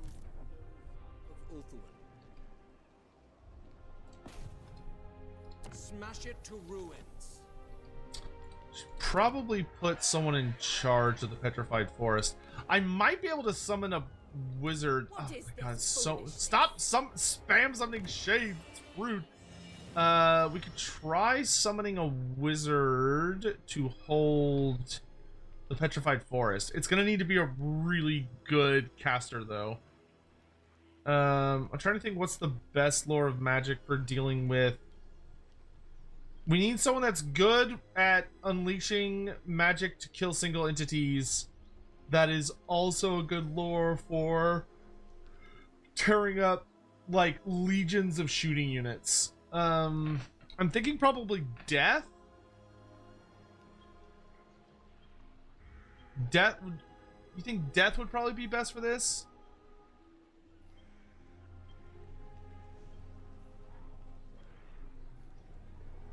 A spry death mage might actually not be bad. That 10% speed could be very nice. Light. I mean, Shin's Burning Gaze is pretty good for spam. Lore of Shadows with the Scythe. My only issue with Lore of Shadows with the Scythe is that I feel like they wouldn't be able to deal with single entities very well. So, like, if there's like a Marathi or a big Dragon Lord, I feel like they're just gonna get killed.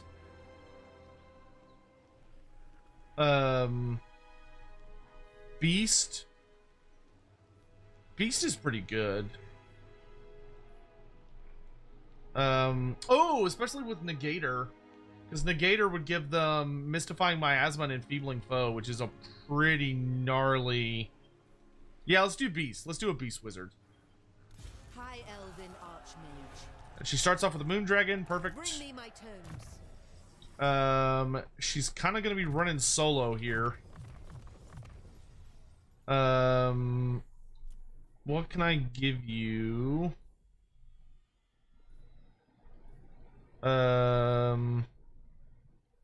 If you're Beast, I feel like I kind of want to do like White Lions.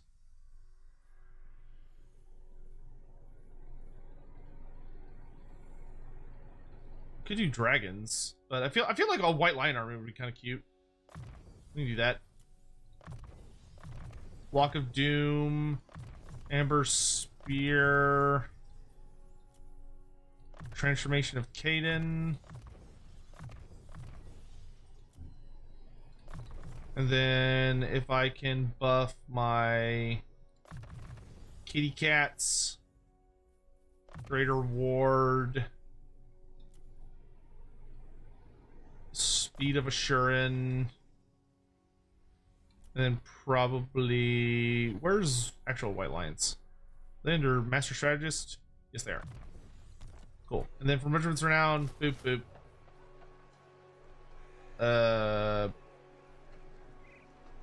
That'll work. And then boop boop boop. High Elven Start summoning the lads! Okay, meanwhile, you How can I assist? nice are getting all of your allied units. Oh, you need allied units. Oh my god. Holy Hellebron! Oh my lord. Okay. Master Mage, You're recovering. trained by the White Tower. For this army, give me Temple Guard.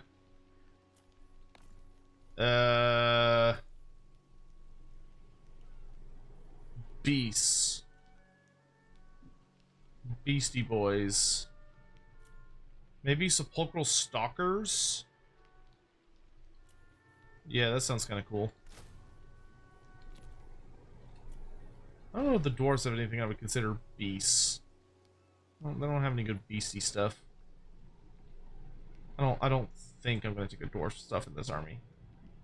I mean, Slayers are rather beast-like, I suppose. But I'd rather just have more dinosaurs. Yeah, I think I'll just lean more into the dinosaur side of things.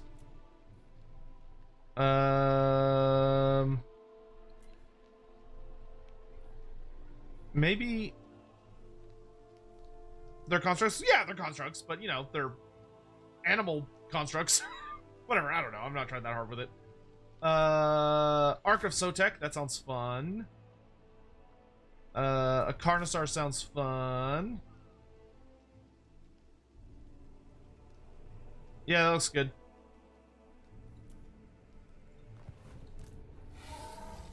Alright, that should hopefully conjure enough of an army to hold things. Fortress of Dawn, let's upgrade this building. Fortress of Dawn is so close to being done. Then we can upgrade, let's upgrade Chip Yodel so I can get the max gold building. Techless will be ready to march next turn. White Peak, please God, give me that marble. A rebellion? The rebellion must be put down. Why are the Sisters of Sigmar only in Mordheim? Because they were invented for that game. They were invented for the Mordheim game, and there were a lot of warbands that were basically made for that. Some of them were very popular and continue getting support. Some of them weren't as popular, and when the game ended, they died out with it because they really only existed for that game. And unfortunately, the Sisters just ended up in that particular ball pile. The Yeti, thank you for the super chat. So, if you were tasked to design a new elf faction for Warhammer that used gunpowder, where would you set them, and how would make them feel different from both other elves and other gun factions? Oh, gun elves. That goes against my sensibilities so harshly.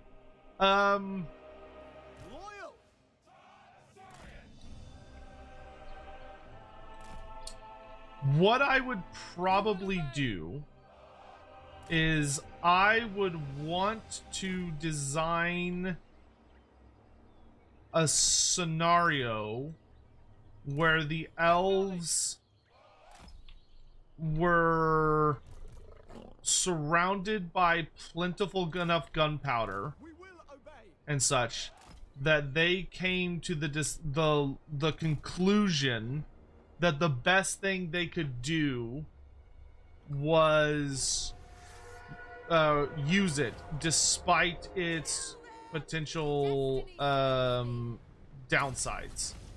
Good fucking god, that is so many shades, dude.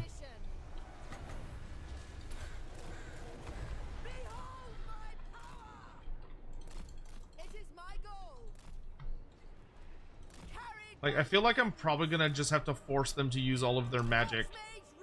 I never thought I would do this, but I think I'm gonna pans myself just so I can move faster. To make myself better at dodging. There we go, there's some speed. Fuck me. Luckily, they burn through their ammo pretty fast. Okay, actually, I'm gonna pull out of their range. That way I can get my barrier back up. Excuse me. I would probably have a group of elves that is rather obsessed with alchemical process. Actually, you know what? I would probably make that a thing of Cathayan elves. I think what I would do is I would have that there's a notable group of elves over in or near Cathay. Like maybe they're in like the Korea peninsula, the Korean peninsula type area. Or like other places around there. And it has, because the Cathayans have such an elitist relationship with gunpowder, where they, because of like the relationship with the Moon Empress, they've developed it as this very, very serious, where every individual piece is carefully constructed and put together to rather than it being like a mass-produced system for many of their firearms, that the elves end up sort of adopting some of that cultural observation. Something along those lines. It's not perfect, but that's probably where I would start, and then see where things take me.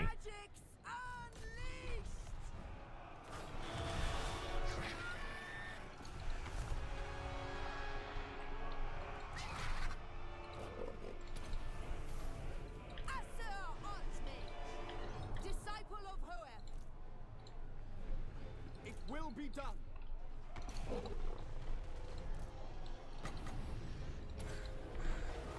Witness true magic. I mean, the good thing about the White Lion themed army is they do have a fuck ton of missile resistance. White lions, march. No, White Lions, you keep pushing. Regular Lions, y'all pull back. I am sent. Behold my power. For all of one. We're just gonna summon all the birds. I hate that the high elf version like doesn't give you any kind of reward for summoning the eagle. Like, if you're gonna be summoning the eagle, I feel like you should get some kind of further incentive, like, because the eagle is so much worse than the manticore. Like, it should be like, oh, if you summon the eagle, then you get to use the summon like 4 times instead of only twice.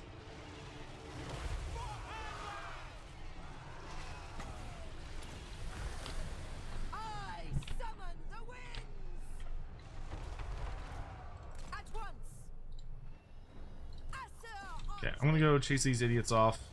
Lions, go after them. Spearmen, to me.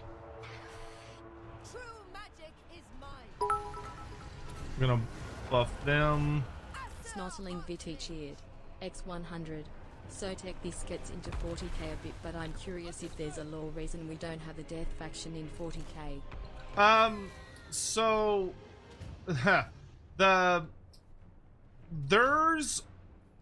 I don't have a good answer for you, I think, of that. I think it kind of just boils down to like theme of that. At the end of the day, Games Workshop, I think, feels that true undead, like the undead being skeletons and ghouls and like all that stuff, I think they just feel that that is much more of a fantasy trope and is not a sci-fi trope, essentially. Now, whether or not like anyone agrees with that, you know, I think it's kind of up to individual taste, but I would say in GW's opinion, it is, they're like the closest thing are like the Necrons, but the Necrons aren't true undead, they're robots. They just look like, you know, they look like skeletons, so they kind of count. But I don't think most people would say that's what like an undead thing should count as. She put up a noble effort, but I don't think she's gonna be able to win this fight. I think it's just too many shades. And unfortunately, shades are really fucking hard to pin down, because they're super spread out, which just makes them absolute agony to try and kill. And I'm out of magic. That's the biggest problem. This is one of my few characters that has not yet managed infinite winds of magic. I probably, if I had played this smarter, I probably should have just sent her out and made her like use up all of their magic. And then once I'd used up all their magic, then turn around and fight them. It's like she's gonna do a silly amount of damage, but it's not gonna be enough. That's all right though. We'll probably put a death wizard inside of we'll put a death wizard inside of the big fortress.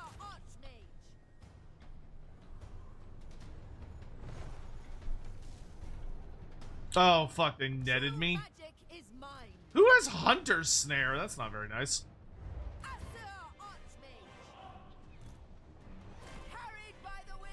At least she wounded them.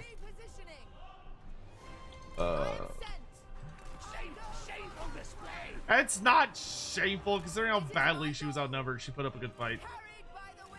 Ooh.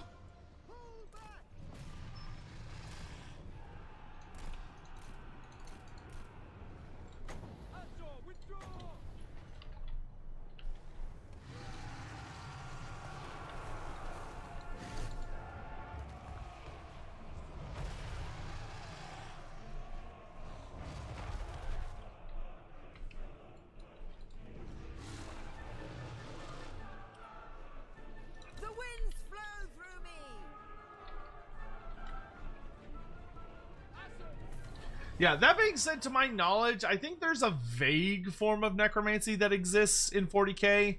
Like, I think Nurgle technically has the ability to, like, bring back plague zombies. But it's not, like, a focus, necessarily. For whatever reason, the undead just aren't... Like, the Necron, I think, are as close as you're gonna get to being undead. And that, you know, they were originally Space Tomb Kings... with like, but more with like a Terminator vibe, or they evolved into that Terminator vibe and then they went back to essentially being Space Tomb Kings. But yeah, I don't know.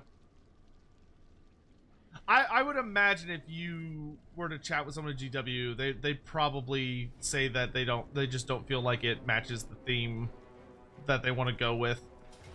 Because you figure that, like, a proper undead faction would actually be, like, devastating in 40k. Like, if there was someone running around that could resurrect dead Space Marines, or dead Custodes, or God forbid, a dead Primarch, like, that would immediately be one of the most powerful factions in the setting. It would be obscene how strong they would get in, like, a very short time. Because, like, what are you gonna do to them? Like, that's what makes Nagash, like, one of the most terrifying things that could ever manifest within 40k, is the fact that not only could he just mop the floor with most armies through magic, but then, like, you send your most elite thing to fight him, and he just turns around and is like, oh, you know all those fucking Space Marines that just came here and died? Well, get back up, start fighting for me now. And it's like, what are you gonna do?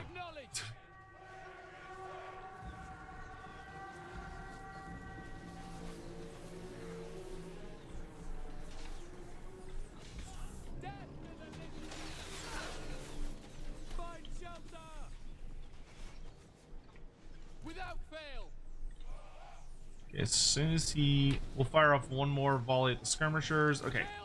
Then we're gonna focus everything on the big man back there. So if we can kill the general, this army will collapse pretty easily. Typhus, Herald of Nurgle, has a hive of bugs living inside him. Typhus isn't dead though. Typhus is very much alive. That's pretty standard Nurgle fare, to be honest. A lot of Nurgle characters are hosts to like massive amounts of parasites.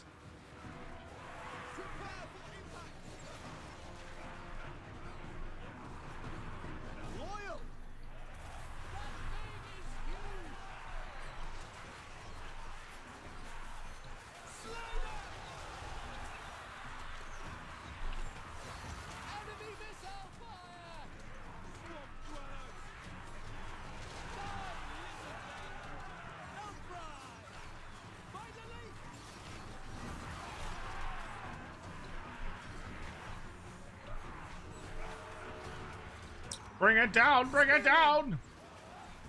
I love these guys that are just shooting it like point blank. It will be done. Come on, break him! Break him!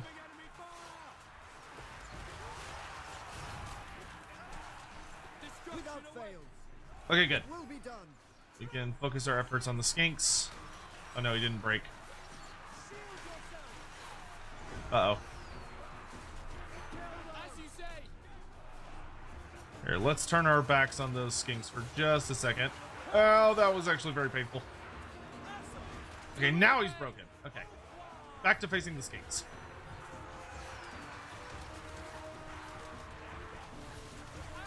I actually wouldn't mind it's a resurrecting, to be honest. So, like, if I lose this fight, I'm not going to be heartbroken, but I should probably try and win. Because this is territory I would like to keep.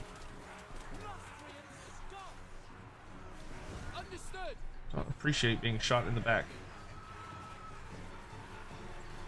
Somebody kill him!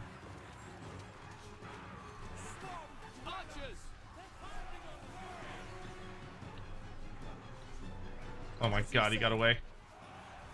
Serve the king. It shall be. Okay, let's counterfire the skirmishers. Would not be super surprised if he comes back, but we'll deal with that when it happens.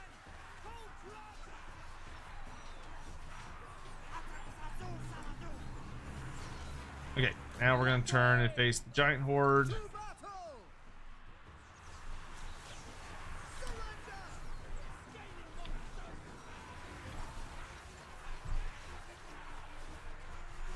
Nurgle worshippers are basically just ecosystems. Well, I mean, to Nurgle, all life is sacred, no matter how small. Nurgle only cares about using life to proliferate more life endlessly in just a hellish eternal cycle. So yeah, you are part of an ecosystem, an eternal one that never ends. It just goes and goes and goes and goes. Okay, we're gonna get behind these guys and push into them. Let's have both y'all focus fire now. Understood, as you say.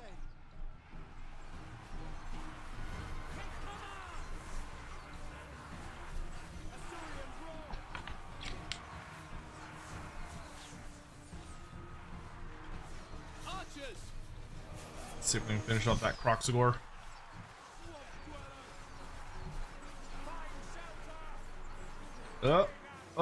Oh, come on. There he goes. Okay, Croxagore's down. That should cause the skinks to mass break.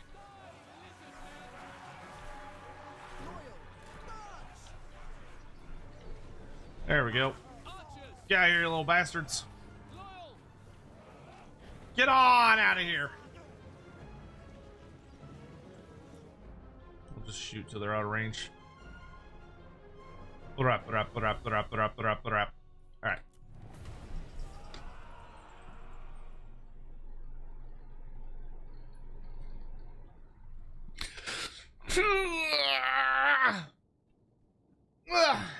Do Necrons have some kind of undead?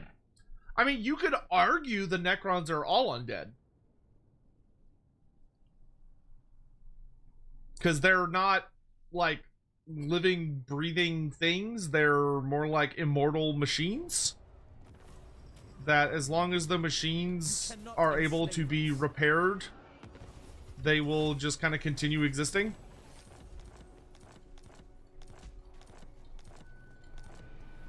The end is nigh. The Black Pyramid is awakening.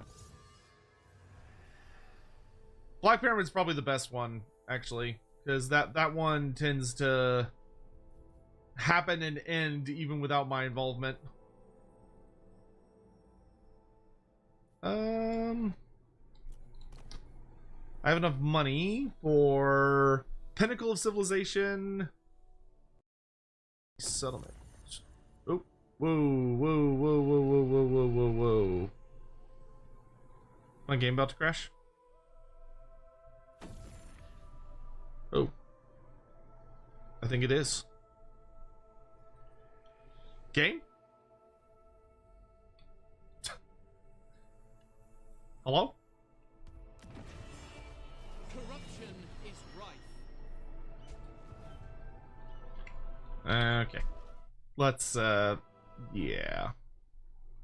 Let's turn that off. There we go. There we go. Let's shut that puppy down. Okay. Okay, there we go. I'm telling you, man, the AI, man, sometimes when it's like, oh no, I'm losing, it'll just go for the nuclear option.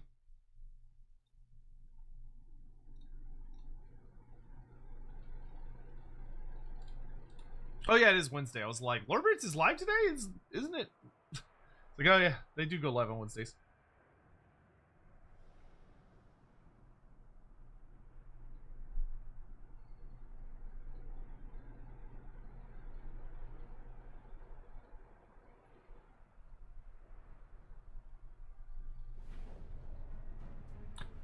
It took me all the way back here. Yeah, whatever, I can't be bothered.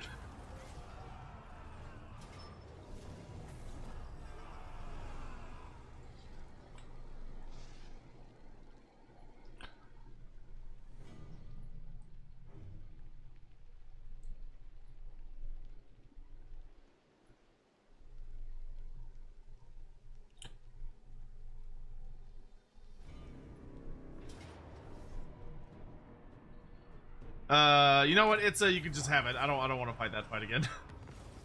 you can just come back to life. That's fine.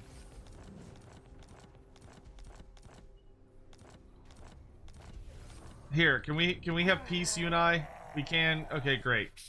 Welcome back, Gorox. Good to see you. There you go. let's just make that easy. Okay, we're gonna do rapid resettlement. Unfamiliar. There is no limit to my power. I've got my new super army. My powers are yours. Beastmen. Not in my house. Yeah, I'm gonna get right up in their face. Powers are wasted. And then I'm gonna declare war on them. So yeah, especially Morgar's herd. We're not falling for that shit. Elven Archmage. You are probably still gonna be recovering for a couple turns. I can't build a garrison. What can I build that will put someone... Do any of these give... Okay, so that gives a high mage in the garrison. I think that's the only one that adds garrison units, fortunately.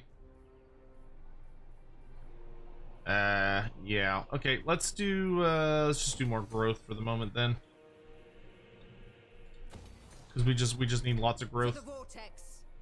Ready yourselves. I could launch out and attack the forest. I think I'll do one more turn of healing, then I'll march out. Can I offer assistance? Oh, Firin is ready. Okay, Firin, I need you to push the Norskins off my island. Ready to march. So up you go. Onward.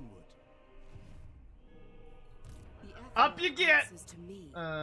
You are going to keep getting rid of enemy characters. You are just gonna hang out. You are going to head... Yeah, why don't you harass her? The enemy will pay.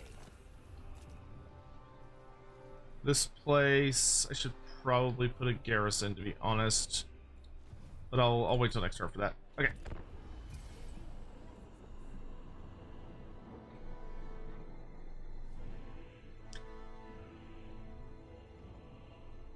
Speaking of, actually, speaking of 40k stuff, I don't know if there's any 40k players in chat.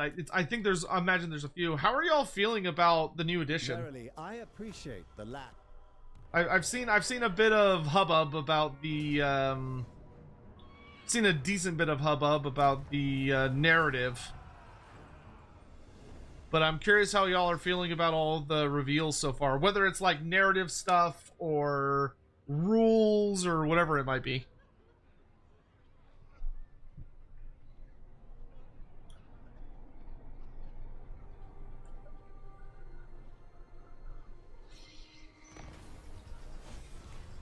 You feeling good? You feeling bad? Let's ignore the power games.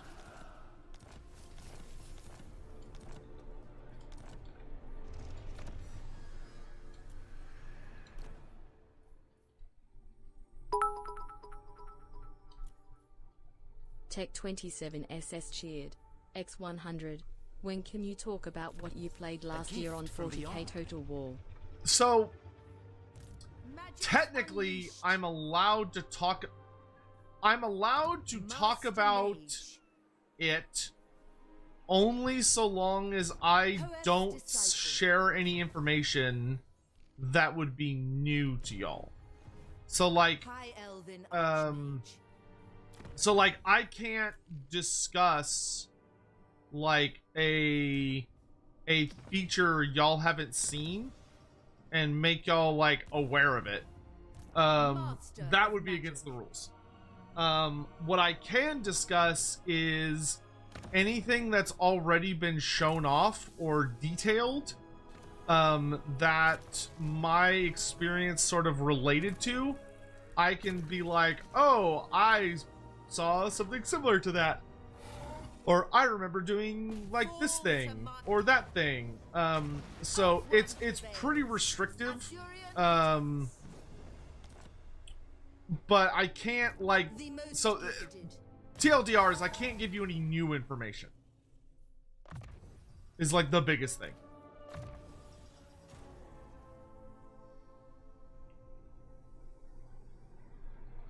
You know, I'm allowed to say like that I thought it was very, very interesting. I thought that it was incredibly ambitious. I can say that I have played around with all of the systems that have been revealed thus far. And I think they had some pretty decent foundations, but we kind of have to see where it goes. Which you may be like, well, that isn't very helpful. And I would say, yeah. Petty hurts.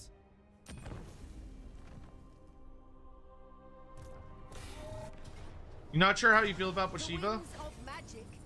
What, is there something that like bothers you about Bashiva in particular? Train.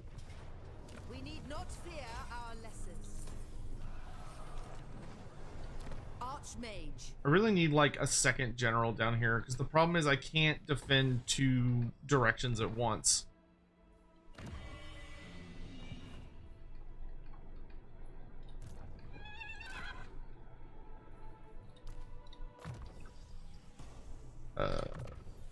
Assurance haste. Winds of magic. Death comes for them. I am yours. I trust CA to give us faction variety, but I don't trust Games Workshop on that front. I wouldn't worry too much about that. Like 40k is gonna, I think, have plenty good faction variety. As far as like, oh, can I play like if you like Total War Warhammer's faction variety, I would say you could expect something akin to that. Now granted, when the first game drops, you know, it's probably gonna be a bit of a slow build up to, you know, like a super large roster. But I think they're going to be taking a lot of good lessons from Total War Warhammer into Total War 40k to make it a good experience. Now, whether or not they can pull it off, that remains to be seen. Standing by. The enemy must be punished. I hope they can pull it off. I really do. Spy networks. Hell yeah. A discovery for the White Tower. The winds of magic. No, I forgot to move tech lists. Dang it. No, well. But Shiva belongs to Cathay faction? Yeah. There's nothing crazy there. The White Tiger is tied to Grand Cathay and has been, apparently, since the very first White Tiger. Cat people. Okay. If you don't have a problem with goat people, and you don't have a problem with rat people, and you don't have a problem with lizard people, why are you drawing the line at cat people? Like, what? There is no reason to draw the line at cat people. Be like, well, that's too far. I take possession. Master Like, of the White Tower. Tiger men have existed in Warhammer Fantasy for ages. First of all. Second of all, they are not by any stretch the ridiculous thing. If you want like the kind of like, oh, that's a little weird thing, like, have you seen the werecats? I shall have mastery. The werecats are way weirder than the tiger men. Our cause is true. And if you're like, well, it's too animu, well, that's a you problem. Like, get your head out of the animu. Asur sorcerer. War, like, I don't know if you saw Bashiva in the recent stream they did. Bashiva is not an anime cat girl.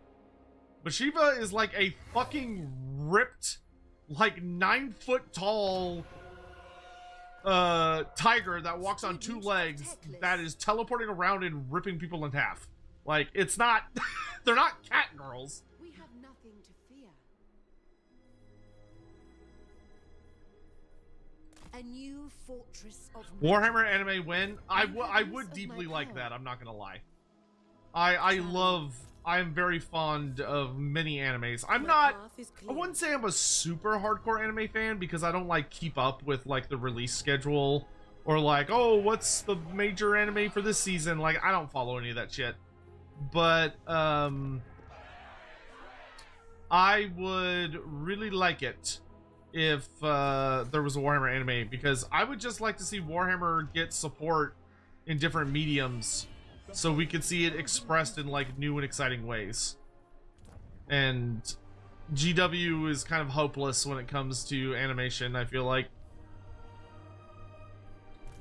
I don't think it's their strong suit. So I wish they would let other people do it.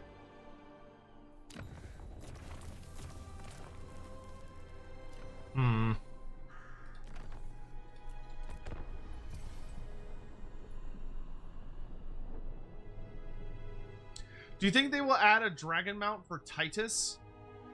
But yeah, obviously. Yeah, obviously Titus from the Space Marine series of games. Clearly, to make him properly total warfied, he should be riding a Phoenix. No, Titus will be riding a Phoenix with laser beams. Yeah, it'll be a Phoenix that like it shoots rockets out of its mouth. It poops out it poops out exterminatus bombs, and it's got laser beams attached to its wings. Because that's what the people want.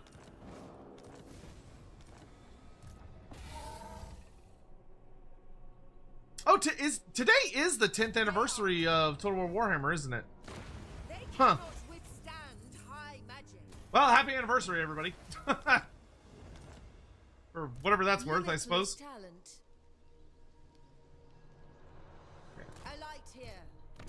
If I could just get some garrisons up and running here, that should have us in a happy place. Oh yeah, let's lightning strike. That'll work.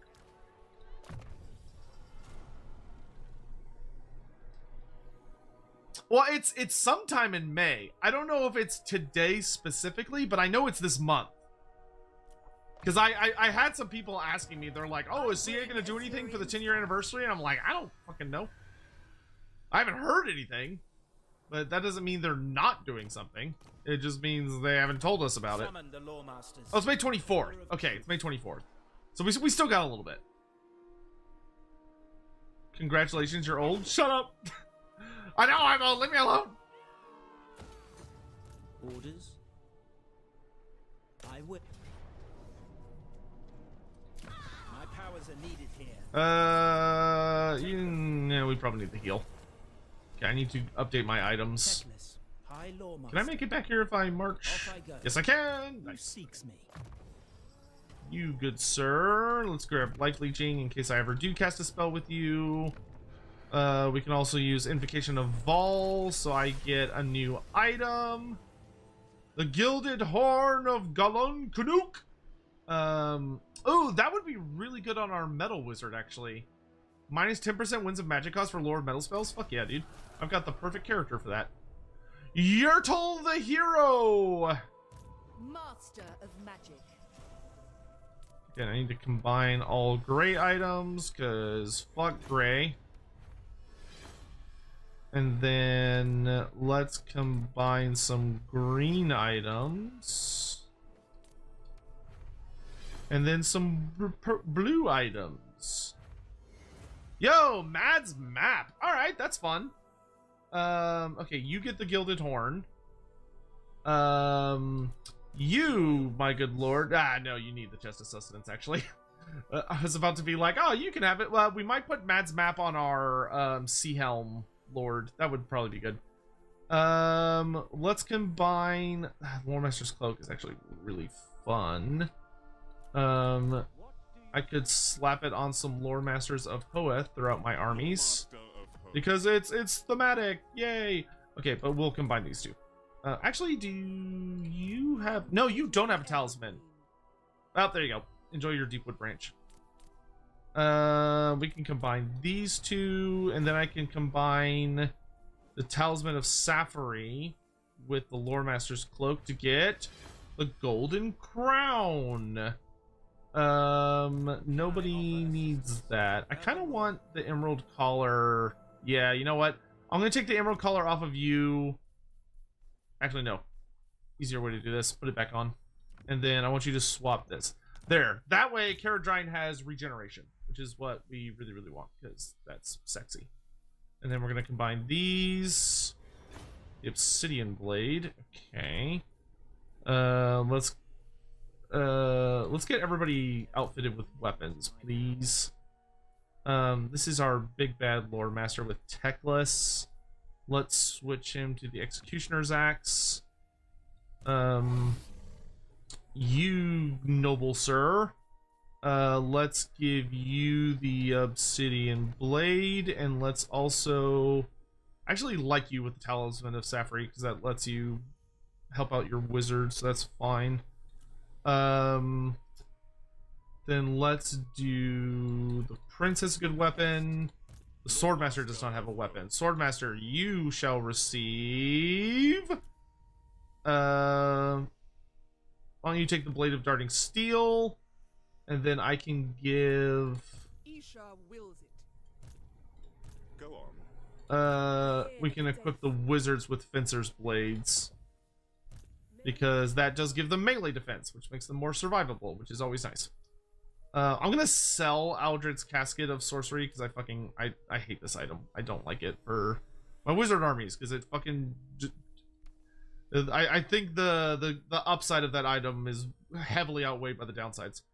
Armor of the Stars makes you hidden outside of... Yeah, whatever, that's fine. You can wear that. The Tilean Pavis.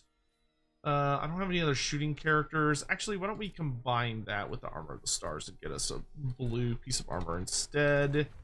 The Armor of Calidor. That's cute. Sure, slap that on that wizard. That's fine. Enchanted item. I still have the Cloak of Beards and the Potion of Toughness. You can have the Potion of Toughness. Well, no, this army has a ton of healing, actually. How can I assist? Why don't we give the Fire or Dragon Mage the Potion of Toughness? Servant of the tower. And then you can have the Cloak of Beards, because why not? And then... what do I want to do with the Golden Crown? Let's toss the Golden Crown on... You summoned me.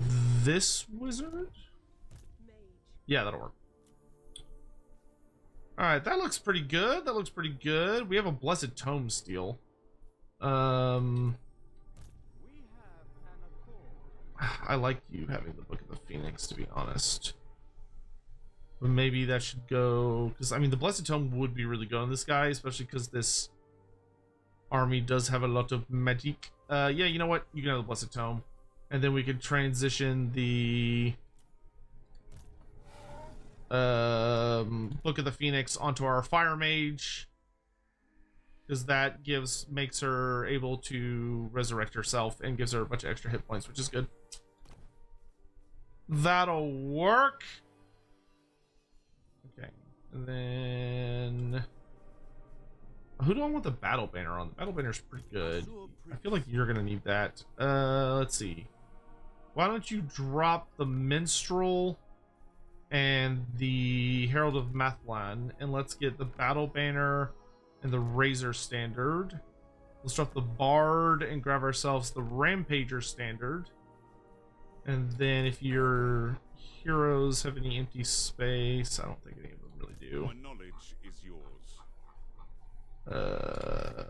Oh, you can have the Bard. Nice. Then Carrot Ryan.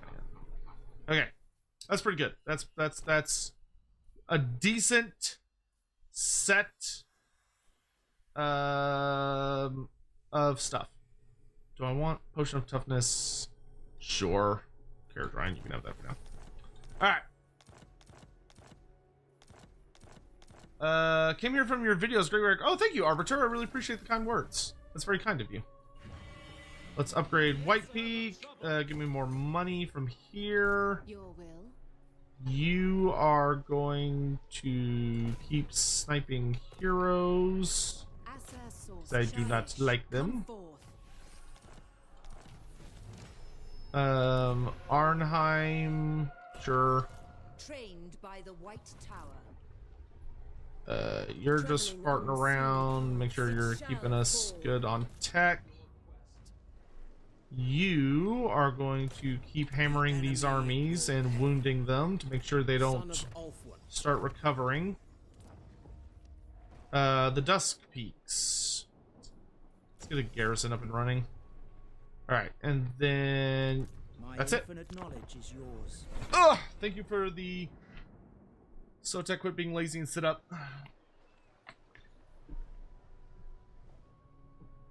Wow.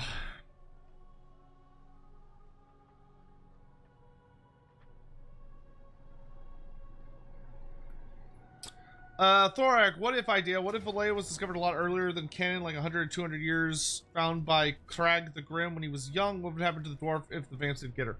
If she had been discovered early, it would have dramatically changed everything.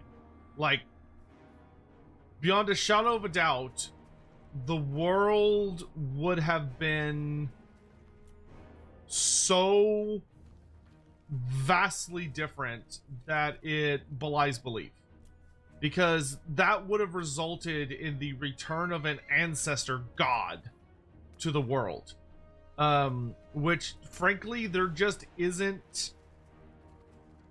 There isn't a I don't think there's any kind of comparison that can be made to properly express how crazy that would be. Like, it would change everything. It would change everything. Because she would know where the other ancestor gods are. She would know where the Glittering Realm is, most likely. Not necessarily, but most likely. You called? Oh, did I get a griffin? Yeah, griffin. Hell yeah. Now there's a proper general. Regent of the kingdom. Very nice.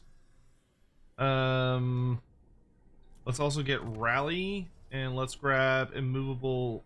Wait, does movable force not have? Oh, it doesn't have Kingsguard. Heart of the Flame does. Okay, we'll get Heart of the Flame. You, my dear. Let's get spell resistance and flame storm. For you, let's grab run faster. For you, let's get foe seeker and replenish troops. Caradryan will get the ward of Assurin and another point discard veteran. Ulfuan Prince. And then we're gonna push these undead, these foul undead, back into the ocean. I will lead the Asur. Their deaths are necessary. Lustria Deerfen herself. Oh my god, she's got crabs. She has crabs for days. Okay, I don't think we want to run into her territory, because I want to continue healing, so we're gonna head back across the bridge. I am gonna go ahead and curse her with Art of the Soul Snare, so it'll make it where if she does come after me, she won't get to resurrect any of her stuff. Which that ought to give her pause. Techless, we're gonna push on for the Chamber of Visions. Your word is my command. Just auto resolve that, it's fine. Beware of knives in the dark. Yes. Very good. Get rid of that. Get rid of that. Build that. Build that. Good work, everyone. Okay. Grab this. Doom Seekers and a Thunderbird. Oh yeah, we've got all sorts of allies because we're running Techless as like the leader of the Conclave of Light. Techless, the great ally, the unifier of order. So we've got tons of allied units from a bunch of different factions. High Elven Archmage. Okay. The best place for you to strike would be to probably take that port. True magic guides me. Out of the Because then we question. could shut down The both of enemy these must be armies. punished. Very nice. Suffer the might of Safari. Okay, good. That secures that territory. Yeah, Arnheim can almost defend itself. It's nearly there. Upgrade this, go down to Fortress of Dawn. Hey, the Fortress of Dawn is fully upgraded. Pew, pew, pew, pew, pew. Let's go. Okay, let's upgrade all of these. Chip Yodel, let's get maximum gold, a port, and a garrison. Marks of the Old Ones, I don't actually really want to keep, to be honest. Can I sell it to Itza? No, I can't. So I'll sell it to Alariel instead. That's fine.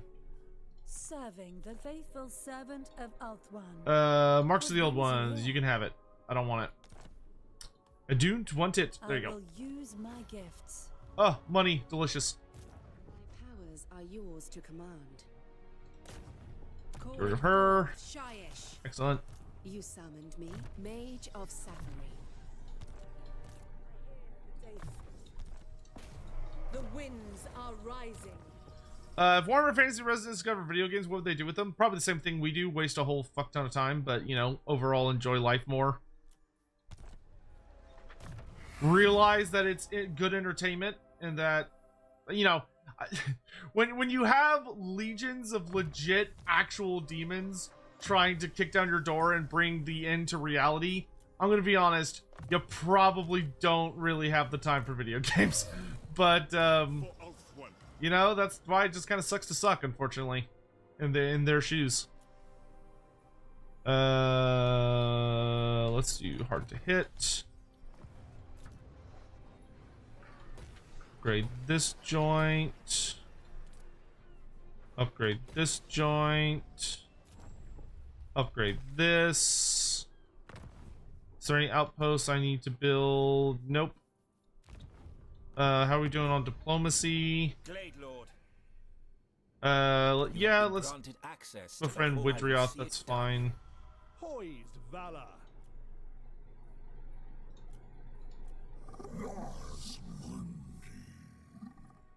I wish he was at war with Marathi. That would be cool. Sail the skies. Okay.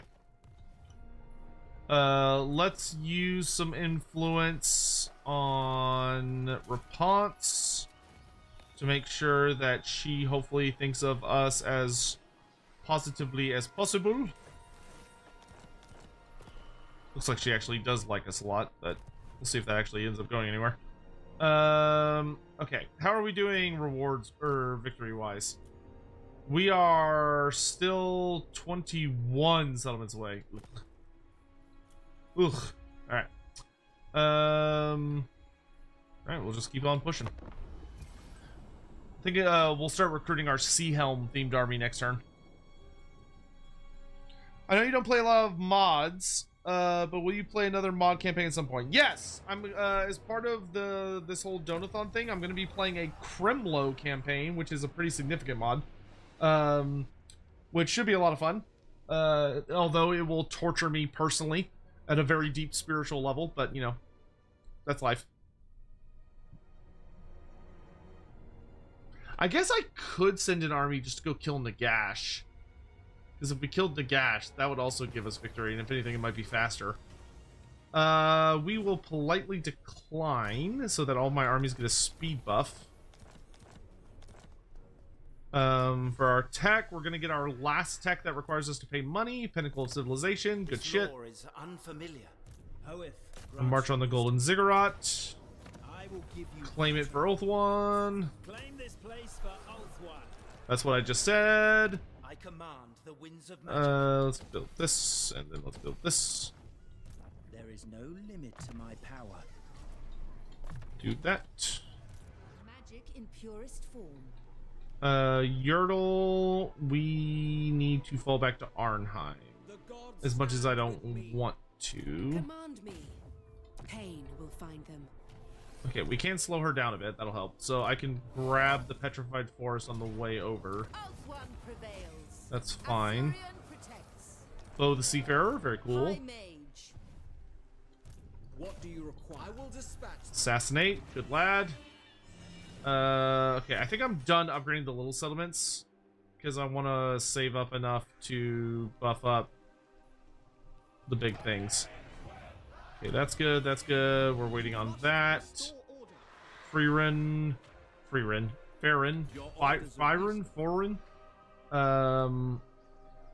Attack. We'll ally up with these guys, strike them down. Well done, lad. Oh, he's up on a Sun Dragon now. Very good. Your instructions, Lord of the Let's grab Stand Your Ground, Pace Setter, and Fortified. Our Wizard, we're gonna go for Cascading Fire Cloak, so she's got all of her spell stuff maxed out. Hard to hit on our Loremaster of Hoeth. Our Sister of Avalorn can now pick her personal tree. So Lieutenant of the Everqueen is to make her a super powerful archer. Diplomat, we definitely don't need. Protector of the Everqueen, Guardian, no, we don't need that. Okay, we're gonna go Lieutenant because that will combo best. Because Caradryan's got he's our man when it comes to defense. Captain of the Phoenix Guard. Devoted Guardians, 10% ward save for Phoenix Guard in this army. Hell yeah. Alright, we're gonna wander off this way. Muriel, you're just gonna keep stealing tech for eternity. Mangrove Coast will upgrade. I'm not gonna upgrade either of those. Okay, I think we're... Oh wait, I was gonna recruit a Sea Helm Lord. Alright. I should probably... Where is he gonna go is the real question. I think if I recruit a Sea Helm Lord, we're probably gonna send him over here to help fight Marathi, because that way I'm not fighting two directions at once. because that's the biggest issue we're having. Because I'm not too worried about the Nagash thing. I feel like Nagash is just gonna pop up and immediately die. So I'm probably not even gonna get involved in that. So let's build at Port Elistor. Let's get ourselves a big ass sea helm. Plus 10 melee defense, 20%. That perfect vigor and 20% physical resist. I think I'd rather have the missile and melee defense, to be honest. Sea Hell. Take refuge here. All right, and you can go ahead and get Sonic One Eye and the Calendarian crew. Join us and become a helm one day. We're going to do dedicated to Mathlon. And then we're going to do naval discipline. Which one has the Merworm? Oh, Vanguard Master does. Okay. Let's get Route Marcher, Leviathan Slayer, Missile Resistance, buff up Merworms, and then we'll buff up. Let's do Master Strategist, because I think I'm going to give you some pretty elite troops. Do we have any ocean-themed units that would fit into your army super well? Ah, I know one. Where are they? Where are they? Dwarf pirates! Slayer pirates, let's go! So we'll get 2 units of Slayer pirates. Objectively terrible unit, but you know what? It works. Court of Libris. I don't think there's anything we really want from them.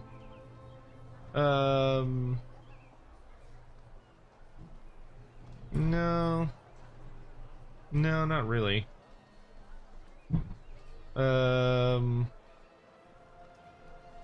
There's nothing on here that really grabs me as like ocean. I mean, Libris is a very port-heavy faction.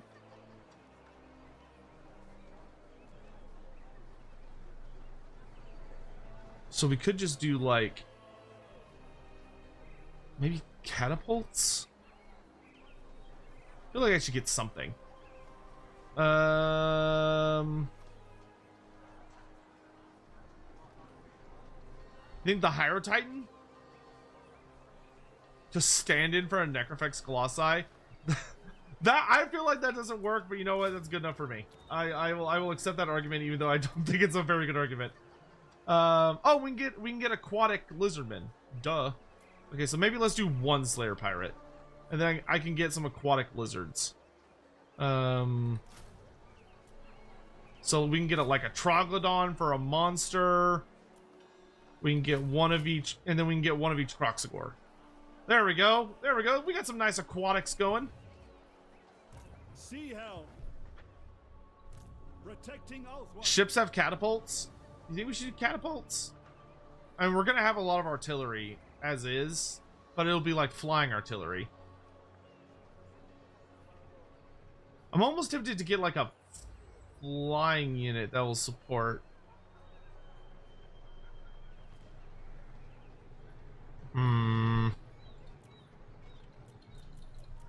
No, I'm fine with the Hyro Titan. I'm fine with the Hyro Titan.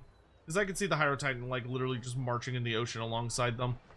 Okay, then we need some Lothern Skycutters. We'll take 2 of each kind. I will also... Should we get Skinks so the Croxagores don't get lonely? Fine, we'll nix the Troglodon and we'll take,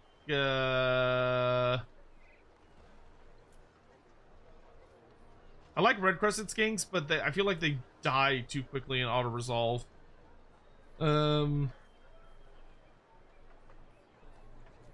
they get poison attacks, though. Yeah, I'll take a unit of Red Crested Skinks. That's fine. That'll work. We want another Merworm, for sure. Merworm. Oh, I'm out of money. Okay, well, that does that. Okay, so that dude is started recruiting. I definitely want to get him a Mist Mage. We'll get a Limber one. Can you rename an army leader Acne Zebra so I might do the Issa proud? Yes. In fact, here. Congratulations. You've been promoted. Take a swim, if you dare. Mist Mage. All right, we got a Mist Mage here.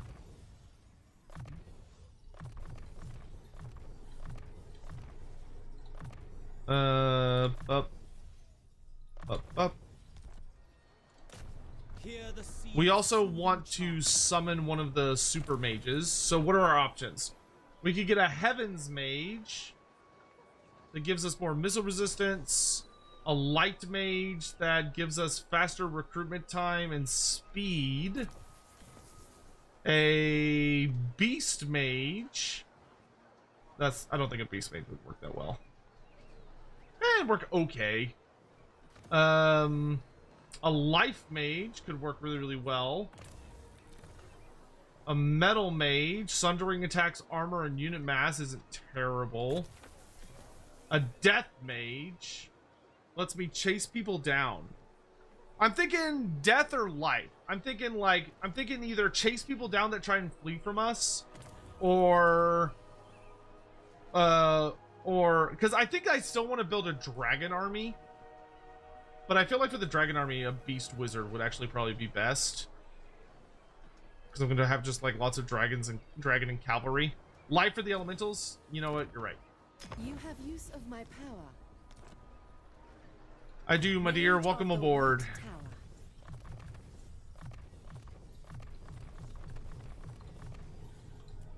Boop, boop, boop. Boop, boop. And then max out regrowth, max out dwellers, max out earthblood, max out awakening, and then I'll do a point into Shield of Thorns. The winds hearken to me. All right, and then I think we'll get some other kind of hero that I don't know what yet. We'll probably get like a handmaiden, perhaps, for like Lothran Seaguard, to lead the Lothran Seaguard. Okay. Loremaster. I think that's everything we need to do this turn. Do I need to curse a Dark Elf army anywhere? She already got her movement nuked, so I'm not that worried there. Instantly fill your wins, and the rest of these I actually barely have anything. Okay, cool. That looks good. Life Mage, yeah, yep. And we'll definitely get some elementals in that army as well.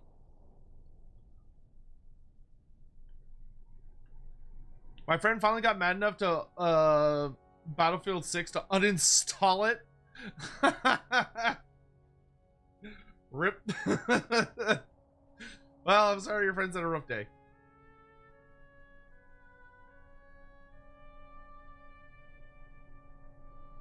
I really don't like how the Wintertooth are actually making progress across the continent. Across the island. That's not cool. Not cool, man. All right, let's get the behemoths of the sea. The Order of Belshazzar. I offer my. I think I'm actually fine with relatively few characters in this army. I think we could use a handmaiden. She could lead the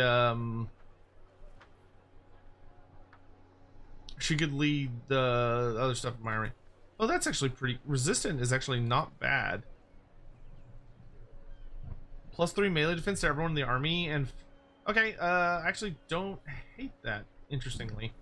Yeah, give me resistant. Handmaiden of Alaria. Handmaiden of Alaria. Boop. And then let's do spear and valor.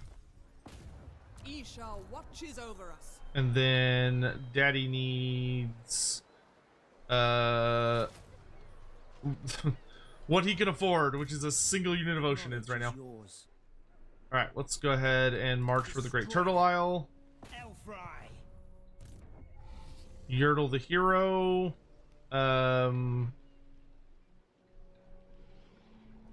feel like I could try pushing them up to Tyrant Peak, because she didn't move, and if she didn't move, that buys me more time.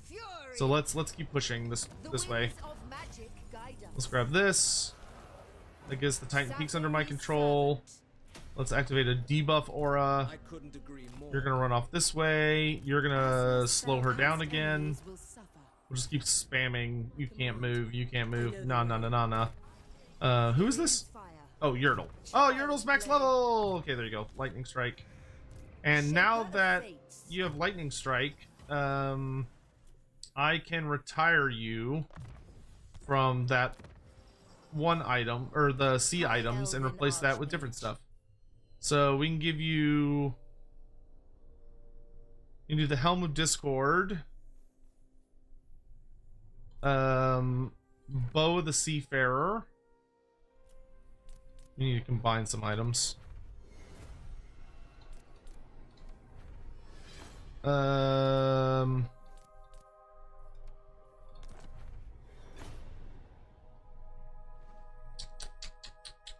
Why don't you take the Van Braces of Defense from somebody? Or the Golden Crown, maybe. Nah, Van Braces of Defense are actually quite a bit nicer. Let's take it from this guy. That's fine. And then our new Sea Helm Lord, Acne Zebra, is gonna get all the sea shanty items, so he'll get the full set. Very nice. And then we'll give him a lovely enchanted item with because he has regen now, right? Does he have regen? Yes, he does have regen. Okay. Terrifying. Actually keep those, because those are actually both quite good. Wish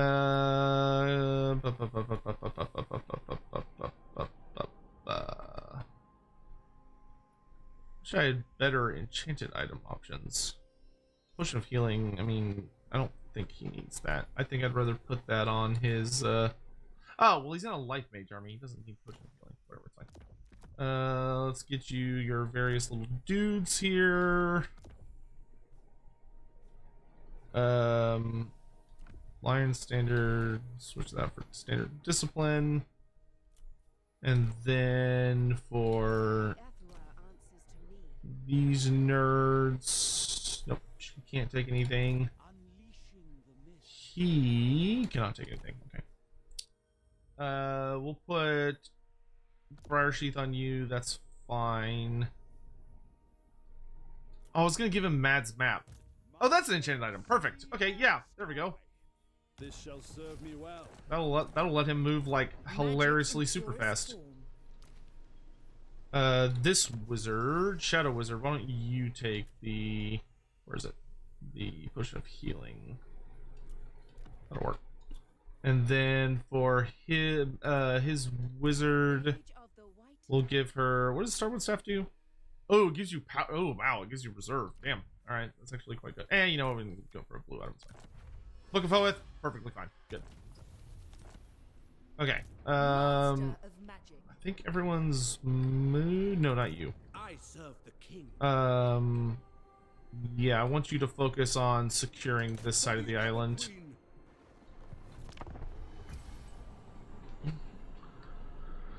Only having a single generic lord for any faction was one serious mistake. Yeah, dude, that's why the Tomb Kings. I honestly think of all the factions that are gonna get goodies in the end times, the Tomb Kings are gonna benefit the most. Like the Tomb Kings are hopefully almost certainly gonna be getting their second lord finally with the I presume the High Lich Priest, and that is going to be a godsend for them.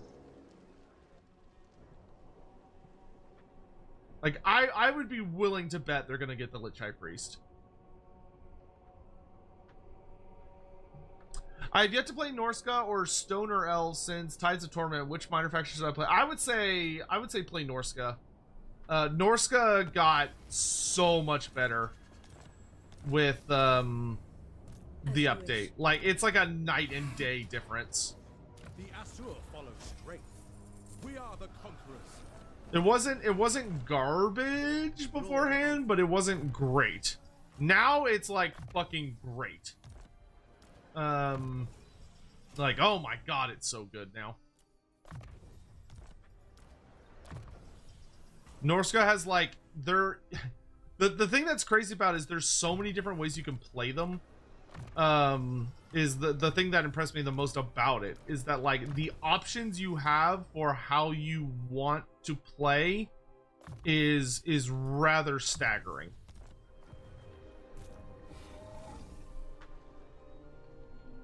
Okay, let's pop Marathi again for like the gajillionth time. I bring Azure. And we can take the settlement. The might of Zapdos. And we're just pushing them back. Inch by inch. Bridge trade. Noble Lord. Why don't you run over this way? Oh shit, she's heading for my cities. Your orders, they Keep shall slowing her be down. suffering. Oh, you failed? Shit. Well, great. Now Arnheim's gonna fall because I walked too far away from it like an idiot. Well. The people are resting. Try and build what defenses we can. It shall fall. Spellcaster. Good work. How long until the Black Pyramid falls? Another 5 freaking turns. Ugh.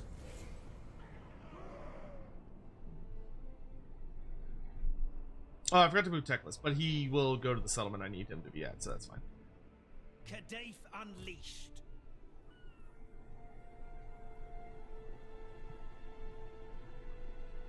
Feel like Tomb Kings and Norsko would have been much more popular had they had more generic choice characters. Yeah, I do agree that both of them suffered immensely from only having a single generic lord. I agree very, very much. But I mean, to be fair though, Tomb Kings were very popular. Can I successfully hold this city? We have a Dragon Lord with the lore of fire, which is pretty terrifying. I don't have leveled defenses. But there are some nice walls in the way. And I do have some Tomb King allies. They're kind of shit, to be honest, but they're better than nothing. We might be able to win this. I don't think it's gonna matter though, because I think the city's gonna fall no matter what. Because even if I beat her, there's like a whole nother army coming up behind her. I need another army. I can't hold off the Dark Elves at this rate. Like there's just too much shit coming from this direction, and I need like 2 or 3 armies holding things off.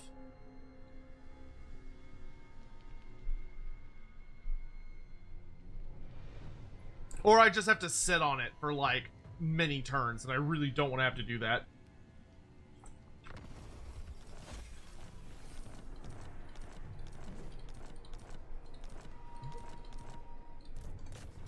Alright, let's take the Great Turtle Isle. You will never hold us. And we're going to do this. I'm also going to save money for a few turns. Losing Arnheim hurt. Metal shifting, I guess. You seek knowledge. Break that down. Go ahead and build a garrison. Is that no? Okay, that's not his last settlement. It's his second to last settlement. Okay.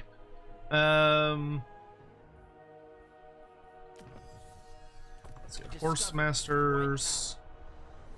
I think we're just gonna have Ural just keep going, to be honest. Like eventually they'll run into my defenses at the ancient city.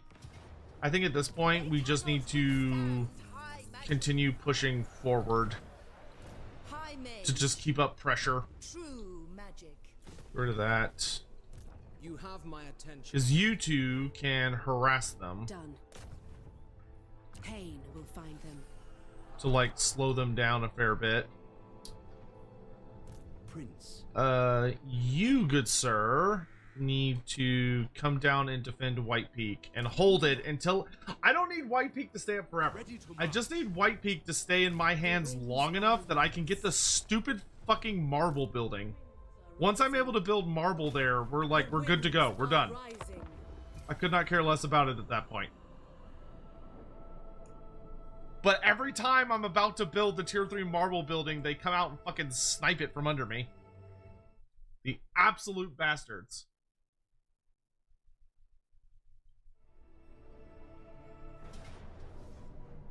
Yeah, that's fine.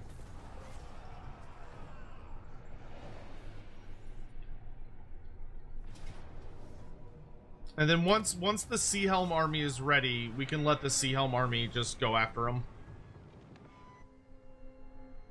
Or the Sea Helm army can hold one direction, or can hold like the port of Arnheim, and attack any naval factions that are coming through, while Yertle takes the land route by storm. Trade agreement with the Wood Elves, hell yeah. Living Legend, thanks for coming to the stream. Good to see you. How are you? Yes. Mr_Volunteered. X100. Looking forward to the headcanon of running mortuary cult forces carrying out their devious designs like Hierophant Asher attack. Lich High Priest with the vibe of the you're playing with the big boys now priests from Prince of Egypt. Hell yeah, yeah. If that isn't like the soundtrack that's blasting in the background, then you're doing it wrong. I'm gonna be honest. Trained by the White Tower. Playing with the big boys now. Destiny Oh, that's beckons. pretty. Such a fucking good song. I mean, that's such a good movie. Prince of Egypt is like just god tier. Azurian protects. Everything about that is just so damn good. Let's get a garrison, more money. Good work. All powerful.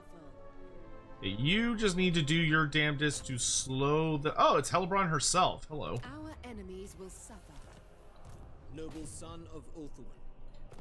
Wasn't expecting you for a hot while. Let's look for heroes inside of armies that we can pick out. Oh, you failed me. You failed me! Okay, let's build medicinal camp.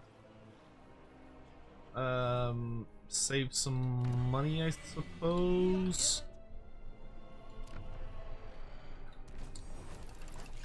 Call upon a Shurin. You know what we need to do? We need to break down Hellebron's alliances. Who is Hellebron friends with? Your blood will drench the earth this night. You are friends with Wintertooth. Well, let's see if we can't fuck that up. I've got influence I need to spend. Oh, I need to make my Sea Helm in charge of something first. Okay, so what seat is going to be the best for... Southern Yivris would be pretty good. Kothic would be really good. Yeah, I think we want Kothic, but I can't take it for a little bit.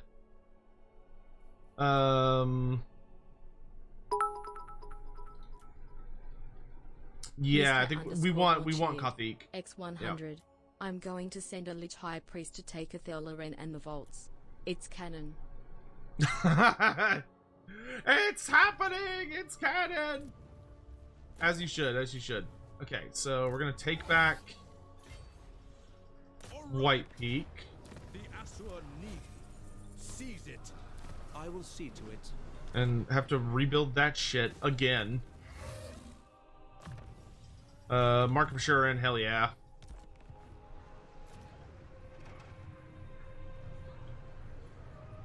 At least Tor Sathai somehow escaped attention. Okay, and then okay, so Teclis is chasing after him. We've got our Sea Helm army is building up. Peace and strength. It's not gonna have all the stuff I want it to have before it has to march out, but that's fine. It'll get as much as it can before it starts heading out to battle. You know what? I think I might actually get rid of the Handmaiden, because I don't think I'm gonna have enough Lothern Seaguard to justify her. Well, if I do... Yeah, you know what? I think I might have to cut down the Skycutters a bit. I think I have too many Skycutters. BTW, is there a donation goal where you will commission artists to make you a femboy skink model for your tuber debut? What? What? No, no, there is not. A, what? B, that would be very expensive. That would be extremely expensive. I've done my fair amount of research on VTuber stuff, and like you're often looking at a very like holy mother of shit levels of money.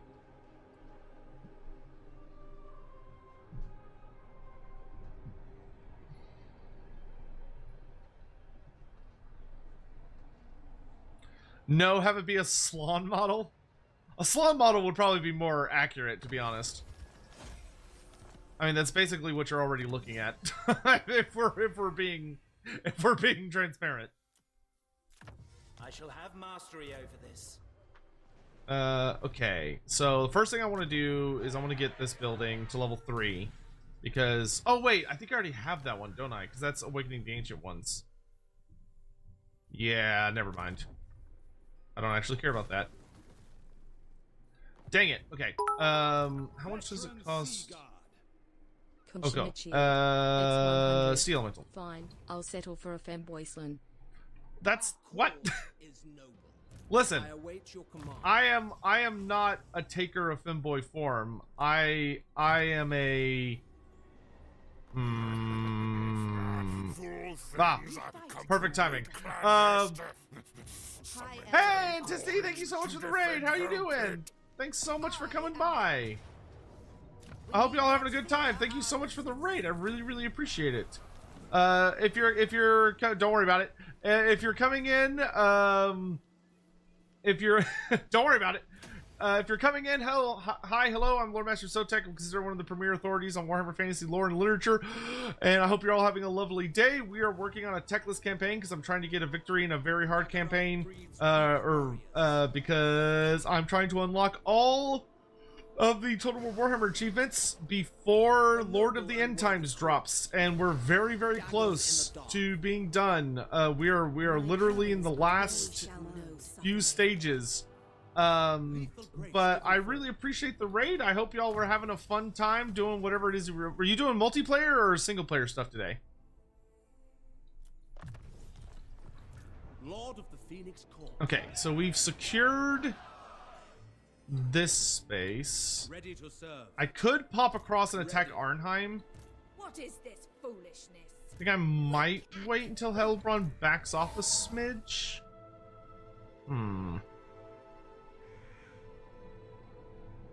We could move out into the ocean and dare her to challenge us. That I'm down for. Because even if she comes at me with all 3... Ooh, that army is actually a little scary. That's just a fuck ton of shooting. I'm really tempted to strike out at Arnheim. I think we should. Fuck it. He did multiplayer Skaven? Oh, how did that go? No mercy. That sounds difficult. that sounds... That sounds potentially very nasty. Actually, let's use some powers here to put the odds in our favor. Oh, I could do... Will this work? Am I out of... I think this will work. If I give myself the movement buff from the Lord Beasts.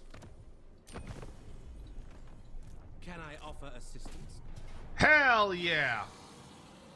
Excellent. Nice big siege. Who doesn't love a nice big siege? He won? Son of a bitch. He truly is unbeatable. He truly is. He truly is the GOAT.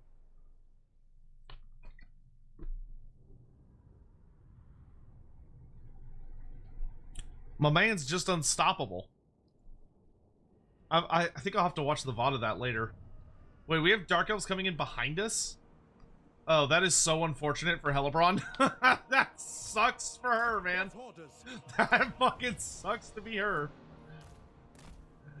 Coming on behind us, way out of tower range. The unbreakable Phoenix Guard legions are eager and ready.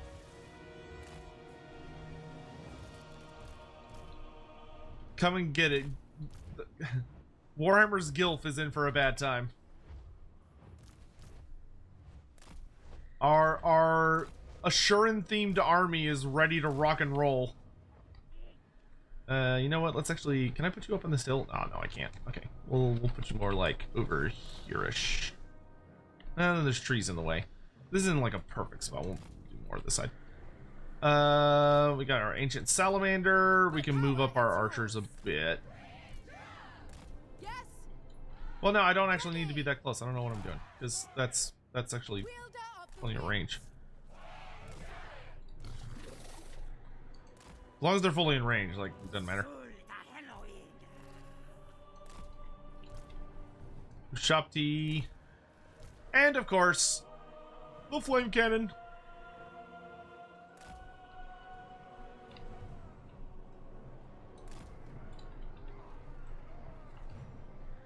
Bro, Hellbound's gonna just show up and get immediately massacred, and I'm so excited for it.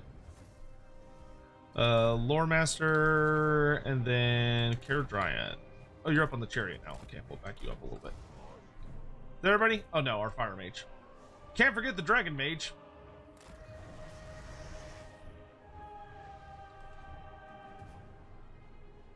Oh, my game just crashed. No, come on, don't crash. Don't crash. Oh, this is weird.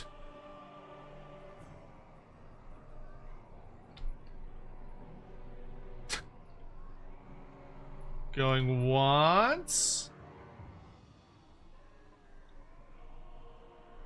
Going twice. Oh, good thing we saved. Alright. Whatever. Okay. So, the fucking second crash in like the last... Well, it didn't crash, but it froze.